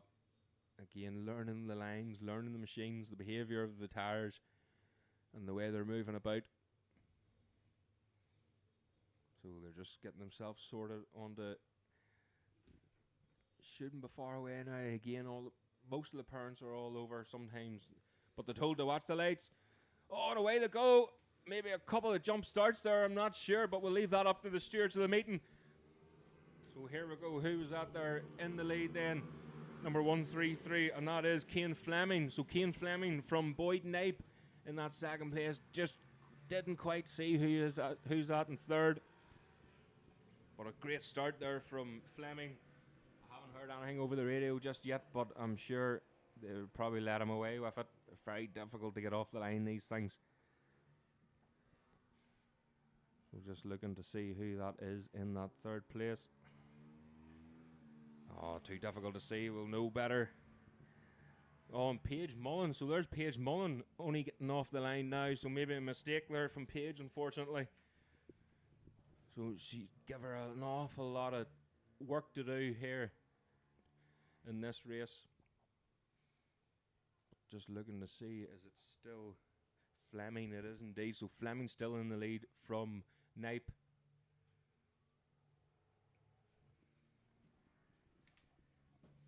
As we look down onto the start and finish straight then to come. And it's Boyd. So Boyd's up into the lead now from Fleming. Oh, the big wide line there. So great start there from Fleming, and it looks like Boyd's maybe starting to pull away already here. Oh, he is indeed. So Fleming's starting to make some mistakes. So unfortunately, a big long look there. I couldn't see the race number of number 3. So the race number's not that clear, unfortunately. Something tells me it was maybe William Graham, perhaps, or Turkington. But we'll know better again. We'll try and catch the number when they cross the line again here.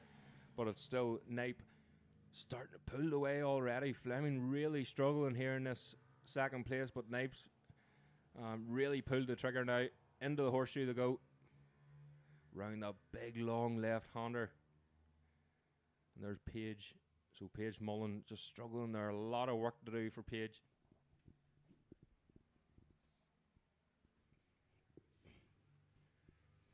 So young Knipe cross the line in this fast right-hander here. And that is Fleming. Still can't catch that race number in third place, unfortunately. Very difficult to see. But we'll just follow here just to see if we can match something up.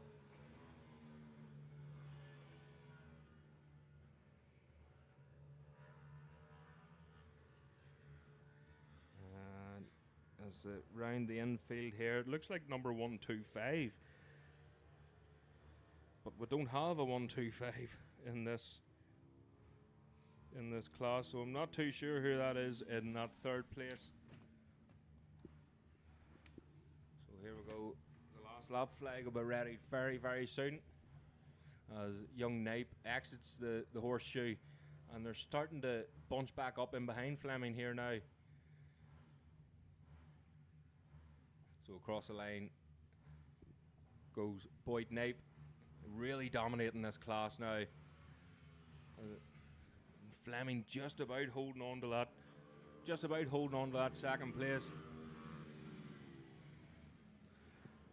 That could actually be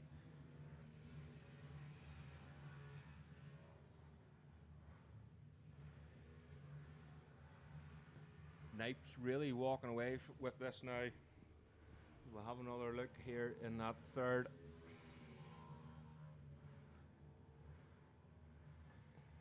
So it's number 133 Fleming. And it's definitely a one something or a 3-digit number, so it could be Joshua Foster in that third place.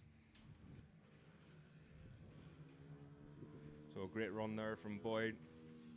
Page mulling away through there. Just struggled off the line there, just couldn't get the machine off the line and maybe making a mistake. But there's the last lap flag going out for young Boyd. But a great battle here for third place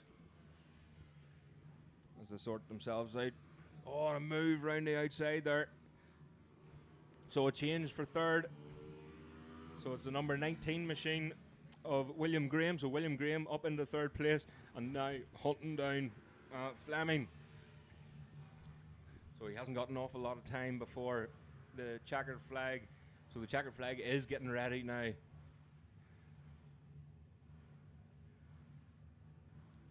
So the last lap flag will be getting pulled in very shortly. Boyd Knipe way out in front there now. So Fleming now under pressure from Graham. Graham looking away around the outside of Fleming, but Fleming runs way wide, right out onto the curb there for Fleming, just to make sure he's holding. Oh, defensive line and a mistake there from Fleming. So it looks like William Graham's going to make a move up the inside the horseshoe, but Fleming closes the door. Boyd Knipe crosses the line to take the win in this race. And a fantastic result there as he punches the air, but it's still Fleming in that second place. And it looks like, William Graham in the slipstream, side by side across the line. Who's going to get it? Looks like Fleming just about saved on that second place from William Graham. Fantastic racing there again from the junior gearbox class. Great result for young Boyd. He's just struggled to get past at the early parts of that race and then just got away out in front and dominated. Next up then is the Sam Harrison Memorial supported stock 140cc. So this is the veteran race and they'll be coming out very shortly.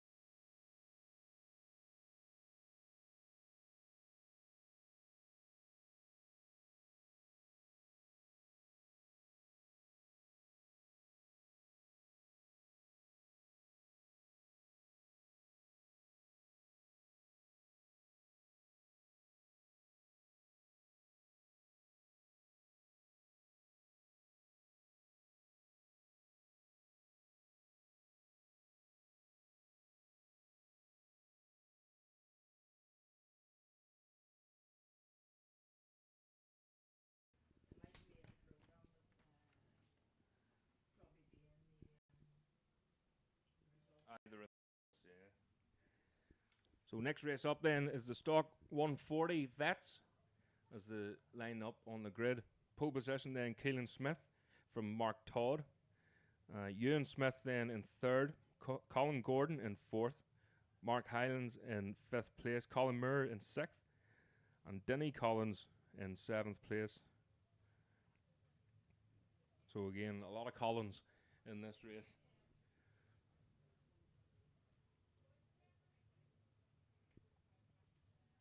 So big field here of riders. 25 on the grid here. And Gavin Boyle just behind Eva Mullen.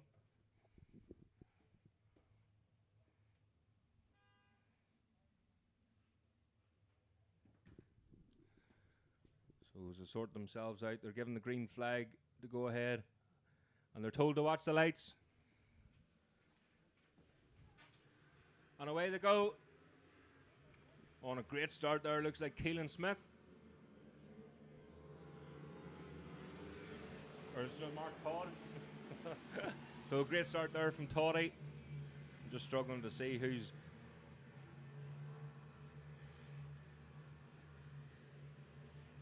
Struggling to see the numbers here. But we've got young Boyd. Mark Todd from Keelan. So young Boyd's helping me out here. The numbers are very... Can you not get bigger numbers on the machines? Colin Gordon and then Ian Smith. So I think I wouldn't squeeze into them leathers, but you can grab another microphone if you want. So up the top half of the track now. Still Todd. My eyesight wouldn't be the best here, but around the horseshoe.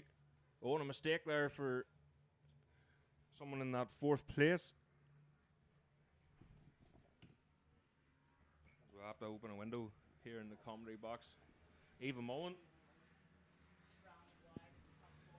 So even not having the best day of it, the track doesn't, or the bike didn't look like it was handling too well during qualifying here.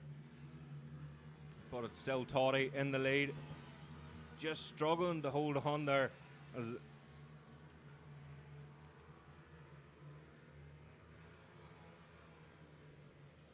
Smith pushing so hard. You can see nearly front end chatter a wee bit as the bank in through the right-hander up the hill and into the slipstream of Todd. No, look at him move up the inside at the top half of the track, down in underneath the dip. And up the okay. So Smith closing the door there, and Todd still in the lead, but only just in through the horseshoe. So Keelan Smith really struggling here.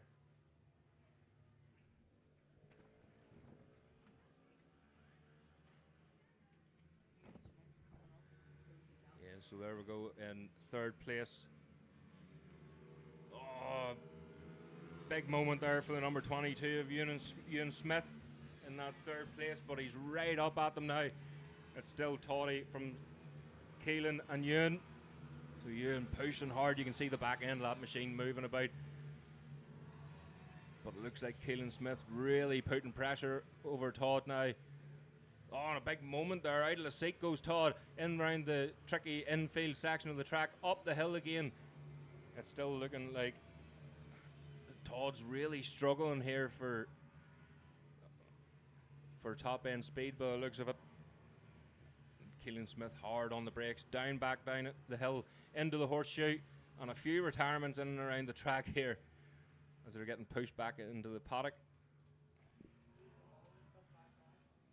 So Eva Mullen continuing on there is indeed the number 666. Doesn't look right, that machine. Doesn't look like it's handling. There might be something broke, or you can see it's just find it really difficult to hold on to it.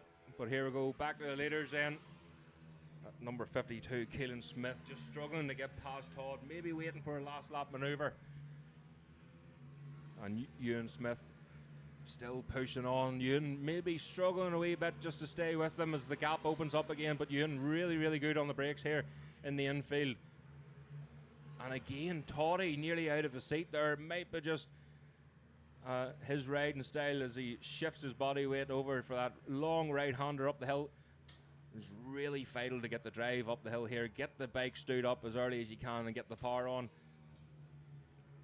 So Keelan Smith still not able to do anything about Toddy. So we're going through Ewan Smith then in that third place. Around the horseshoe they go. And coming up in the back markers now, Eva Mullen, sorry. Just struggling that wee bit. On to the start and finish then they go.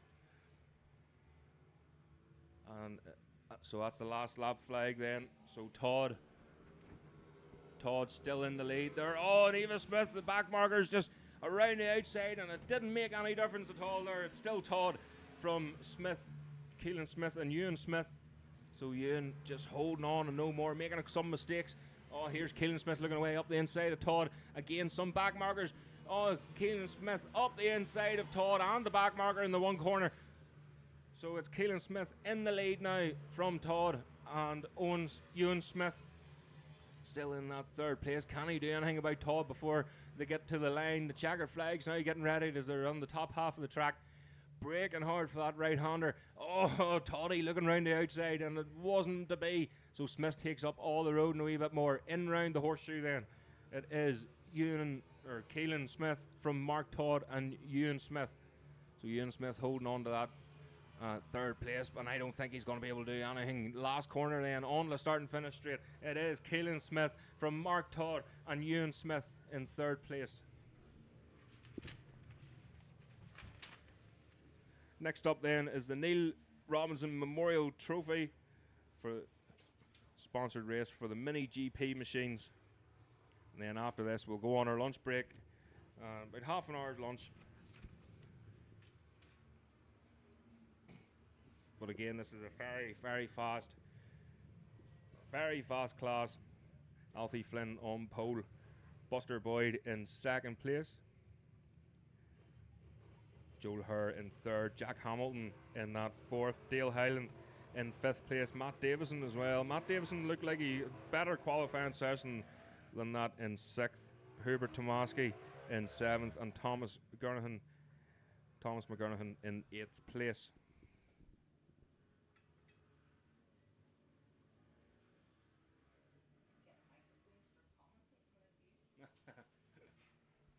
Safer, let me tell you.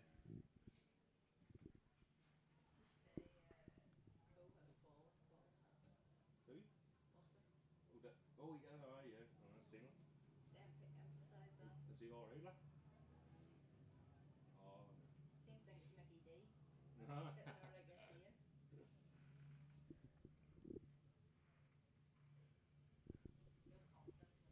the front end at all. Like, goes any corners and like this here. So The other end, especially with Mark Hall, where he just jumps up in the middle of it. So they're lining up on the grid then. Again, Buster in that second place. And after that incident in qualifying earlier, so fast down here in the first right-hander. Just losing the front end. Not something Buster wanted to be doing. I think it was maybe on the second lap, or going on to the third lap, that he had a bad off. So he's really chasing down Alfie Flynn in qualifying, but unfortunately it wasn't meant to be. But still a very good second place grid position here for the start of this race. So the green flag goes up at the back, and they're told to watch the lights. And away they go. Oh, and a great start there. Looks like Alfie Flynn, it is indeed. Buster in second place. And is that Joel Herr? It is. So Joel Herr in third place from Jack Hamilton. Jack Hamilton's machine bouncing about the place, just can't get the power down. And Matt Davison in behind Hamilton then. So Alfie Flynn starting to pull a gap already on Buster. And Joel Herr wants to get tagged on behind Buster, but he's going to get swamped here in a wee minute. Jack Hamilton looking the way past up the hill, and he's bringing Matt Davison with him. Oh, Hamilton looking away up the inside of Herr, but Herr closes the doors to go down into the dip. Hard on the brakes into this right-hander. Down the hill again. The tricky right-hander entering the horseshoe. Nearly goes back on itself. So Joel Herr still holding off Hamilton. Alfie Flynn still in the lead. Buster Boyd in second place. Joel Herr in that third. Hamilton and then Davison. Over the start and finish straight again. Alfie Flynn so stylish there. He's nearly riding that machine like a super bike as he stands it up on the fat part of the tire. Just bouncing on the limiter here, saving time, changing up into this hairpin bend in below us. And still Alfie Flynn, a wee twitch of the foot there as it banks over to the left-hand side of the track. Buster Boyd, the gap to, Hamilton looking away up inside of Herr, but Herr closes the door. Don't think he knew that he was there. Hamilton trying it again, and he makes it stick this time. Herr gets the drive up the hill, get tucked into the slipstream, but it looks like Jack Hamilton starting to pull away already on Joel Herr. Of course, Joel having a bad crash a couple of weeks ago at Off Boy. And and still sort of injured, so he says. He's okay, but his parents say otherwise. On to start and finish straight then. Still Alfie Flynn, but the gap doesn't look like it's changed any. Back to Buster Boyd, but look at Joel Hur on the drive in the start and finish straight, moving over to the right hand side of Jack Hamilton. Oh, Jack Hamilton closes the door. Joel wasn't able to do anything about it. Matt Davison just sitting back there and enjoying the view. So Joel and Hamilton starting to pull away from Matt Davison a wee bit and causing another group in behind them. But look at Alfie Flynn throwing his body about there, and real MotoGP-esque as they're sorting them up the hill, getting the drive on as early as they can. Hamilton and Joel are still at it. Joel making a wee bit of a mistake there and lost the drive. I don't know what happened coming out of the corner. Maybe back end losing a wee bit of grip perhaps. And Matt Davison now under pressure as well up the top half of the track on the brakes.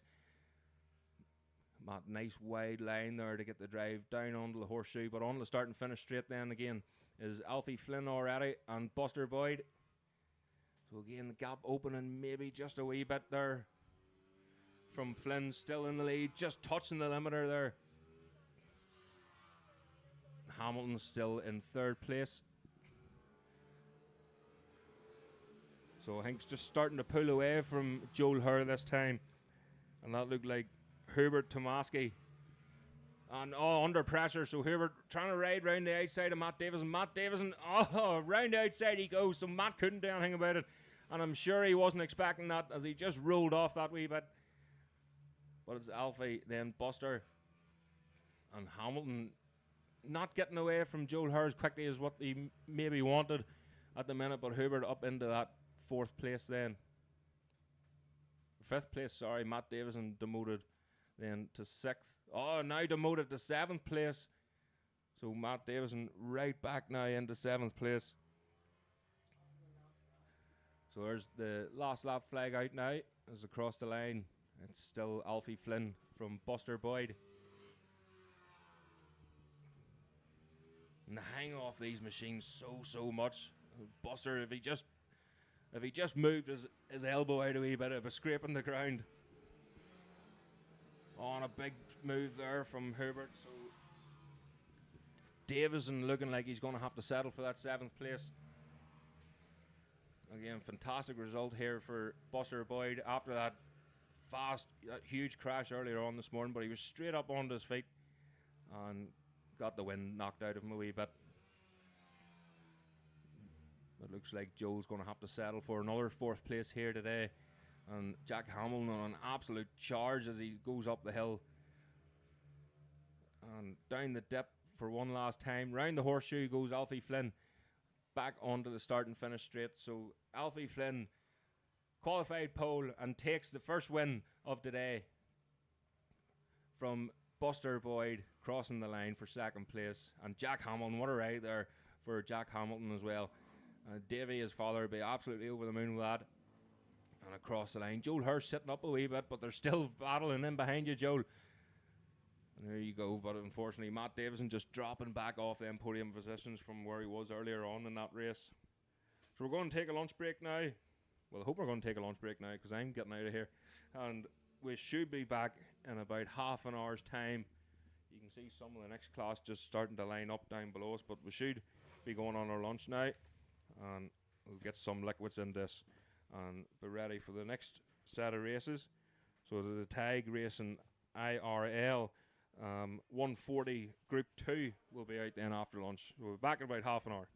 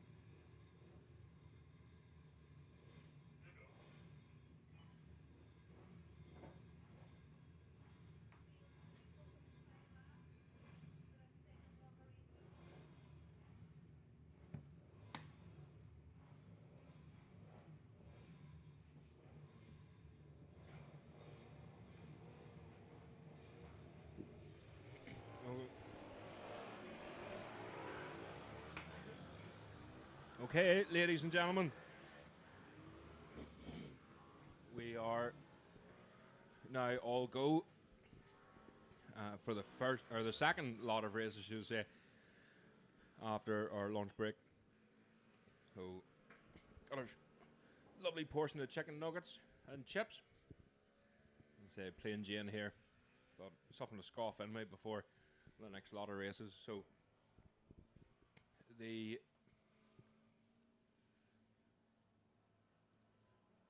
second group, the Tag Racing IRL supported senior stock class. The 140 machines are making their way over to the grid. Again, pole position then James Tracy, Adam Lee Stravag in second, Michael McAllister and Mark Dagger. Really good racing there here from these 4 and 5. Alana Mayer as well. So fantastic results there for Alana.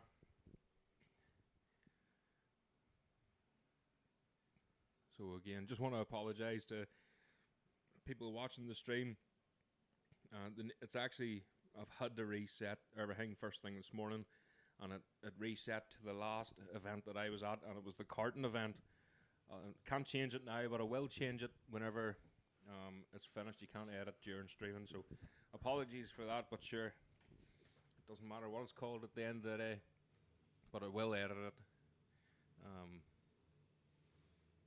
whenever I get home. So they're told to watch the lights then, and away they go.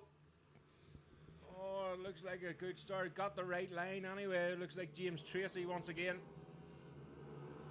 Oh, it's the number 46 machine it is. So James Tracy got a far better start that time round, and he's up into the lead then. Just struggling to see who that is in second place. So Tracy, they're rounding a very awkward position. It's the number 2 then of Michael McAllister in round the centre. The midfield here at Nuts Corner, really tricky. And Alana Maher is holding once again up into that 4th place. A cracker start there for Alana Maher. Up to the top half of the track. Heading back down into the horseshoe then.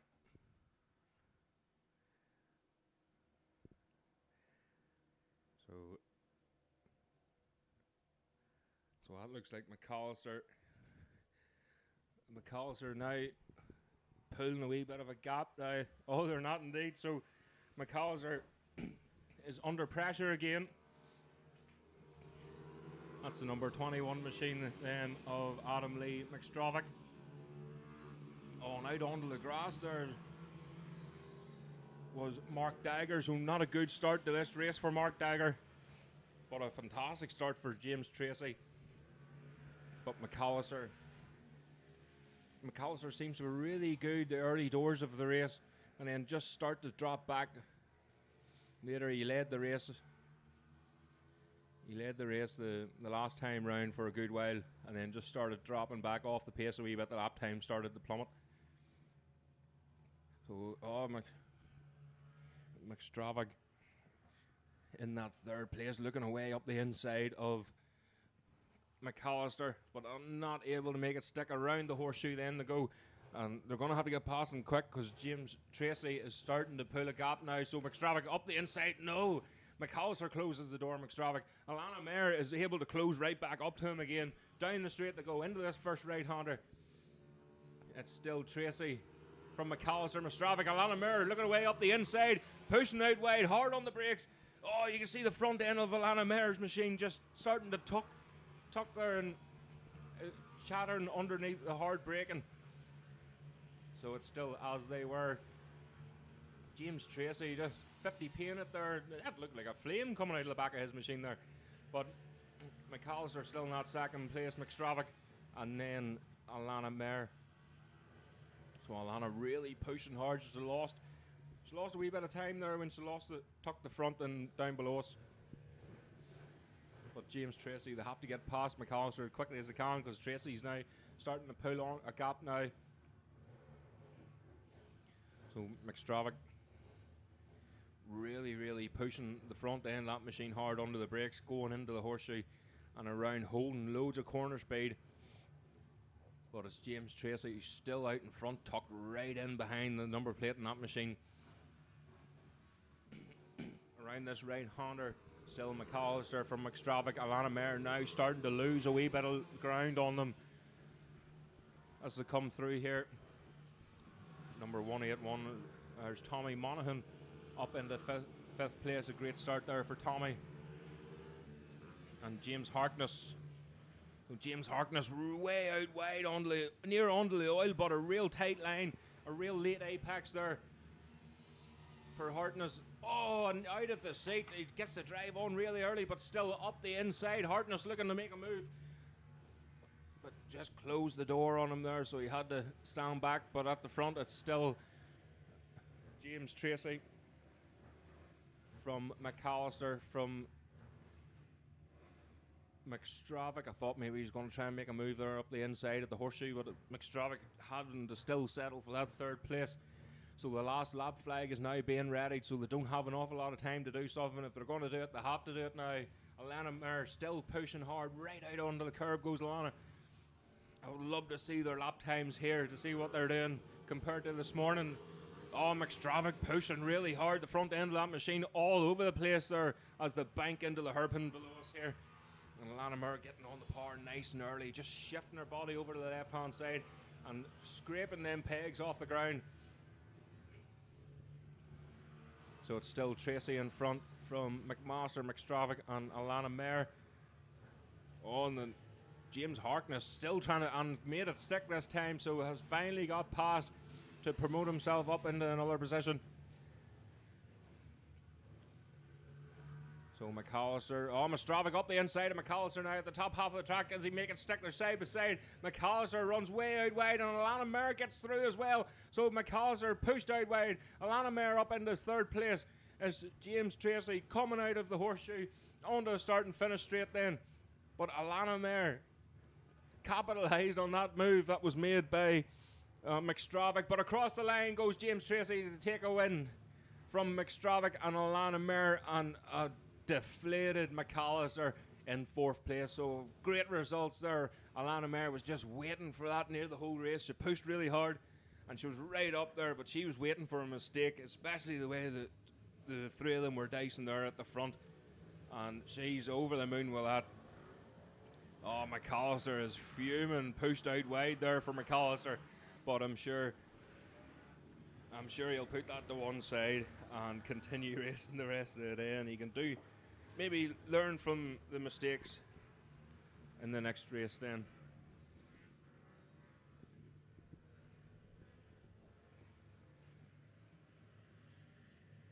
So this is the EICL Senior Stock Group 1 then.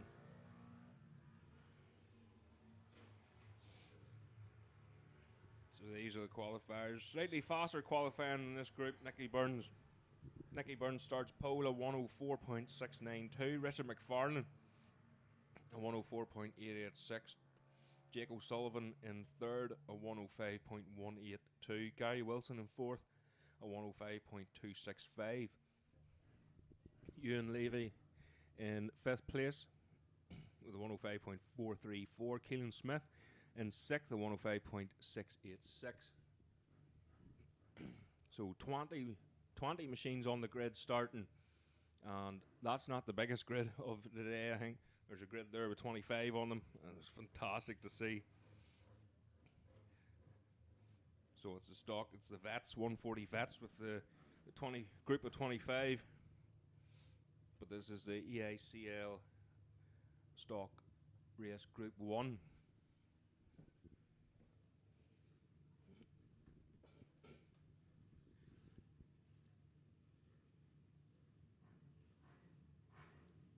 So they're lined up on the grid. The green flag is flown at the back of the grid.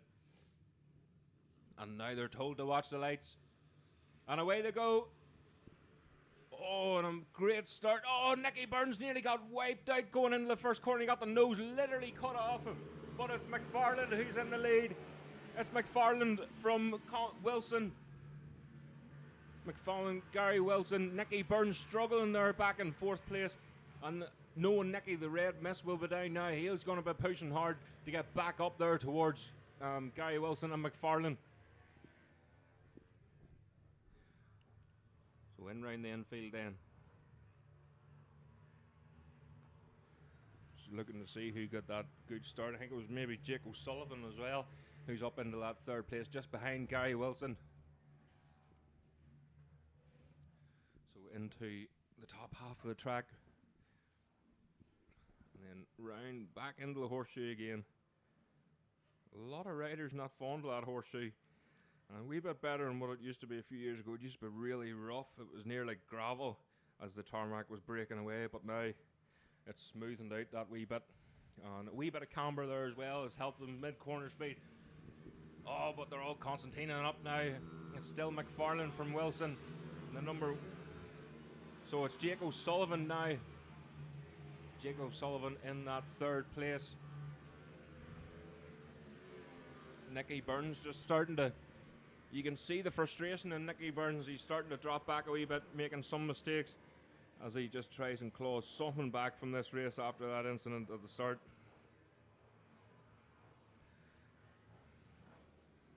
So Burns continues to chase down Keelan Smith. Oh, and O'Sullivan looking away up the inside of Gary Wilson at the top half. Gary Wilson closes the door. As McFarlane still in the lead from Wilson. O'Sullivan. And just looking there, I think it's still Keelan Smith in that 3rd place. Nicky Burns pushing so hard here to try and get to the last step of the podium perhaps. But McFarlane, Wilson, O'Sullivan, Smith and Burns in that order. Around the outside there. Number 43, Colin Rooney, having a good battle there as well. Up the inside, Colin Rooney. That was a brave move there for Rooney. Oh, and we've got a retirement here, unfortunately. Just can't make out who it is, but there's a retirement cruising down the start and finish straight, but they're all bunched up once again. McFarlane still from Gary Wilson, but it looks like O'Sullivan looking away up this inside of Wilson. Wilson closed the door again. O'Sullivan so good in the brakes up here, but Gary Wilson, I thought maybe he was going to take a move up from McFarlane, but McFarlane closing the door, getting the power on really early. That bike of McFarlane's is very light in the front end, very twitchy. As they enter the horseshoe, we'll back out on the start and finish straight. These ones are dicing out, battling out, and it's allowed Nicky Burns to get back up to the back end of this group. Look at Gary Wilson up the inside into the first corner and getting the power on, real twitchy. Nicky Burns, a massive wide line there for Nicky Burns. He hits the oil up here at the hairpin, but he doesn't lose too much time. Nicky Burns still holding on to the back end of this group. So it's Gary Wilson from McFarlane and O'Sullivan and Smith in that 4th place. Nicky Burns so late on the brakes there. Oh, and a daring move up the inside, mid-pack there. Who was that? That was a messy move. It was the number. That was actually the number 43 there of Colin Rooney. So he's really struggling to get past, but the front group, it's still Wilson. Look at O'Sullivan on McFarlane. So deep into that corner and loses a wee bit of time. But McFarlane makes a mistake on the way out. So O'Sullivan up the inside of McFarlane. It's now O'Sullivan up into 2nd place. That was a well thought out move there from O'Sullivan. And it's Gary Wilson's just starting to pull away, and O'Sullivan got past as quickly as he can because he doesn't want Wilson getting away with this one. As the last lap flag goes out, there's not an awful lot of time left. Nicky Burns still at the back of this group here in behind Smith. So O'Sullivan really starting to push hard now in that 2nd place. And they're Constantine back up now to Gary Wilson, but now McFarlane looking away up the inside of O'Sullivan. They're going to start making mistakes here, and Gary Wilson's going to get away with this one. They just have to lead each other on here as they're in round the in section again. Oh, and Gary Wilson out onto the curb, way out wide. That allows O'Sullivan up the inside, and McFarlane. That was a crucial mistake there from Gary Wilson. So down into 3rd place now from the lead. O'Sullivan leads. And Nicky Burns trying to go around the outside of Smith, but Smith pushes him out wide. nearly out onto the kitty litter. Nicky Burns drops back to that fourth, wee bit further back to that fourth place, but it's O'Sullivan coming on the start and finish straight then. Who's it going to be? Who's going to get the drive? McFarland gets tucked in behind. So does Gary Wilson. They're all in the slipstream to each other, but it's O'Sullivan that takes the win from McFarland, and Gary Wilson doesn't look too happy. He knows that mistake cost him dearly. And Smith in fourth place, and Nicky Burns had to settle for that fifth place after a bit of a mistake there at the start of that race. He was just a wee bit bullied. He got bullied into the first corner there, but unfortunate there for Nicky Burns. Great result there. Nicky Burns coming into the paddock there, not happy at all, not one bit. But he was well in contention there for a win. That could have been a great result there for Nicky. So the next up then is the Crossings Motorcycle Junior Elite class. Buster Sherman Boyd on pole then, from Lewis Mullen in second place, Matt Davison and Joel Herr, and then Ciara Cahoon, a fantastic result in the last race, fourth place. But Cahoon starts in fifth. Jordan McGahan, Nathan Walsh.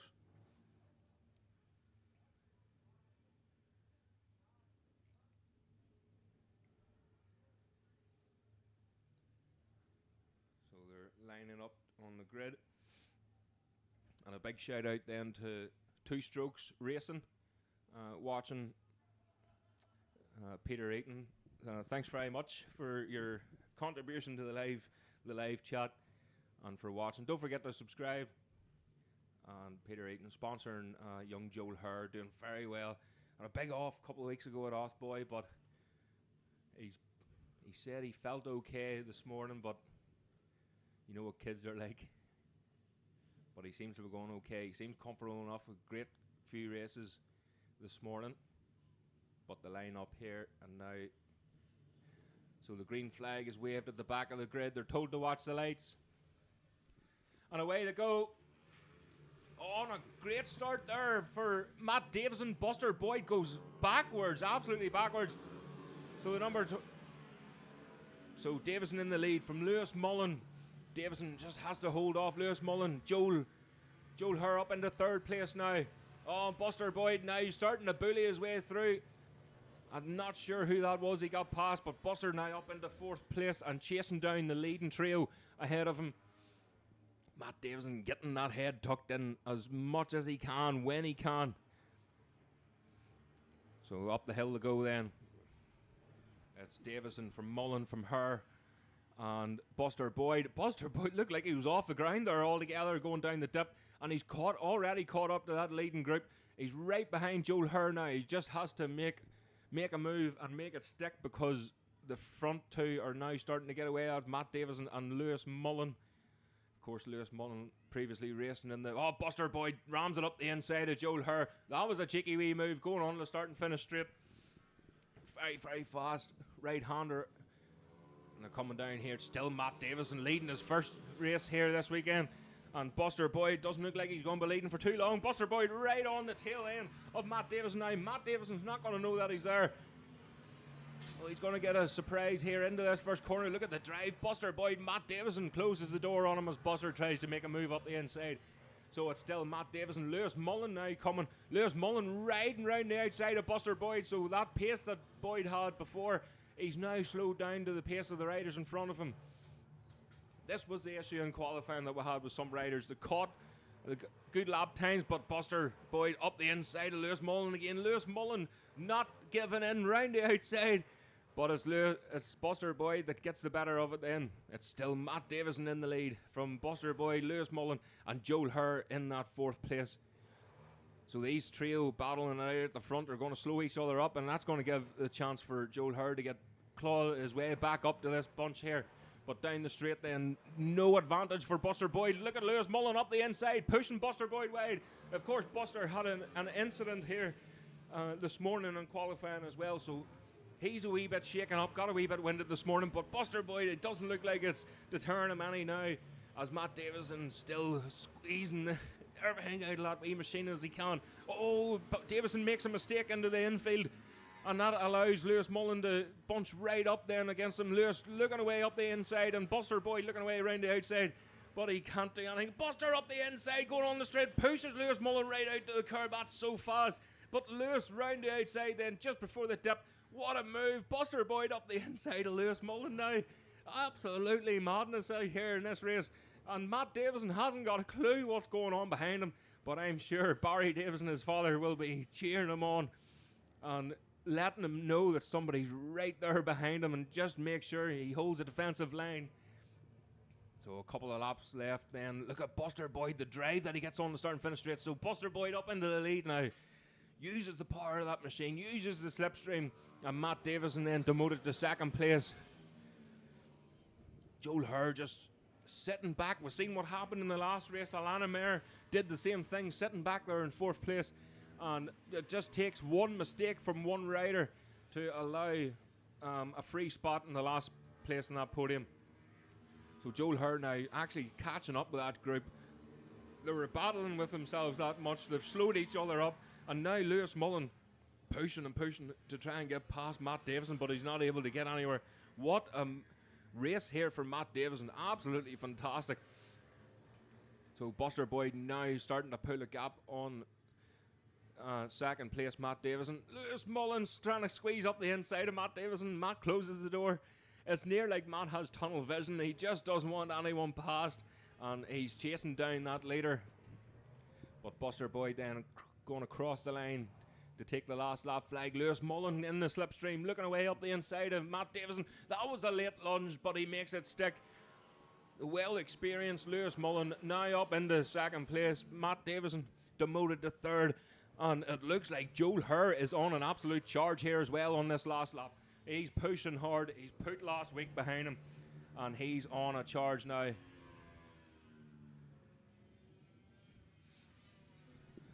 So looking back at the leaders, there's a massive battle there midfield as well. A huge battle midfield.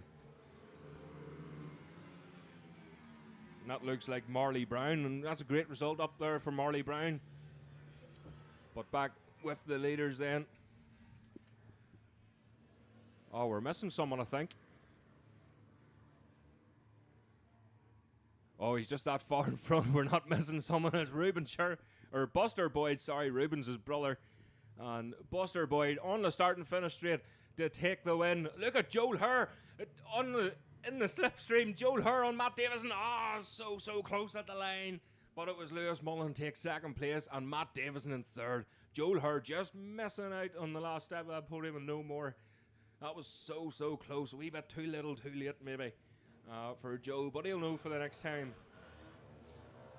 So great set of results there. It's been a very consistent day so far for young Joel Hur. So next up then is the Dual Ways Bam Bam race.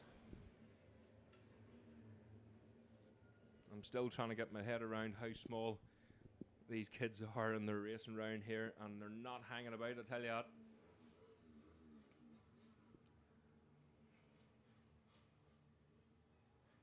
So you see Buster Boyd's team just looking at the back tire there.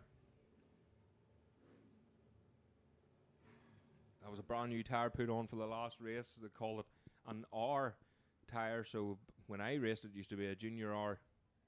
It was probably the same thing, real sticky compounds like a qualifying tire. So what to do then is it probably takes about half a lap to bed the tire in. So that's why he was sort of off the pace in the first race. This race he just struggled to get off the line. He was bullied a wee bit off the line, but again, doing a fantastic job. And obviously none of that mattered because he went out and won again. So the Dual Ways Bam Bam race coming up next. The second race of today. So they're just making their way around onto their grid positions.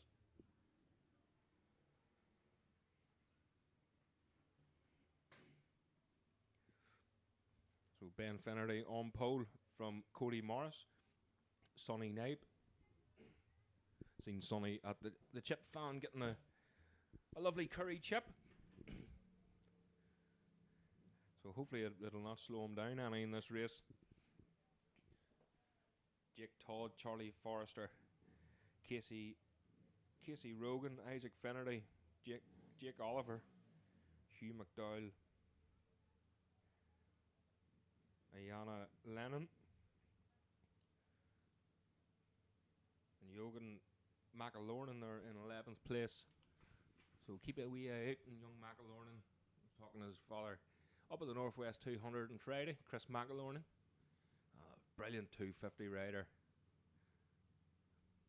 But here we go, told to watch the lights, and away they go. On a great start there from Ben Finnerty again. He's going to be looking to dominate this class once again here. But also a good start there for Cody Morris.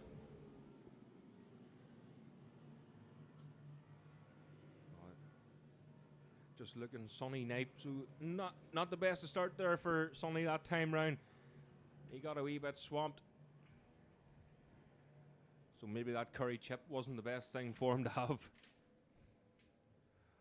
So take a look there in round the infield now. So it looks like Ben Finnerty, Cody Morris, and it's Jake Todd. So Jake Todd in that third place. Down the hill they come, pretty evenly spaced out there. So Cody Morris can't do anything about the pace of Ben Finnerty. And likewise with Jake Todd there in third place. But we'll have to see, we're just looking then. So Sonny Knipe. Sonny's up into 5th place there at the minute. So we'll keep a strong eye on Sonny. Oh, and Jake Todd just trying out to see how far he can lean that machine over. And that's the number 23 machine of Charlie Forrester. So Charlie Forrester in that 4th place. Oh, Jake Todd just looking down at his machine there. He pulling his leg over to one side and looking down the machine. So hopefully there's nothing coming out of that bike. He might have felt a wee bit of heat or something on his boot. Oh, just trying to tuck it in, trying to see where the limits are of the lean angle of the machine. So Charlie Forrester now under pressure from Sonny Knipe. Sonny getting tucked in behind the bars of that machine, down the dip and up over the other side. On the brakes, Sonny's so strong on the brakes there. Closes right up then to Charlie Forrester, but just loses a wee bit on the drive. But back on him again, going into the horseshoe. An absolute determined young Knipe here. We're on the start and finish again. And it looks like Cody Morris is actually catching Finnerty now. Oh, Cody Morris bouncing that machine, two-wheel drifting all the age of him as the round the hairpin down below us here, number 71 of Jake Todd. Oh, so Sonny Knipe looking away around Forrester now. Oh, I think just starting to pace him up, so Knipe has to get past Forrester as quickly as he can, or he's going to end up starting to make mistakes and slow down to the pace of Charlie. But he's starting to break away that wee bit. But young Sonny Knipe so strong on the brakes, just struggling to get the power down early enough on that wee machine.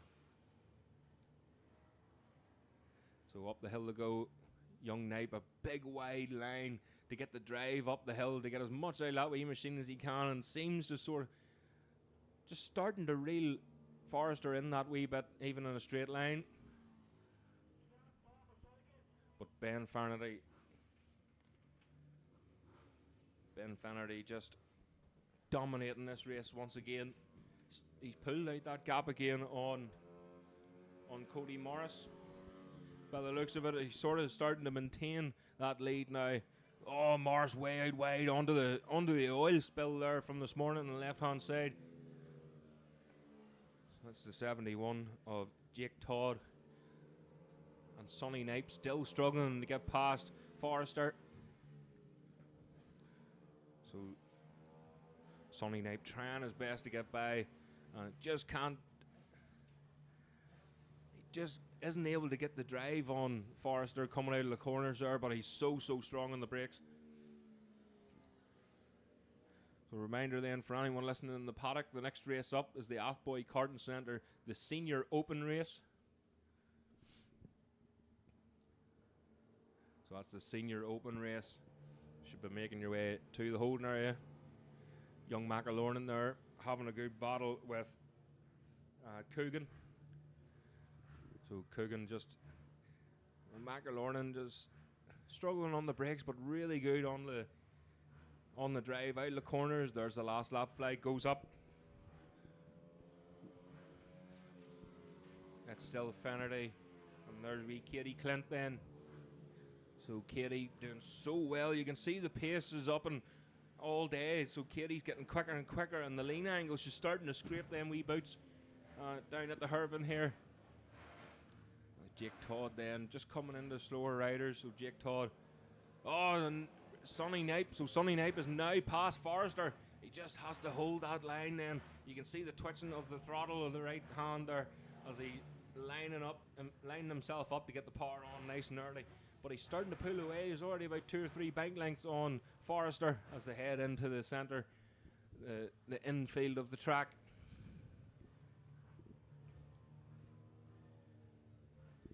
Young McAlornan heading in onto the start and finish straight then.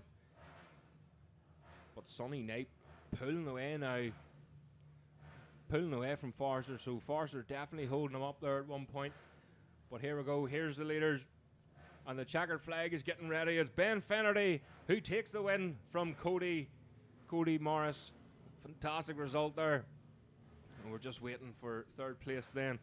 But look at Coogan and McAlornan. They're still at it neck and neck. Coogan looking away up the inside of McAlornan. McAlornan closes the door. So there we go. A happy Jake Todd there for third place. Young Katie Clint getting the checkered flag as well. Oh, and Sonny Boyd was able to hold off Forrester as well. A fantastic result there for Sonny.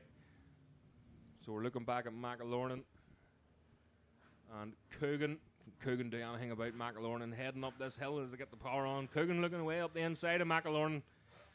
Oh, McAlornan closes the door there on Coogan as they go down the dip and already pulling the gap on him. So really good drive there and maybe just put a wee bit of fear into Coogan's eyes there. But down the hill they go into the horseshoe. And so McAlornan now looks like he's well clear now of Coogan. A real good fought battle there in the last lap between Coogan and McAlornan, especially in around the end section. But McAlornan seems to have got the better. One more corner to go. Oh, and a mistake from the rider in front there, but I don't think it's going to make any difference. But a great result there from young McAlornan as well.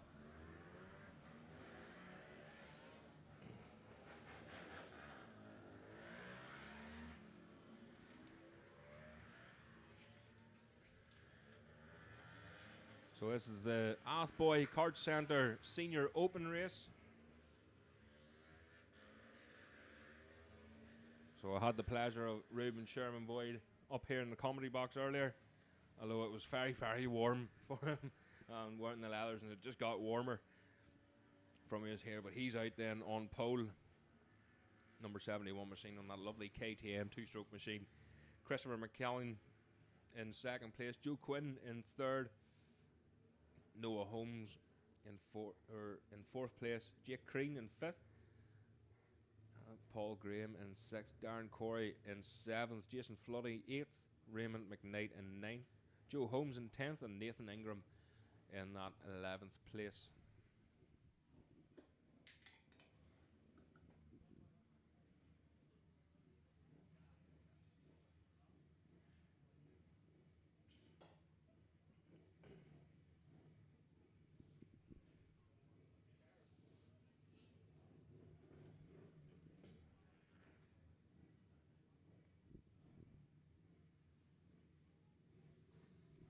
So they just sort themselves out on the line then.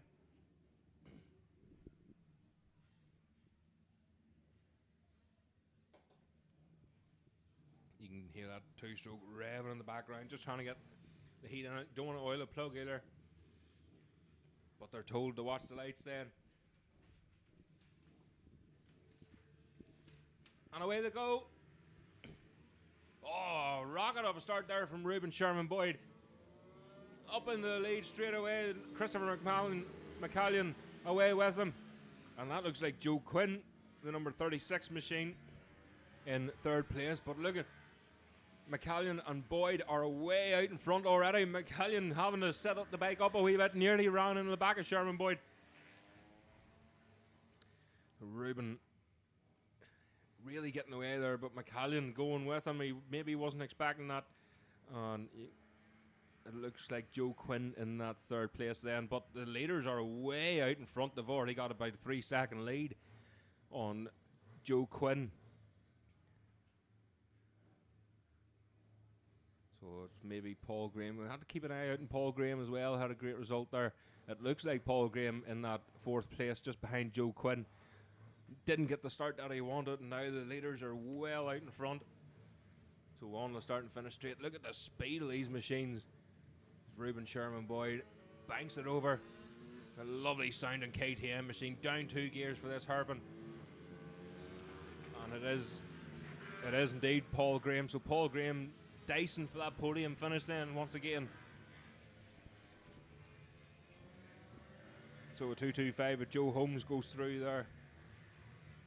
I was maybe looking no Ingram in this race, but it's still Ruben Sherman Boyd on a battle further field there. So Paul Graham is now under pressure. I think that's maybe Darren Corey there in fifth place. Paul Graham looking away up the inside of Quinn, but he's not able to do anything about it. Going into the horseshoe, still Ruben Sherman Boyd. Look at the lean angle on these machines that they can carry through the horseshoe here. The elbow on the ground, going on the start and finish straight, and then into this fast right-hander then. We'll get the power on so early here in these machines. As the hairpin down below us. And again, it's still Quinn from Graham. Graham looking away up the inside, but he can't do anything about it. And it's the number... It looked like the number 27 there, but I haven't got a 27 on the timing sheets here. But I'm sure we'll find out. Oh, they all bunch up in the infield there. And this battle for third place is now starting to get very, very messy as Graham gets demoted then to fifth. So, but it's still Joe Quinn. Joe knows nothing about this, and they're battling it out here. And now Crean. So Crean is now coming into the party by the looks of it. Was that Joe Quinn maybe being demoted? No, he's still leading that pack, but the leaders ahead, it's Ruben Sherman Boyd just starting to pull a bit of a gap now on McCallion. Just blipping down the gears there. Mid-corner motocross style. Oh, surprise there, number 7. It's Nathan Ingram by the looks of it. So Nathan Ingram now up into that third place. Joe Quinn pushing hard. Paul Graham's going to be demoted again. Oh, he just holds him off there. Oh, Crean is now starting to make a lot of mistakes in behind this group. He may be pushing just too hard. So that's the last lap then. Last lap flag just getting ready here for the leaders. They're coming down around the horseshoe once again. But it looks like Ingram's going to be... He's starting to pull away then. Ruben Sherman Boyd still leading, but that gap hasn't increased any from Chris McCallion by the looks of it. So Christopher McCallion still... Oh, he's actually closing up on this last lap then, so he's starting to push hard. The bike is all over the place. McCallion out of the seat, trying to get the rubber down, trying to get as much grip out of that rear tire as he can. And Ingram holding on to that third place. Quinn, and then it says the number 27, but unfortunately I don't have a number 27 on my timing sheets here, so I'm not sure who that is then in that fourth place, but they can't do anything about it for this podium finish anyway by the looks of it. So the checkered flag is now being ready. The leaders are at the top half of the track, backing themselves into the horseshoe here, and squaring it off to try and get a late apex for the drive on the start and finish. It is still Ruben Sherman Boyd from Christopher McCallion. So he comes on the start and finish straight then for one more time and takes a win here in this second race. And McCallion, a deflated second place there for McCallion. And then big long look behind him there, Nathan Ingram. Ingram takes a long look and takes the last step of the podium. Well pleased with that. Ruben Sherman Boyd really dominated that race. So up next then is the Road Racing Ireland Junior Gearbox Machines. So Boyd Knipe taking pole position then in qualifying from Sack Turkington. William Graham in third. Kane Fleming in fourth. Sean O'Donovan in fifth place. Brendan Kennedy in sixth. Seventh then was Ruben Ellis Coogan. Eighth is Paige Mullen. Ninth, Joshua Foster. And 10th is Callum Hughes.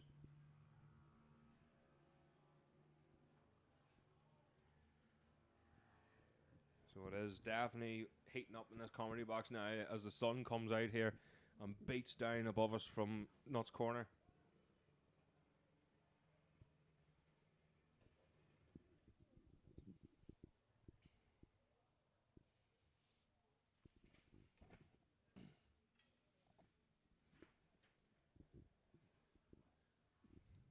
It's great to see so many spectators here as well. The cars lined up behind us, parked up, and they're right round the back of the track. Spectators at the top half of the track.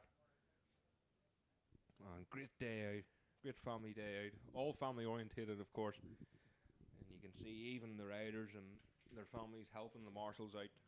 Doing a wee bit of sweeping of the track from earlier on.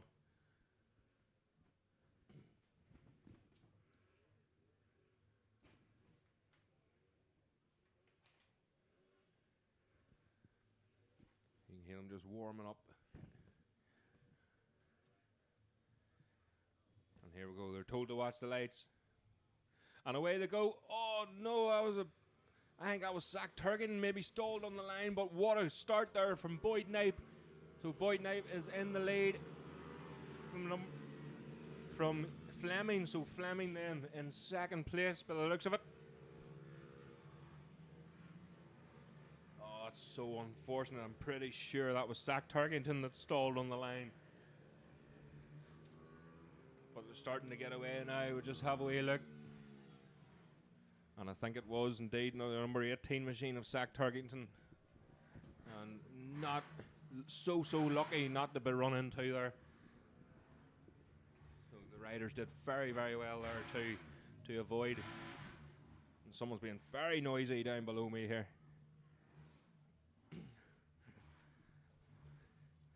So here the leaders, Turkington, I think the race is over more or less there for Turkington. Maybe be able to grasp a couple of spaces. But it's Boyd Knipe in the lead on the start and finish then from Fleming.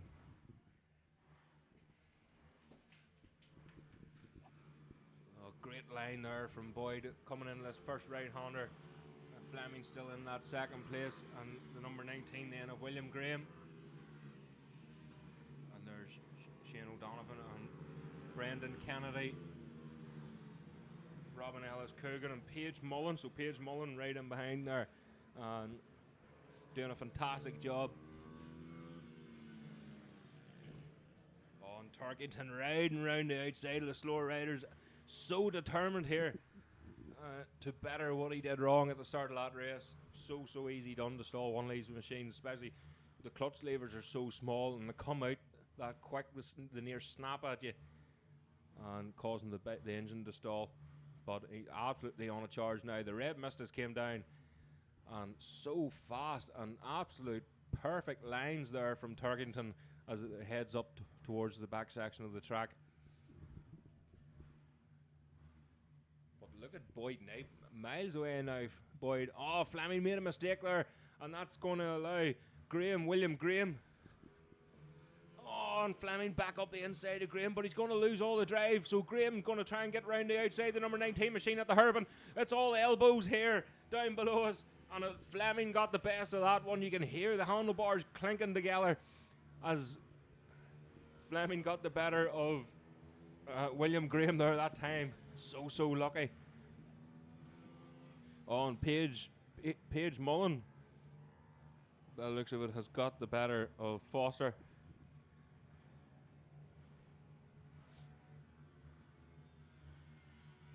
So the number 65 away through there.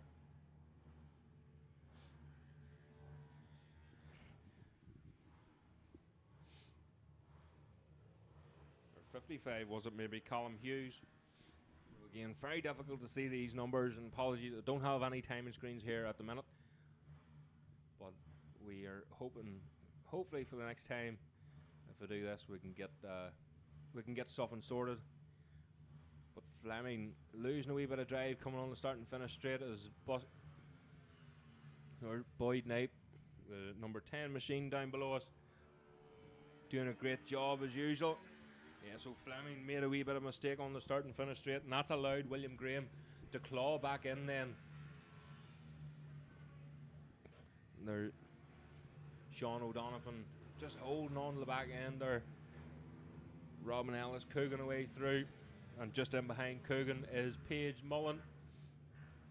So Paige Mullen, so Turkington now up the inside of Paige. Paige sits up a wee bit, but then realises, banks the bike back over again, so no fear there at all for Paige. So down the dip they go.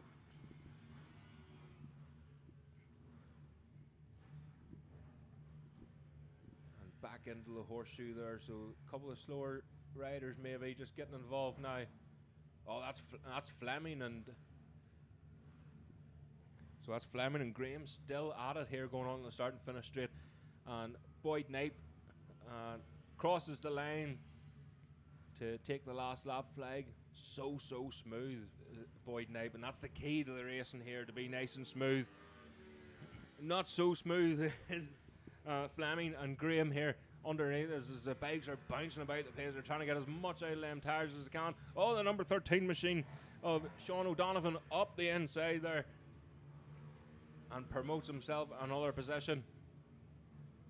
Turkington now chasing down Robin Ellis Coogan. So Coogan could have a good chance here to lock on to the back of Turkington. So Boyd Knipe already round the other side of the track as the second and third place are just entering the top half. Long fast right hander down into the horseshoe then, but there's Boyd Knipe coming on over round the last corner on the start and finish hit to take the checkered flag and to take the win today. Fantastic result there for young Boyd, but who's going to get second and third? It looks like Fleming can't really get the drive there, but look at Graham looking away up the inside there. They're nearly side by side across the line. It was Fleming who got the better of William Graham that time round. So what a result there for young Boyd. Fleming in second place and William Graham taking that last step of the podium for third. Up next then is the Sam Harrison Memorial 140 Vets. Again, 25 bikes on the grid here for the Vets.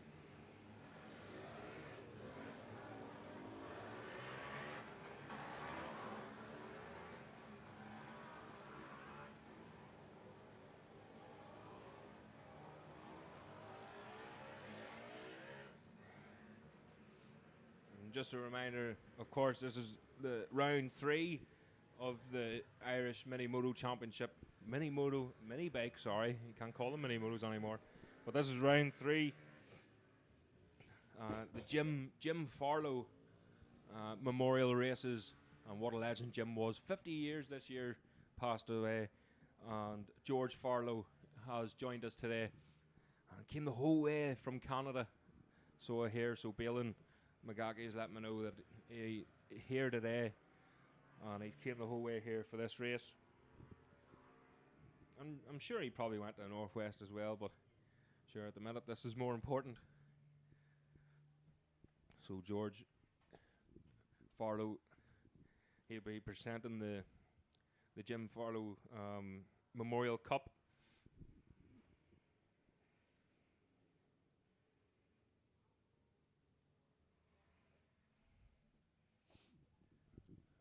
So they're just sorting themselves out here. Maybe a few mistakes there. They don't really know where they're going to line up in this race.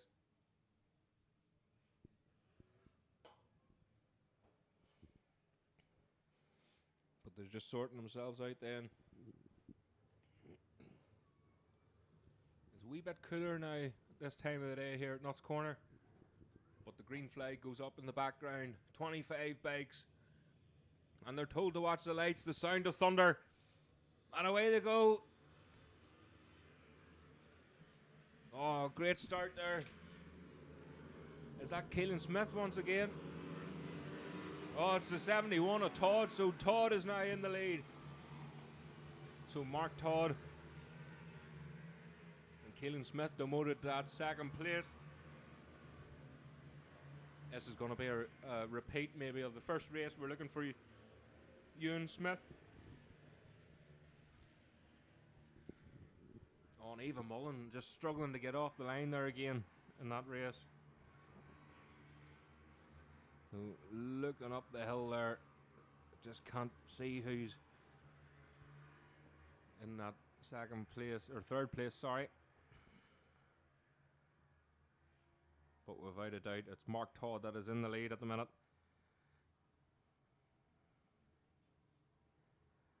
Round the horseshoe they go, out on the start and finish straight.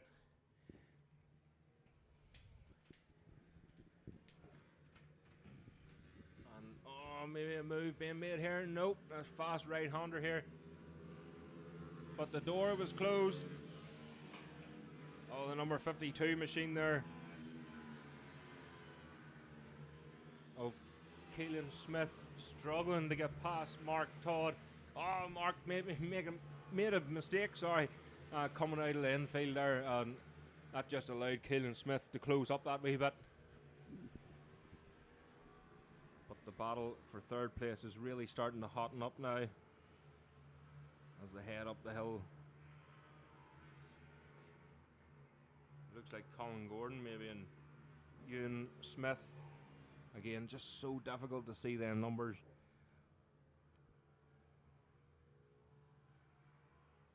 We'll look into the distance here. Away out into the horseshoe. It is indeed. So Ewan Smith then is in that third place, but it doesn't look like he's going to be in that third place for long as they cross the line here. Round the right-hander. Oh, it's still Todd from Smith. I just can't see that number there in behind. So it's Ewan Smith then in second place. They're so fast around here. So Quinn, that's surprising. Joe Quinn, way down the field there.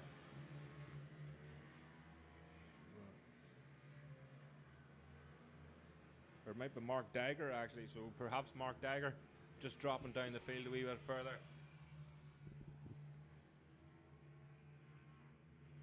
Paul McCann away through there with David Foster. Eva Mullen coming down.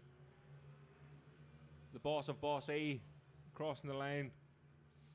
And after another bad start, I think maybe got the handling sorted of that machine. It looks like the handling's been sorted on it anyway. She looks a lot more comfortable this time around than what she did during qualifying and practice. Oh, but a move coming here then from Smith on Todd. Todd closes the door over the right-hander here. Oh, out onto the curb. Oh, Smith down a gear. And look at number 22, Ewan Smith, then starting to close back up in fourth place. I can't see his number, it's too small. But he still looks like not giving up, still pushing hard there. But Mark Todd and Keelan Smith are going to start slowing each other up. And Ewan Smith is going to start clawing them back in. You can see that. You can see the gap closing a wee bit, so they're going to slow each other up here at the front. So back round. up the hill, down the dip. Oh, and Keelan Smith looking for another move there up the inside of Todd. But again, Todd closing the door. Number 93 away through. Declan Walsh there. Just moving about, getting himself adjusted on that machine. Oh, now we're coming to slower riders. Eva Smith then just ahead of Mark Todd and Keelan Smith. Eva Mullen, sorry. Oh, up the inside goes Mark Todd.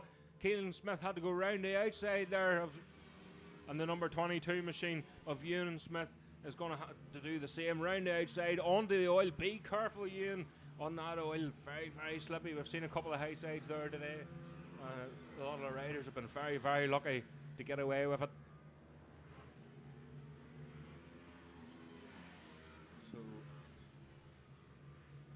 So great battle there, the number 319, Derek Dagger. Derek Dagger, just in behind, but here we go. The last lap flag fluttering in the wind for the last couple of riders here. And we're just looking further on to the leaders. Round the horseshoe they go, it's still Keelan Smith. Or Mark Todd, sorry, from Keelan Smith.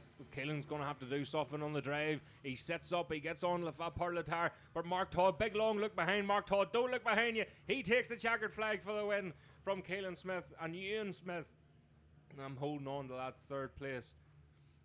So Todd, Smith.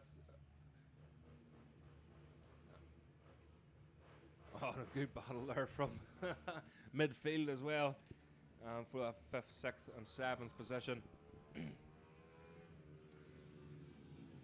So great result there again for Mark Todd, Keelan Smith and Ewan Smith. Great battling all day. Next up then is the Neil Robinson Memorial Mini GP machines.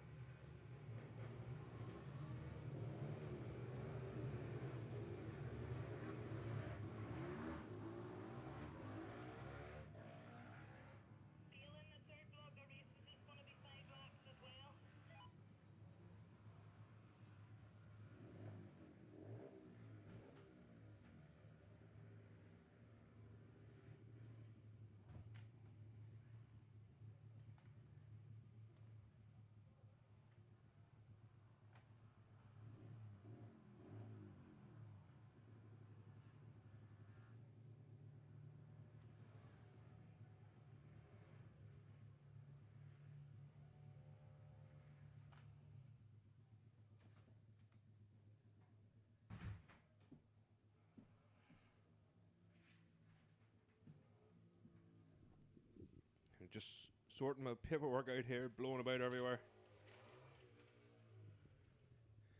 So again, temperature has dropped slightly here at Nuts Corner, but I'm sure it won't hinder them too much. So we're in for some really close racing here for this Mini GP machines.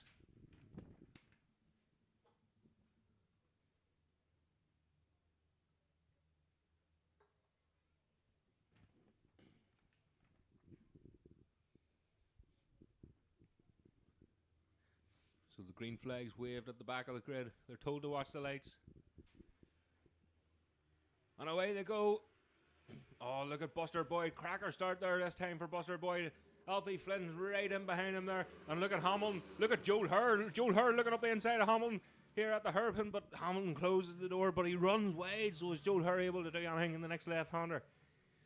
Oh, he stays in behind him, does he? He gets brilliant drive here into the infield. But it's... Oh, it's Alfie Flynn now. So Alfie Flynn in the lead from Buster Boyd.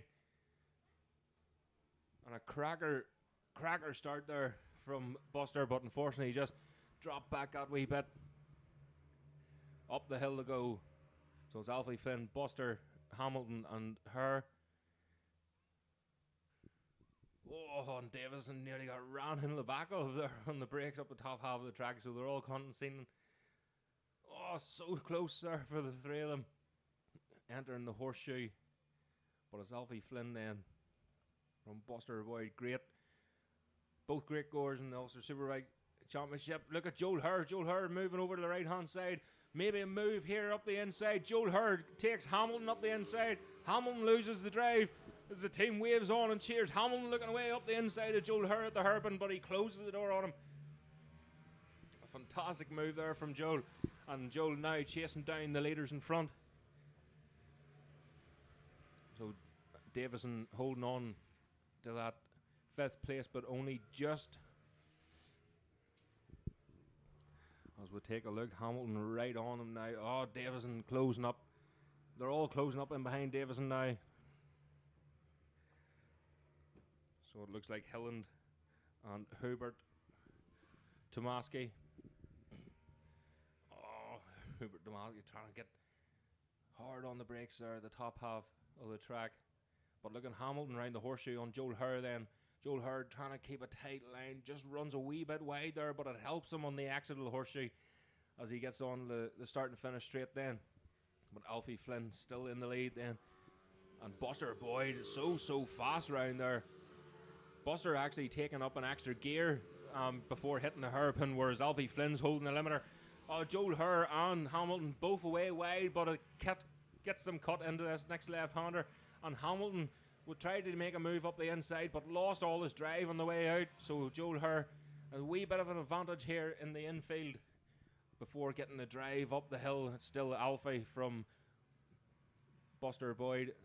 Oh, mistake there from Joel Hurd. Maybe missed a gear there as they get up the hill, so that's an advantage to Hamilton. Hamilton right in behind him now again. But Joel Hurd so quick up the top half of the track, in just before the dip. The fast right-hander, absolutely flat out in one of these machines. And you can see Hubert Tomaski just bunching back up behind Davison there. Again, it still looks like Buster. I don't think they can do anything about. He can do anything about Alfie Flynn here at the minute. The number 67 machine just down a gear. Oh, I thought Alfie Flynn came off there, but he leans that far off the machine. His head was near in the grass. Coming around the hairpin here. Joel Hurd still fending off young Hamilton. Hubert Tomaski looking away through on Davison still, but Davison doing an absolutely fantastic job here and holding them off for 5th place. Oh, looks like Hayland maybe just in behind. So if we keep a wee eye on the group just ahead, it's still Joel Hurd in that 3rd place, but only just from Jack Hamilton down into the horseshoe to go. It looks like Buster Boyd is actually starting to reel in Alfie Flynn, but it's going to be too late. Here's the last lap flag is being flown now. Joel Hurd and Hamilton are at it neck and neck now as across the line. Joel Hurd gets really good drive coming on the start and finish, but Jack Hamilton just looks like he has a wee bit on top end, as they're told. Their teams both waving them on here. They're going mad here at the pit wall. Oh, and Hubert Tomaski is through on Davison. And it just didn't. I think that was Dale Hayland as well. So I'll have to have a wee look to see who that was. But here at the front, Buster Sherman Boyd now catching Alfie Flynn, but I don't think he's going to have time to do anything. Hamilton up the inside of Joe. Oh, and the collide. The two of them are down in the infield. The two of them are down. The bikes are still running. They pick them up. They can't do anything about it here at the minute. The marshal runs over to give them a hand, but the two of them collide, and that's 3rd place being handed. That could be Hubert Tomaski, perhaps. We'll have to see coming in the start and finish straight. Here they come. Here's the leader. Sherman Boyd is... Buster's right on him now. Alfie, look at the drive that he got, but it's Alfie Flynn that takes the win from Buster Sherman Boyd. And now, what a dramatic race there. Young Hamilton diving up the inside of Joel Hurd, but unfortunately he just took the front. Touched his back wheel, so 3rd place. Across the line, it looks like Hubert Tomaski got that one. Unbelievable there from... What an action-packed race that was. And it was indeed Hubert Tomaski from the 17, Dale Hilland, and young Matt Davison, absolutely devastated young Davison.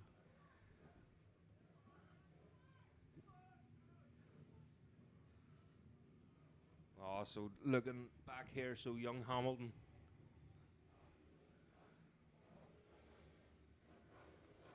Oh no, I think young Jack Hamilton.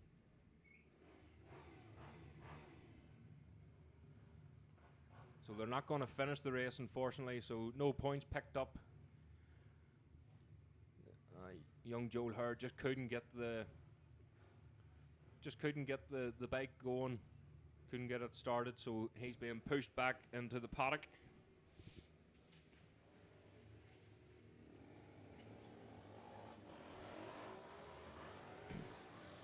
I thought they might have finished that race maybe just to collect some points, but Joel couldn't get his machine started again. And young Jack Hamilton decided enough was enough, but unfortunately that didn't go down too well for the two teams standing beside each other here down the pit lane. So I think young Joel Hurd maybe just blindsided that wee bit, and Hamilton, never seen Hamilton coming up the inside. There was a wee bit of room there, but Joel was taking his racing line, and unfortunately it didn't work for the pair of them. And of course the two of them are absolutely perfectly fine.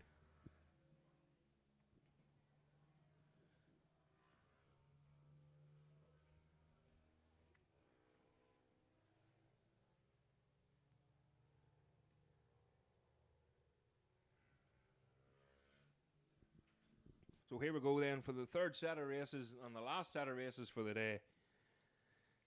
This is the tag race in IRL Stock Group 2. We're back to now.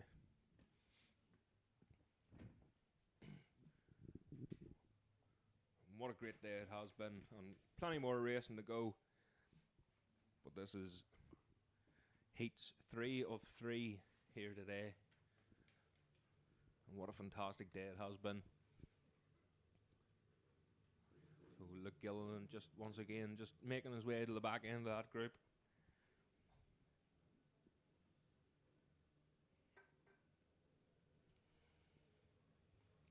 So we're told to watch the lights. And away they go. On a great start there again from McAllister. So McAllister up into that second place, but it's Adam Lee. It's McStravick. It's McStravick that takes the lead. And James Tracy. James Tracy, not the best of starts that he was hoping for. He got really cracker starts the first two races. Oh, Tracy up the inside there of McAllister. But it's McStravick out in front and pulled about 4 or 5 bank lengths.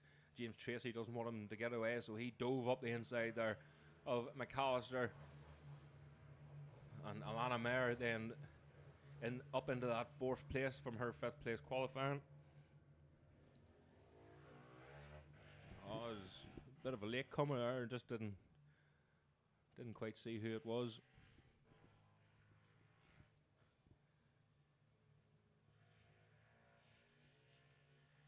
So in round the horseshoe,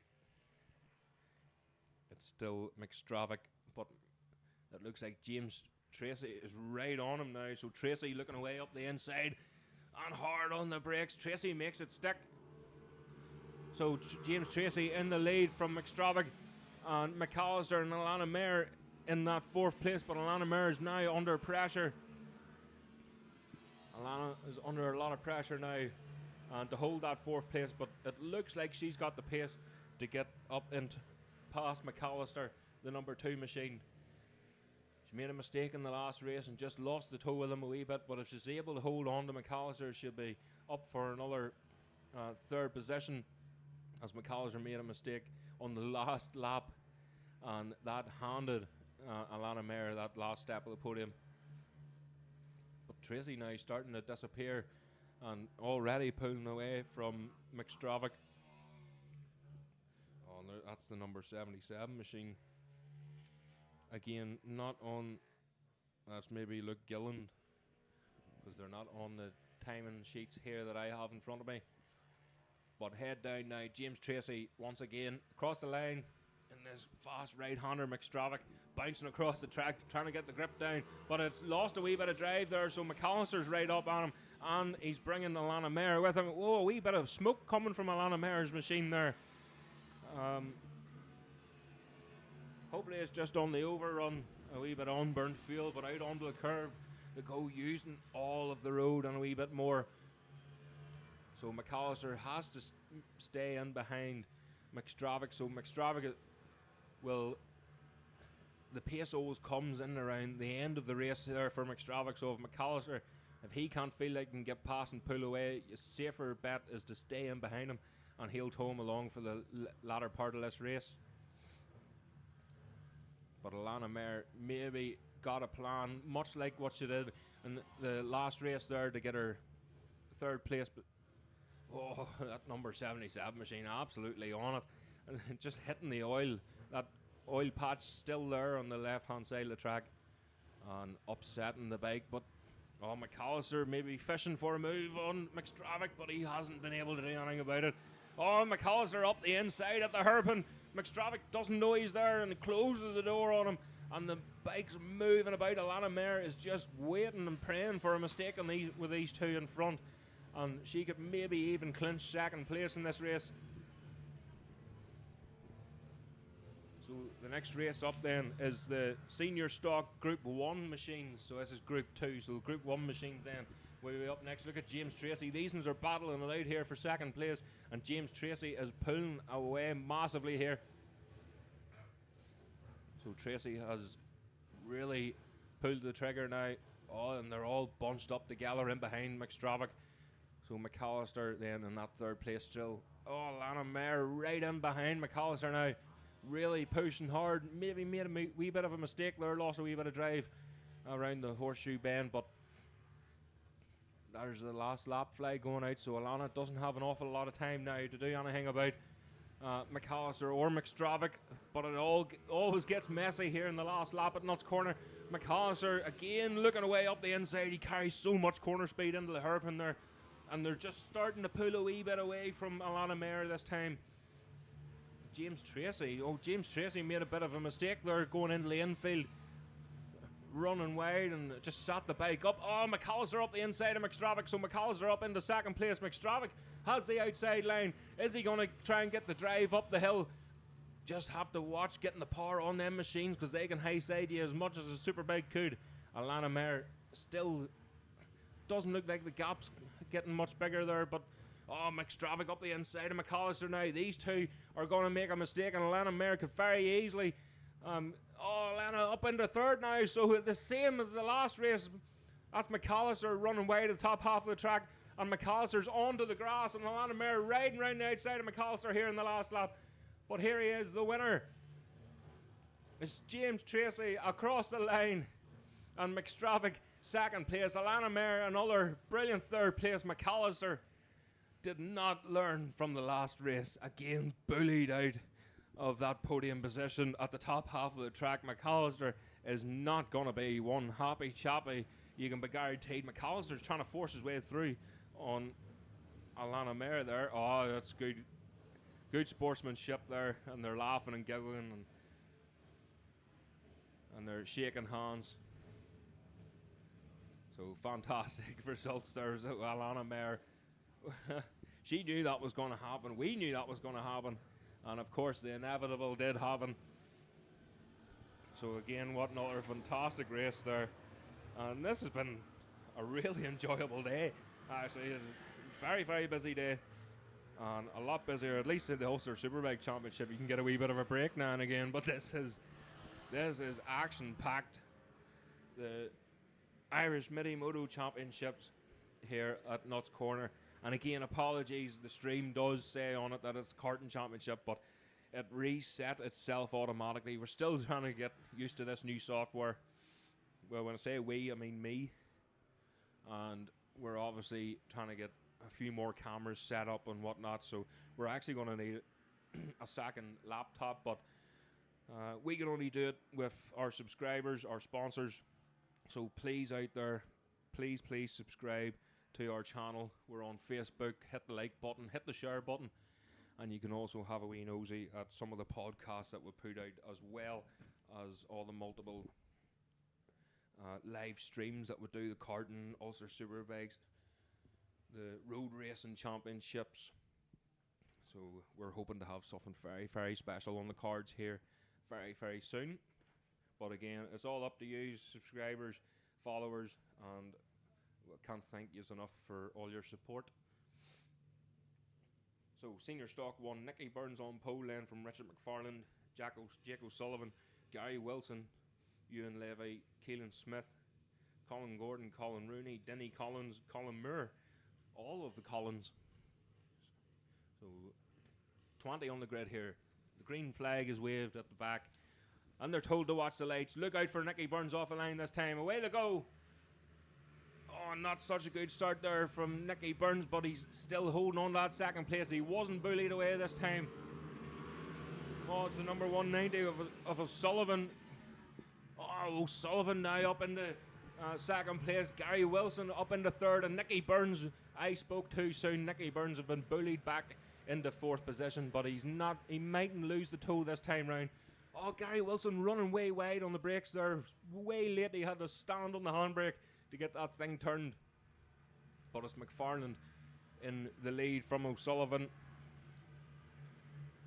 O'Sullivan in the slipstream of McFarland, trying to make a move up the inside, perhaps at the top half of the track, but they're all behaving themselves at the minute.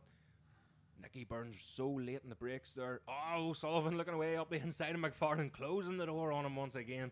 And the only thing he's going to be able to do is get a good drive on the start and finish straight. If he wants to lead this race this early on, he'll get good drive onto this, and then up the inside if he wants to try and disappear at the front. And here he comes. He moves over to the left-hand side. He's on the wrong side of the road to make a move on McFarland here at the minute. But it's Gary Wilson. It's O'Sullivan in second. Gary Wilson third. Nicky Burns, oh, running way wide there in fourth place. He was trying to make a move, and Gary Wilson maybe pressurised him into making a mistake, but he ended up making a mistake himself.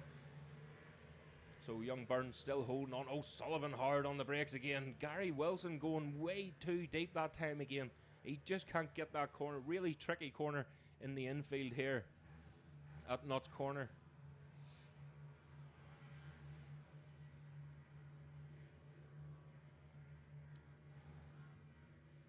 So up round the hill, it's still McFarland from O'Sullivan. Nicky Burns right on the tail end now of Gary Wilson. Nicky's getting really, really frustrated here at the minute as the round the horseshoe. And back on the start and finish straight, still McFarland from O'Sullivan. O'Sullivan looking away up the inside. Is he going to leave it late in the brakes? No, he can't outbrake McFarland as they make their way around. It's still Gary Wilson and Nicky Burns. Oh, Nicky Burns had to set it up. He near ran into the back of Gary Wilson there, so well saved there by Nicky Burns. He had to set it up in a massive massive race in behind them all. Again, very difficult to see any of the numbers. O'Sullivan really pressurising McFarland here now at the minute as they get the bike stewed up, get the drive up the hill. O'Sullivan looking away up the inside, round the outside. He doesn't know what way to go, but up the inside then at the top corner. Oh, he's not able to do it. The both of them run wide out onto the curb and then down into the horseshoe, but it's still McFarland, O'Sullivan, Wilson and Burns. So Burns desperately pushing for a podium finish here.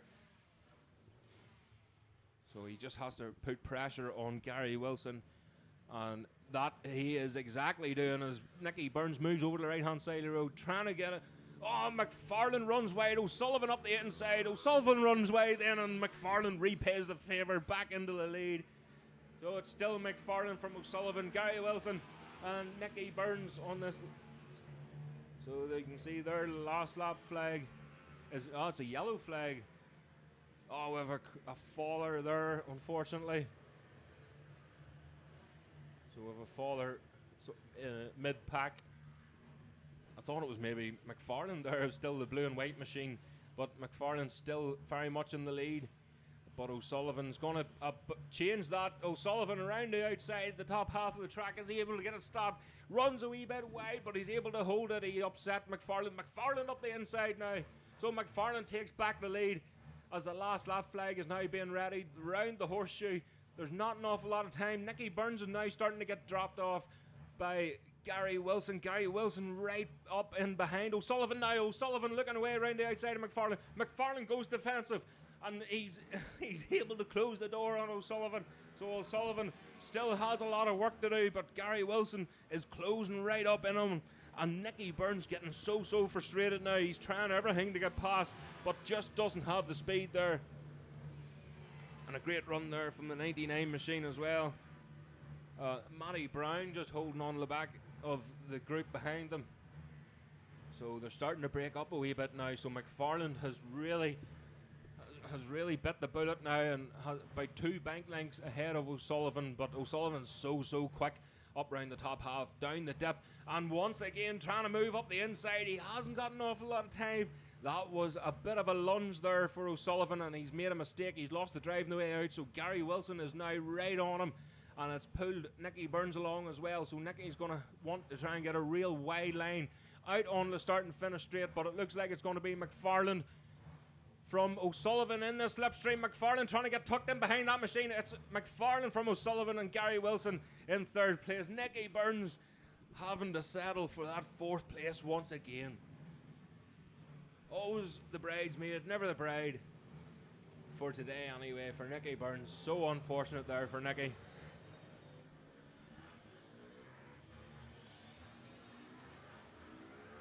So once again, like I said, just like a conveyor belt, out with one race and in with the other. This is the Crossings Motorcycles Junior Elite class.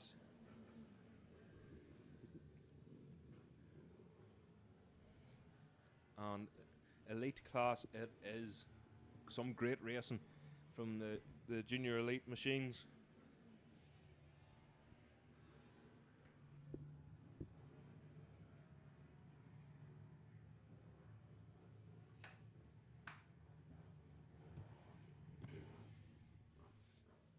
Out once again, Buster Sherman Boyd. Buster Sherman Boyd on pole from Lewis Mullen, then Matt Davison and Joel Herr. Jordan McGahan, Kira Cahoon in that 5th place then, and demotes everyone down a place.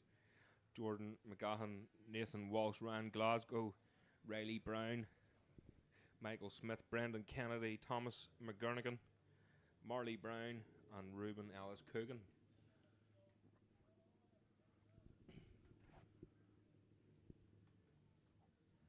So they're just a wee issue at the back of the grid there, maybe. We're waiting on Crystal. She gives the go-ahead to watch the lights, but there's just a few. I don't know, not too sure what's going on over there, but I'm sure the riders will be getting frustrated. Their engines are overheating and the tires are getting cold after that warm-up lap. So I'm pretty sure. Yep. So Crystal making the long walk to the front of the grid then after talking to one of the riders at the back. The green flag is waved at the back of the grid. Oh, she's talking to someone else now. That's Matt Davison, I think she's having a wee word with. Just checking the machines, of course, they have to be safe. If she notices anything that's not right, Barry Davison running over there to Matt Davison's machine, hopefully with the tools that are required. But Matt Davison's so.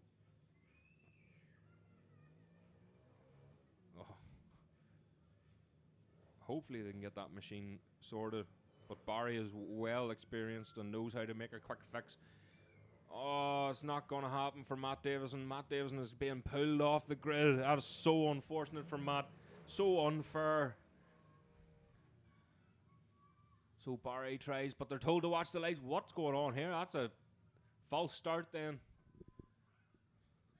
This is a bit of a messy start for this race. We've been going so well all day.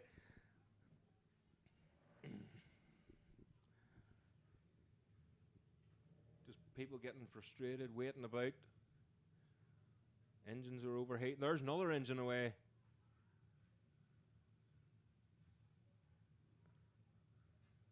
Maybe just stalled on the line. They're not able to get the thing going properly. But here we go. Now they're told to watch the lights. Now they're away this time. On a great start there. We're looking for Buster Sherman Boyd, but that's the number 21 of Lewis Mullen that's in the lead then. Sherman Boyd up into second place. No Matt Davison, of course, so it's such a shame for Matt Davison. Joel Herr in that third. That's a great start for Joel Herr, up into third position. Just looking to see who that is in fourth. It looks maybe as a Kerr Cahoon perhaps on that white machine. Can't see the numbers, unfortunately. I can see the glistening of the mirror image of the numbers, but that's no good if you can't see them properly. Again, hoping to get some time and screen sorted. Oh, Lewis Mullen up trying to make a move up the inside of Buster Boyd.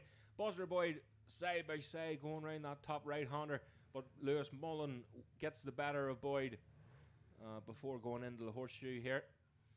Round that long left-hander, flicking to the right, using a wee bit of the curve. Buster Boyd getting brilliant drive there. Up the inside goes Buster Boyd on Lewis Mullen. Is he able to hold the line? Buster's so fast through there, but he is, and Joel Herr still in that third place. He doesn't look like he's going backwards either, because the gap is maintained from the leaders in front with them two dicing ahead.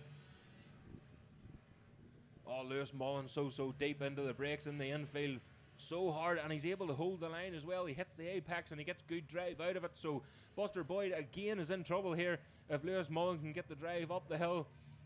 And what a recovery there for young Joel Herr after the crash in his last race. He's recovered himself, he's shook himself off, and he's back. He's got an action plan now. So if he can hold off Kerr Cahoon, he'll be well over the moon with this podium finish. So around horseshoe again. Look at the lean angle of Joel Herr. Absolutely fantastic. It looks like the handlebars are near scraping the ground around the horseshoe here. So again, Buster Sherman Boyd still in the lead then from Lewis Mullen. Lewis Mullen looked like there was maybe a mistake there from Lewis Mullen, but he just looking around him a wee bit. I'm not sure whether there's something wrong with that machine. He does look to be slowing ever so slightly, but he took a long look, and again he was looking behind him around the in section, maybe just wanting to find out where he is and if he can settle for second place to get maximize them overall points. But still, Joel getting tucked into that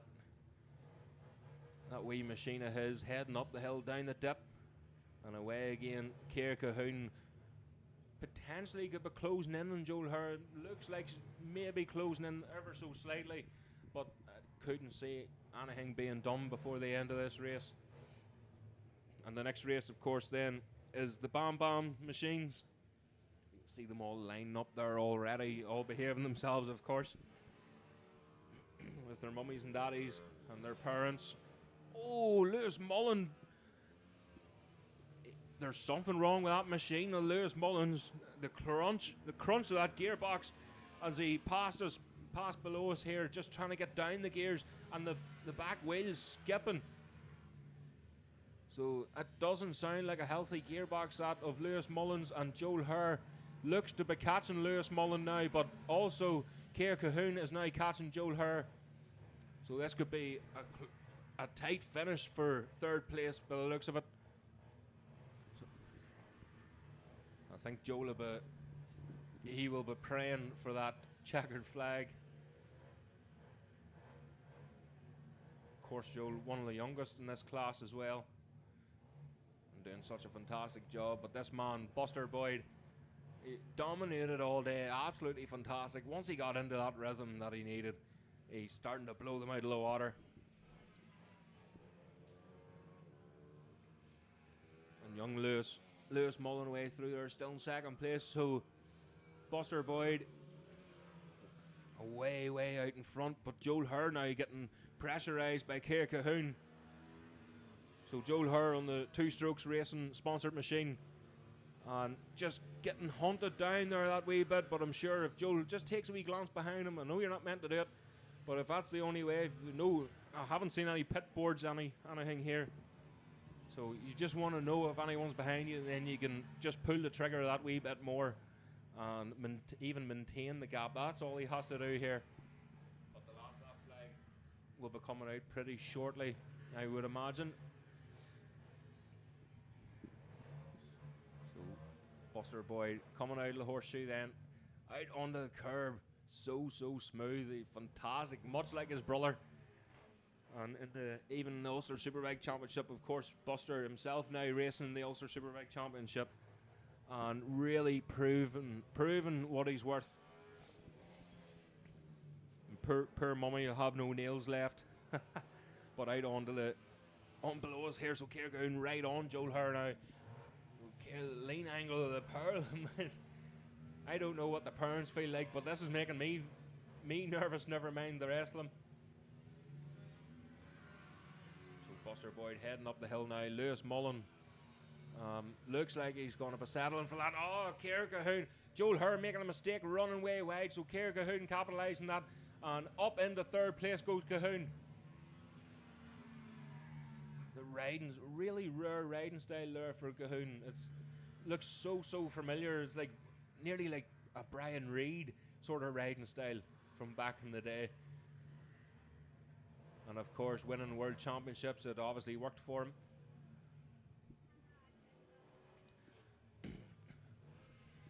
So there's Buster Boyd again, round. Just so much confidence on that machine, crossing over that oil spill as well. Lewis Mullen, he's definitely settling for this second place.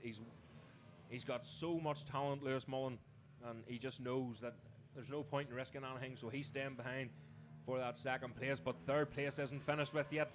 So Cahoon, Joel Hur, right on Cahoon now, and looking away, hard on the brakes goes Joel Hur, actually nearly out of the seat. The back wheel comes off the ground and gets the drive on. Oh, trying to make a move up the inside, much like Cahoon did on him the lap before. But to get the drive up the hill and into the slipstream, that is what Joel needs. He's so fast round that right-hander, down that dip. So I'm not sure. That's the last lap flag now being ready for Buster Boyd as he crosses the line. But just look, Lewis Mullen now actually looking behind him, watching this race unfold behind him for third place as he crosses the line for the last lap. And Buster Boyd taking a good long look at Lewis Mullen as well. He knows he's got this in the bag. Just less than one lap to go now. But Joel Hur pushing really hard. You can see Joel's mum just I don't know whether that was a calm down son or just so nervous. Joel's mother won't be having any nails by the end of this either, I don't think. But Joel, the drive that Joel got. Joel looking away up the inside of Cahoon. But Cahoon closes the door in the infield. Joel definitely wants past. He's got the pace to do this for third place. He tucks right in, hard on the brakes into this right-hander. Uses that curb as a berm on the way out. Up the hill he goes. Just losing a wee bit of drive there. Cahoon so close there out onto the curb. But you're later then, Buster Boyd rounds the last corner on the start and finish straight for another fantastic win for Buster Boyd. And it's going to be Lewis Mullen then out on start and finish straight for second place. But third place then, Joel Hur just looks like he's lost a wee bit there. Pushed it too hard going into the horseshoe bend. And it's going to be Cahoon. So Cahoon takes third place. Last stab at podium for Cahoon. Absolutely fantastic there. And what a race between Joel Hur and Cahoon.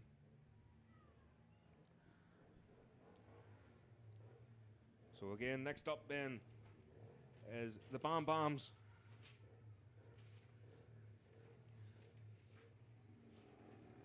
So they now head out on track.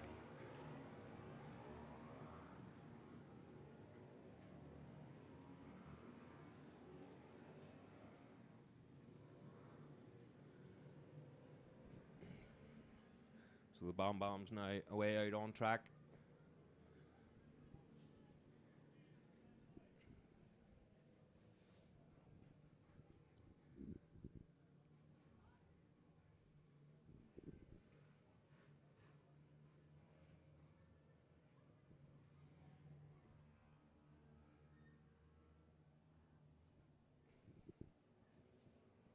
So the sun comes out here at Nuts Corner once again.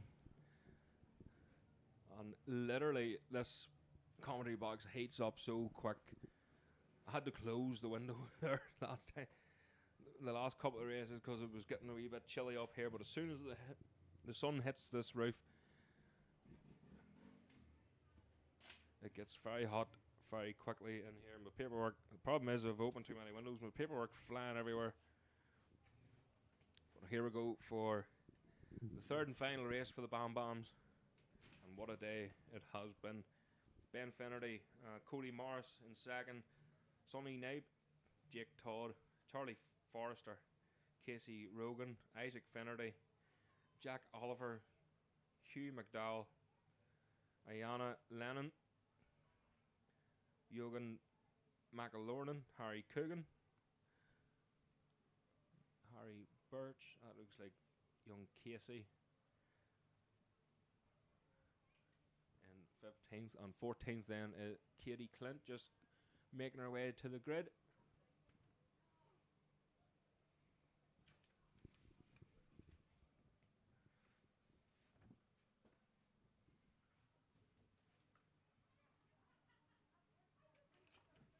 So just checking chin straps and whatnot. 15 Bam Bams out on track. And so good to see. And all the size of them is like super bikes compared, but the races go. And a wee wheelie there for Ben Finnerty off the line. Another great start for Ben. And it looks like Cody Morris has... It is the same again, so it's Cody Morris and Jake Todd and Charlie Forrester then up into that fourth place. Sonny Knipe just getting swamped that wee bit, just struggles to get that wee machine off the line. And such a shame because he's so fast, it just takes him that wee bit to get up and going, but he loves his racing. Doesn't matter where he finishes. Oh, and he's moving up round the outside there. That looked like he's going round the outside of, was it Isaac Finnerty maybe? Isaac got a good start there as well.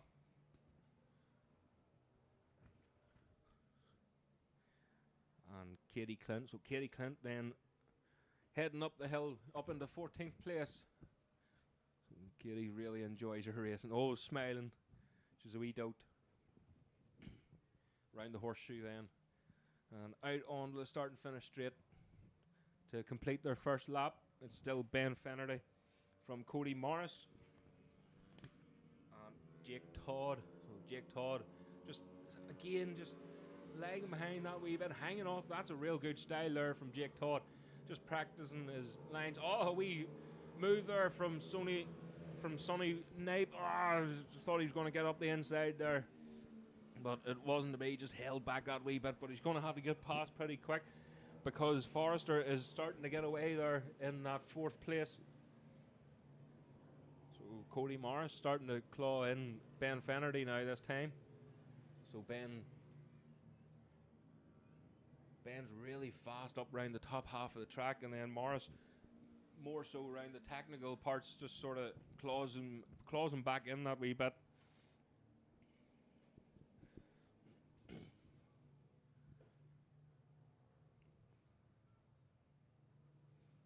Cyrus Casey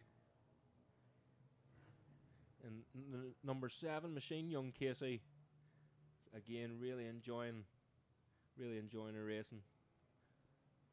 Katie Clint just ahead. I'm not sure, that might be Harry Birch as well, just ahead of Katie Clint. So Katie Clint looks like she's actually closing in on Harry Birch. But here's the leaders.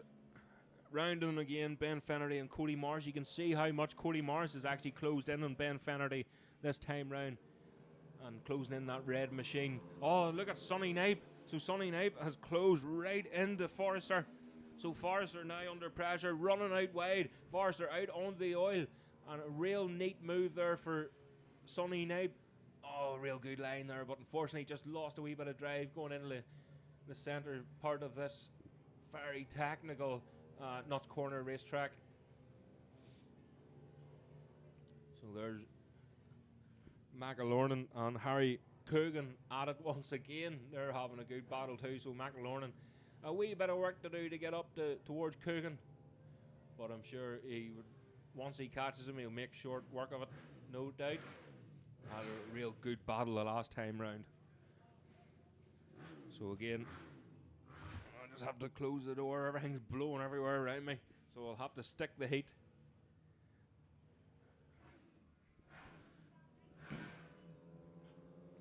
So young Fennerty still out in front from Morris. Morris definitely closing in there. Oh, a wee puff of smoke there from Morris's machine. Not sure whether it was maybe his foot peg that was dragging a wee bit, but definitely a puff of smoke coming out of it there. So there's Jake Todd as well, still holding on to that third place. It looks like he's safe. Sonny Knipe in that fourth place. Lovely livery. Great sponsors there, the VTL racing machine. And of course with the Knipe Butchers have been promised. If Sonny gets plenty of coverage, there'll be a big stake in it for me. So that's Knipe Butchers up there in Cookstown. And they put some stuff on Facebook, and oh my word, it's just mouth watering. So that's Sonny Knipe and Boyd Knipe racing here today, doing a fantastic job. The bikes look fantastic, and their leathers and all, with the real professional sponsors of VTL Racing, VTL Transport on them as well, and Harris and Maxis Vans. So there's the last lap flag. They're on the last lap now, and look at Morris. So Cody Morris is right on the back end of Ben Fernity now, as everything's going wild here on the laptop. Just trying to sort it out, but look at Sonny Knipe now. Has caught Casey. Just making short work here. So Sonny has now disappeared from Forrester, so that was a fantastic couple of laps there from Forrester. And again making an awful noise but in underneath me here, but oh, it's still Ben Fennerty in the lead from Cody Morris. I don't think Cody Morris is going to be able to do anything now about Ben. But Cody lining up the last corner here, out onto the start and finish straight to try and get as much drive as he can, out onto the curb, getting into the slipstream of Ben. But he's not going to be able to do anything about him. Ben Fennerty takes the win from Cody Morris. Cody worked so hard there to get that win, but unfortunately it wasn't to be. So now just looking for Todd in that third place, and there it is.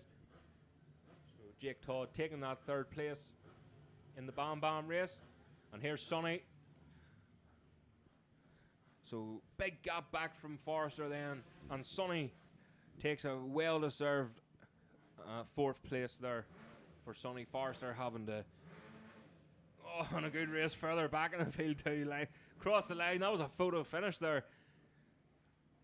But great fourth place there for Sonny Knipe. Young Katie Clint just in front, of course. The family's great friends, and they're great friends on track as well.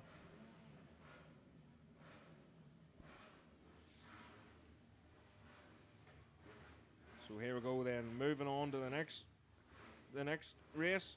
It's the Athboy Senior Open class. Back round to the Senior Open. So looking forward to this one. This is going to be fast racing here.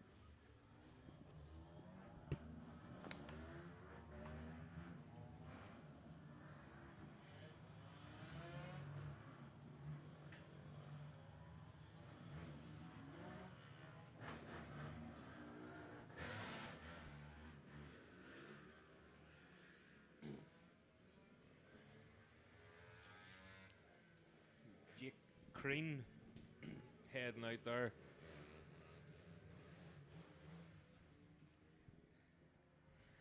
The number 402 machine. Just wondering, Jake Crean. There was Creans that were very popular in the quad racing. I remember a few years ago. I wonder if it's the same Creans. And of course, also very recently, stepped into road racing. So just wondering if it's maybe a brother, or, but I'm sure. And again, don't forget about the live chat. You can come on and you can come on the live chat and we can have a wee bit of crack, or if you need to know anything, just let me know. Put their background on the grid then.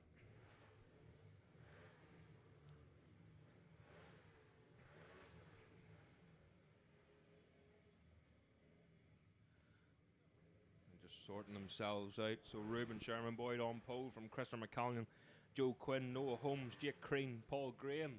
So this is going to be another very exciting race between the two out in front, and hopefully Quinn and Holmes can get up there as well. Oh, a couple of bikes stalled on the grid just. Again, it's really, really difficult to get these right. Oh, he can't get it started then. That looks like maybe Raymond McKnight's machine. Oh, he's got it going now, so they've told to watch the lights. Oh, I don't want to say maybe a couple of jump starts there, but not a jump start from Ruben Sherman Boyd. Just a perfect start from Ruben Sherman again. And Christopher McCallion right on him again. We're deja vu here at Nuts Corner. And Joe Quinn in that third place with, and it is the same again, Paul Graham. So Paul Graham looking away up the inside of Joe Quinn. Joe Quinn closes the door on him. And he's, oh, they're all bunching up. I'm not sure who that is going. That's Ingram again. So Nathan Ingram has came from the back of the grid and forced his way up into third place. So from starting 12th on the grid to 4th within the 5 corners. Absolutely unbelievable from Ingram. It took him a wee while to get there in the last race, and we didn't even notice him until the latter parts of the races. But now he's up into third place and already pulled a gap on Joe Quinn. So Ingram up into third and chasing down Boyd. Oh, and Christopher McCallion. Ruben Sherman Boyd still just about holding on, lad. So the 4-stroke machine there of McCallion has just a wee bit of grunt on Ruben Sherman Boyd. Oh, and I thought he was going to make a move up the inside of Boyd there, but Boyd again just moving over.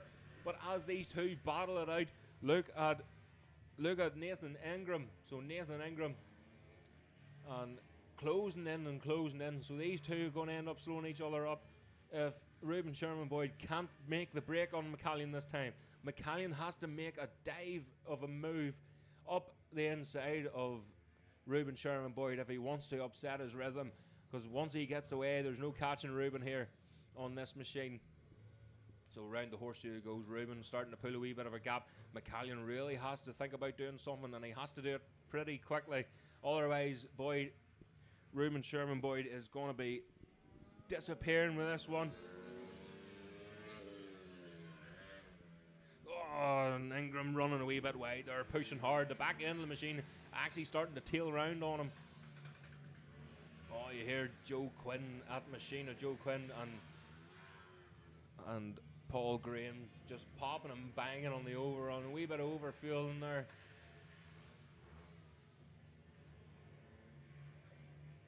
So heading back up the hill then. It's still Ruben Sherman Boyd from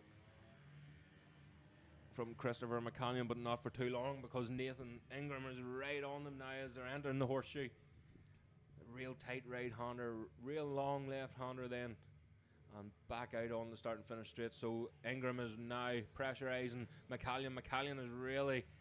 Oh, Ingram's looking like he's going to make a move already up into the right-hander here, because Ingram's thinking the same thing as we are.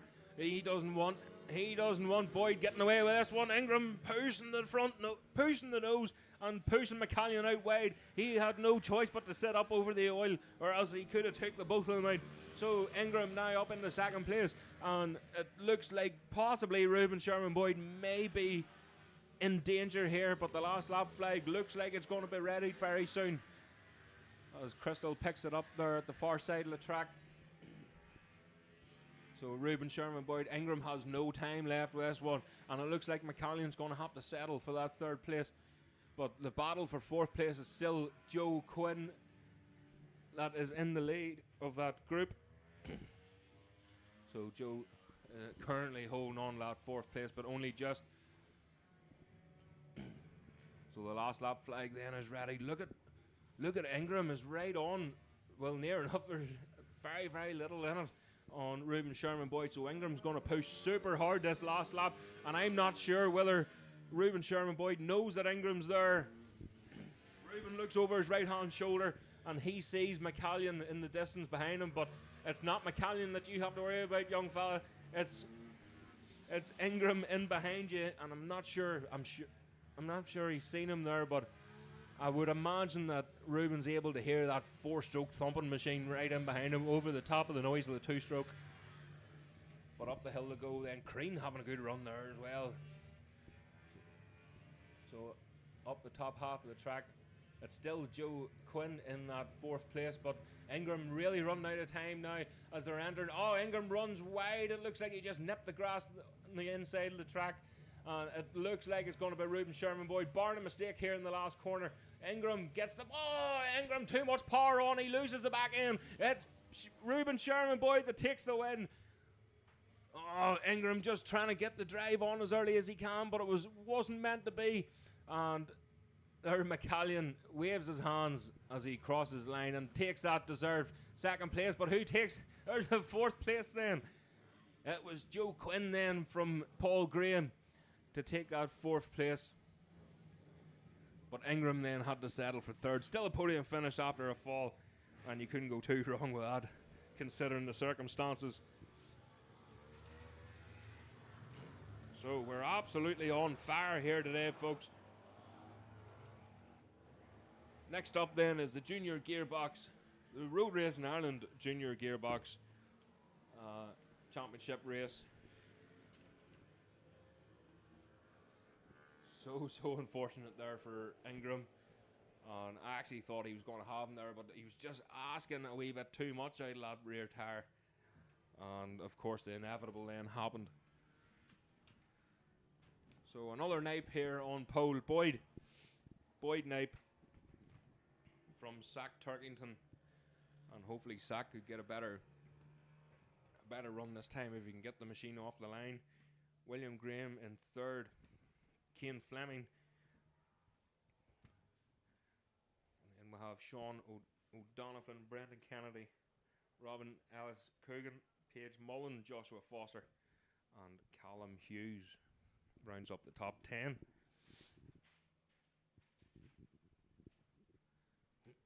So again, you're watching the YouTube channel, please subscribe, please like, subscribe, and as I say, the more subscribers we can get, if we can get some sponsors as well, and a massive thanks to Brap Moto on the Moyer Road there, Davy Chambers, for sponsoring the podcasts. And of course we'll give you a shout out in the live feeds as well. So we went through earlier on just what Brap Moto is all about. And we'll do a wee bit then at the end as well. So these wee bikes ready to get going for the Junior Gearbox machines. Boyd Nape on pole, looking to get that thing off the line this time. So sun baiting down here at Nuts Corner once again. They're told to watch the lights. And away they go. So Sack Turkington got a better start this time, but it looks like Fleming up the inside into 2nd place, but Boyd got a fantastic start. Boyd Nape away like an absolute rocket once again. He's going to want to dominate this race. If he can get away, if he can bite the bullet early on and get a good clear road and stay out of danger. So Boyd Nape and the Fetail racing, the Fetail transport machine. Oh, and a mistake there from Fleming in 2nd place. What's going to allow Turkington to get up the inside, is it? No, just not enough there for Turkington as they head up the hill here at Nuts Corner. Oh, we got a late comer there just coming down underneath us there. Never seen the number, but that's a bit of a shame there. So it's still Boyd Nape in the lead from Fleming and Turkington. So Turkington now in the mix with this race. He stalled the machine the last race, unfortunately, and he wasn't able to get away, and he was very lucky not to be hit from behind But Turkington now lining up. Fleming getting the drive on. That was really good drive there from Turkington. Round the outside he goes, and Fleming, they're side by side going across the line, but Fleming's machine looks far superior compared to the rest of them. So much speed out of that machine of Fleming's. Oh, Fleming hard on the brakes there, and chasing down young Boyd Knipe. Boy, so smooth. And this is what I was talking about earlier. It's hard to judge. I don't have qualifying times. I don't have a screen in front of me telling me who's who or what the names are. And I was saying sometimes you can guess who's the fastest, but again, other times you can't, because if you look slow, and loads of people, we've all heard this before, if you look slow and you feel slow, then most of the time you're doing a very fast lap because you're nice and smooth. And that's exactly what young Boyd Knipe is. So smooth and so fast. He just looks like he's chilling there in the lead, but believe you me, he is screaming under that helmet to try and stay in front, and smiling as well. You can near see the smile on his wee face in behind that dark visor. Fleming, on the other hand, is his machine just doing a wee bit of bounce in the front end there, but he's under a lot of pressure now from Turkington in that third place. So Zach Turkington looking away past really quickly here as soon as he can. Turkington not as good on the brakes as Fleming, but the thing is, Turkington is able to carry that wee bit extra corner speed, which gives him the drive out, but again, Fleming has the top end advantage on Turkington. I don't know whether he's got slightly bigger wheels on that machine, but the machine, it does look slightly bigger than the rest of them for some reason. Maybe it's just Fleming himself is a wee bit taller, and it makes the machine look a wee bit bigger too. So Boyd Knipe still dominating here at the front from Cian Fleming and Zach Turkington. Have we nosy there round to see again. You could put a 50p piece down in the track and Boyd would hit it every single time.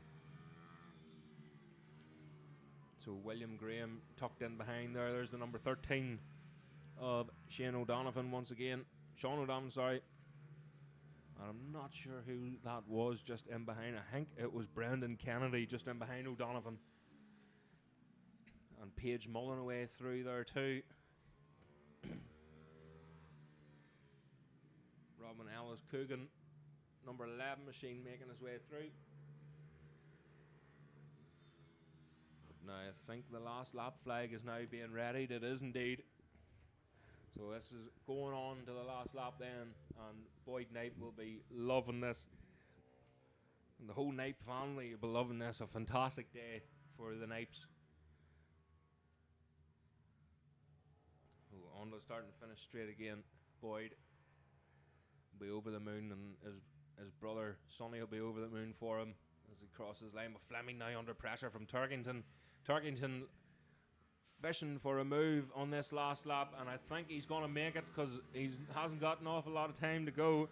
And Graham as well, so Graham could be, if these two make a mistake, this could be a comfortable second place for William Graham. Oh, and there's Fleming made a mistake, but it brought Turkington with him, so Turkington ran wide with Fleming. Fleming pushes so hard on the front end of that machine.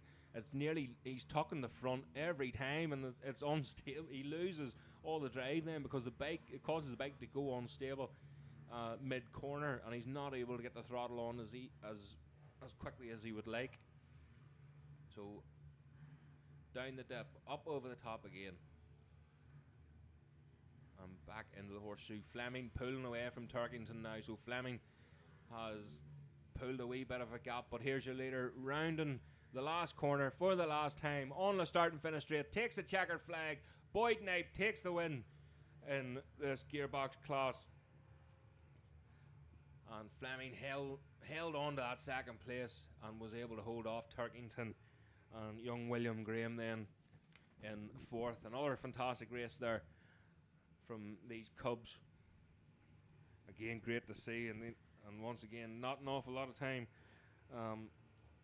to wait because the Sam Harrison Memorial supported stock 140cc Fets are going out very, very soon.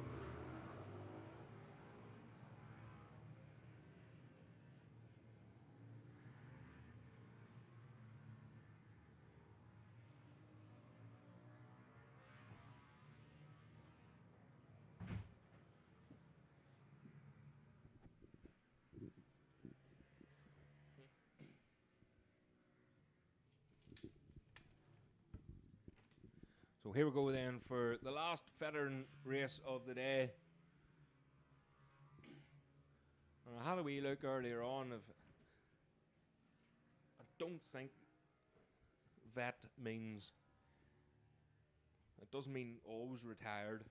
I don't think they're all as old as what you would think when you're reading that, the veteran class, but again, age is just a number, and this is my first time doing this, of course, so in the future, hopefully I can get to some more and have some time to maybe get to know some of them, which would be ideal. Again, this is like clockwork. This is just out, in and out, in and out, and the last race is only in the paddock, and the next race is going out, so it's very hard to get a break or to get talking to anybody, but it is an absolutely fantastic run meeting here. The IMC club do a fantastic job. Bill McGaggy making sure everything is done right. The gaffer McGaggy. So here we go. They're told to a right big back that group in behind them, but the green flag goes at the back, and they're told to watch the lights. And away they go. We're looking for Keelan Smith. A great start there from Keelan Smith once again. Oh, nearly got wiped out coming into the first corner, and he had to set up, so that's allowed. That's a great start there from Smith, so that allowed him, or Todd, sorry, another great start from Mark Todd. So out onto the curb they go, bouncing their way through. And it looked to me like it was nearly split grids there, because the second group was that far back.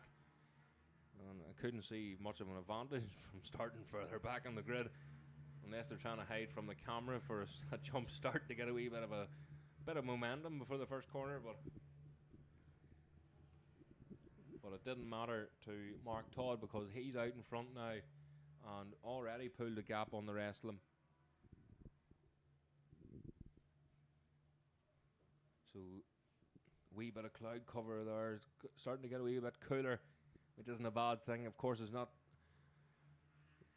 a bad thing with these tires as well, because they can wear the tires out very quickly in these machines, especially them R compound, the soft compound tires.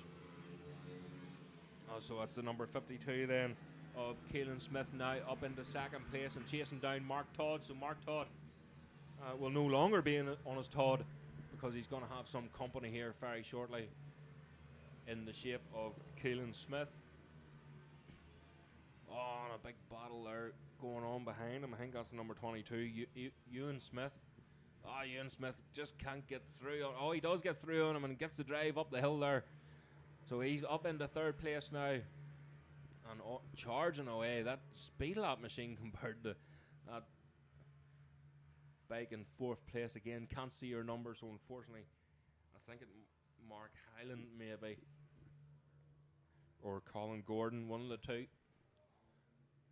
But some of the numbers aren't that clear, so unfortunately I can't give you a wee shout out if you do well. But Mark Todd still in the lead, only just Smith hunting him down now. And it looks like Ewan Smith, so the two Smiths are coming up towards Todd. Oh, just having a look there, maybe I heard a wee bit of commotion in the background there. I don't know what's happened. People running. Oh, I think they're just running to get a better spot to watch it.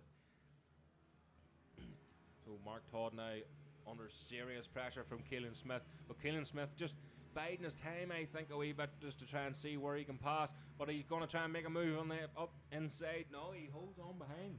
But he has to remember, Ewan Smith is in behind them now. And it's going to be a struggle if they can't do anything. So if Keelan Smith can't do anything about Todd pretty soon, then Ewan Smith is going to be right up behind them again. So here he goes, Keelan Smith moving over to the right hand side, looking away up the inside of Todd, but Todd is so late in the brakes here, going into the first corner. It's fast right hander, and then the chatters of the front end of Todd's machine and the brakes in the herb, and he knows that Smith is there right behind him, but Smith doesn't know Smith is there right behind him again. So Ewan Smith on the charge, there's not even half a second in it. He's closed that gap right up to the leaders now.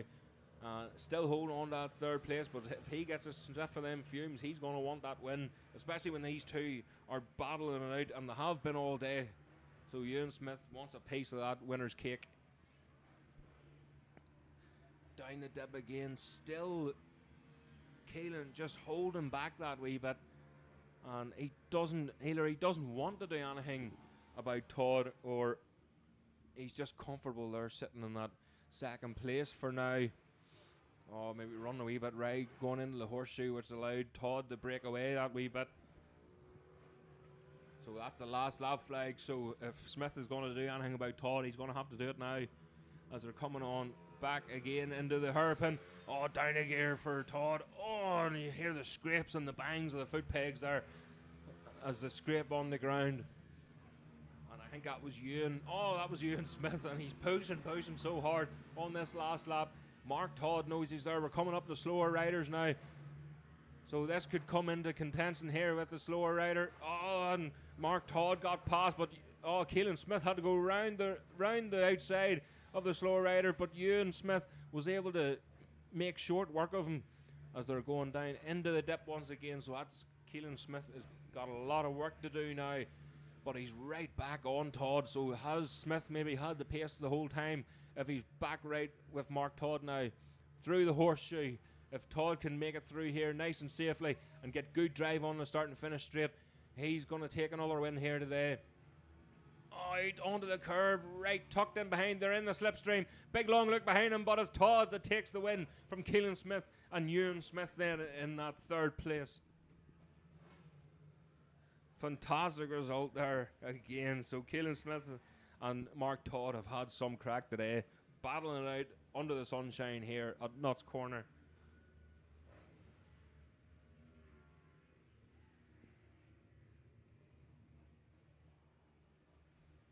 All smiles under the helmets there for them riders.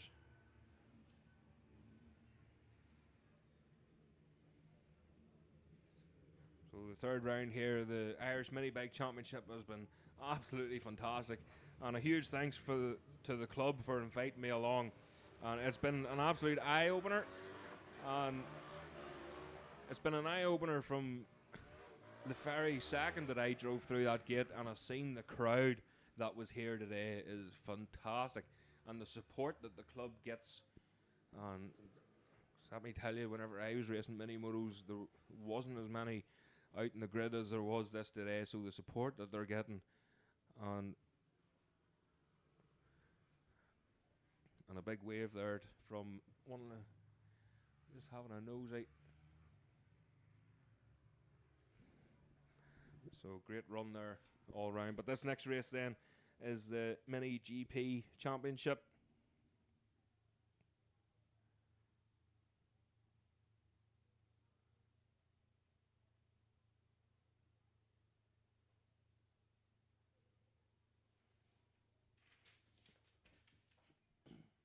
So Mini GP race, this is so fast and actually quite frightening at times. But they all know what they're doing. Again, Alfie, Flynn, Boyd, Hamilton, and Joel Hare will be dicing it out again, without a doubt. And there's hopefully Davison has got out. He has indeed. So young Matt Davison is back out onto the grid, and of course, Dale Hyland, Hubert Tomaski, and all got a real fantastic result. Third place in the last race, and Thomas McGurnigan in the mix there as well. So here we go. They're told to watch the lights, and away they go. So Alfie Flynn, what a start there for Alfie Flynn. Fantastic start once again. Hangs his whole body off that machine. Oh, and Buster Boyd trying to make a way up the inside. Hamilton, great start there from Hamilton. Oh, Joel Hare is getting absolutely swamped. So Joel Hare is down into 7th place. But it's Alfie Flynn that's in the lead from Buster Boyd, from Jack Hamilton. We'll see who's in that 4th place. I know Matt Davison just holding on to that 5th. And I think it's maybe Dale Hilland in 4th place. So great start. Oh, Matt Davison round the outside there. Who was that he rode round the outside? It was as if he wasn't even there, but whoever it was is returning the favour up the inside. But Matt Davison has the line for the left-hander around the horseshoe. That looks like it's Hubert Tomaski, it is indeed. So, oh, look at this. Buster Boyd up the inside of Alfie Flynn. Alfie Flynn hangs his whole body off that machine to try and get as much corner speed as he can, but he gains back at the hairpin. Oh, Hubert Tomaski just nearly running in the back of Matt Davison.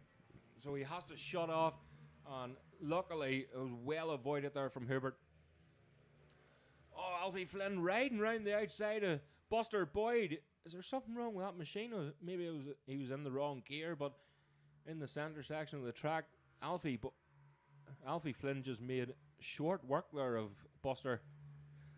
But now Jack Hamilton away out in his own there now in 3rd place. Of course, Jack and Joel Hare were at it neck and neck in the last race. And unfortunately, the two of them ended up in the gravel trap, but the pair of them were perfectly fine, just a wee bit annoyed.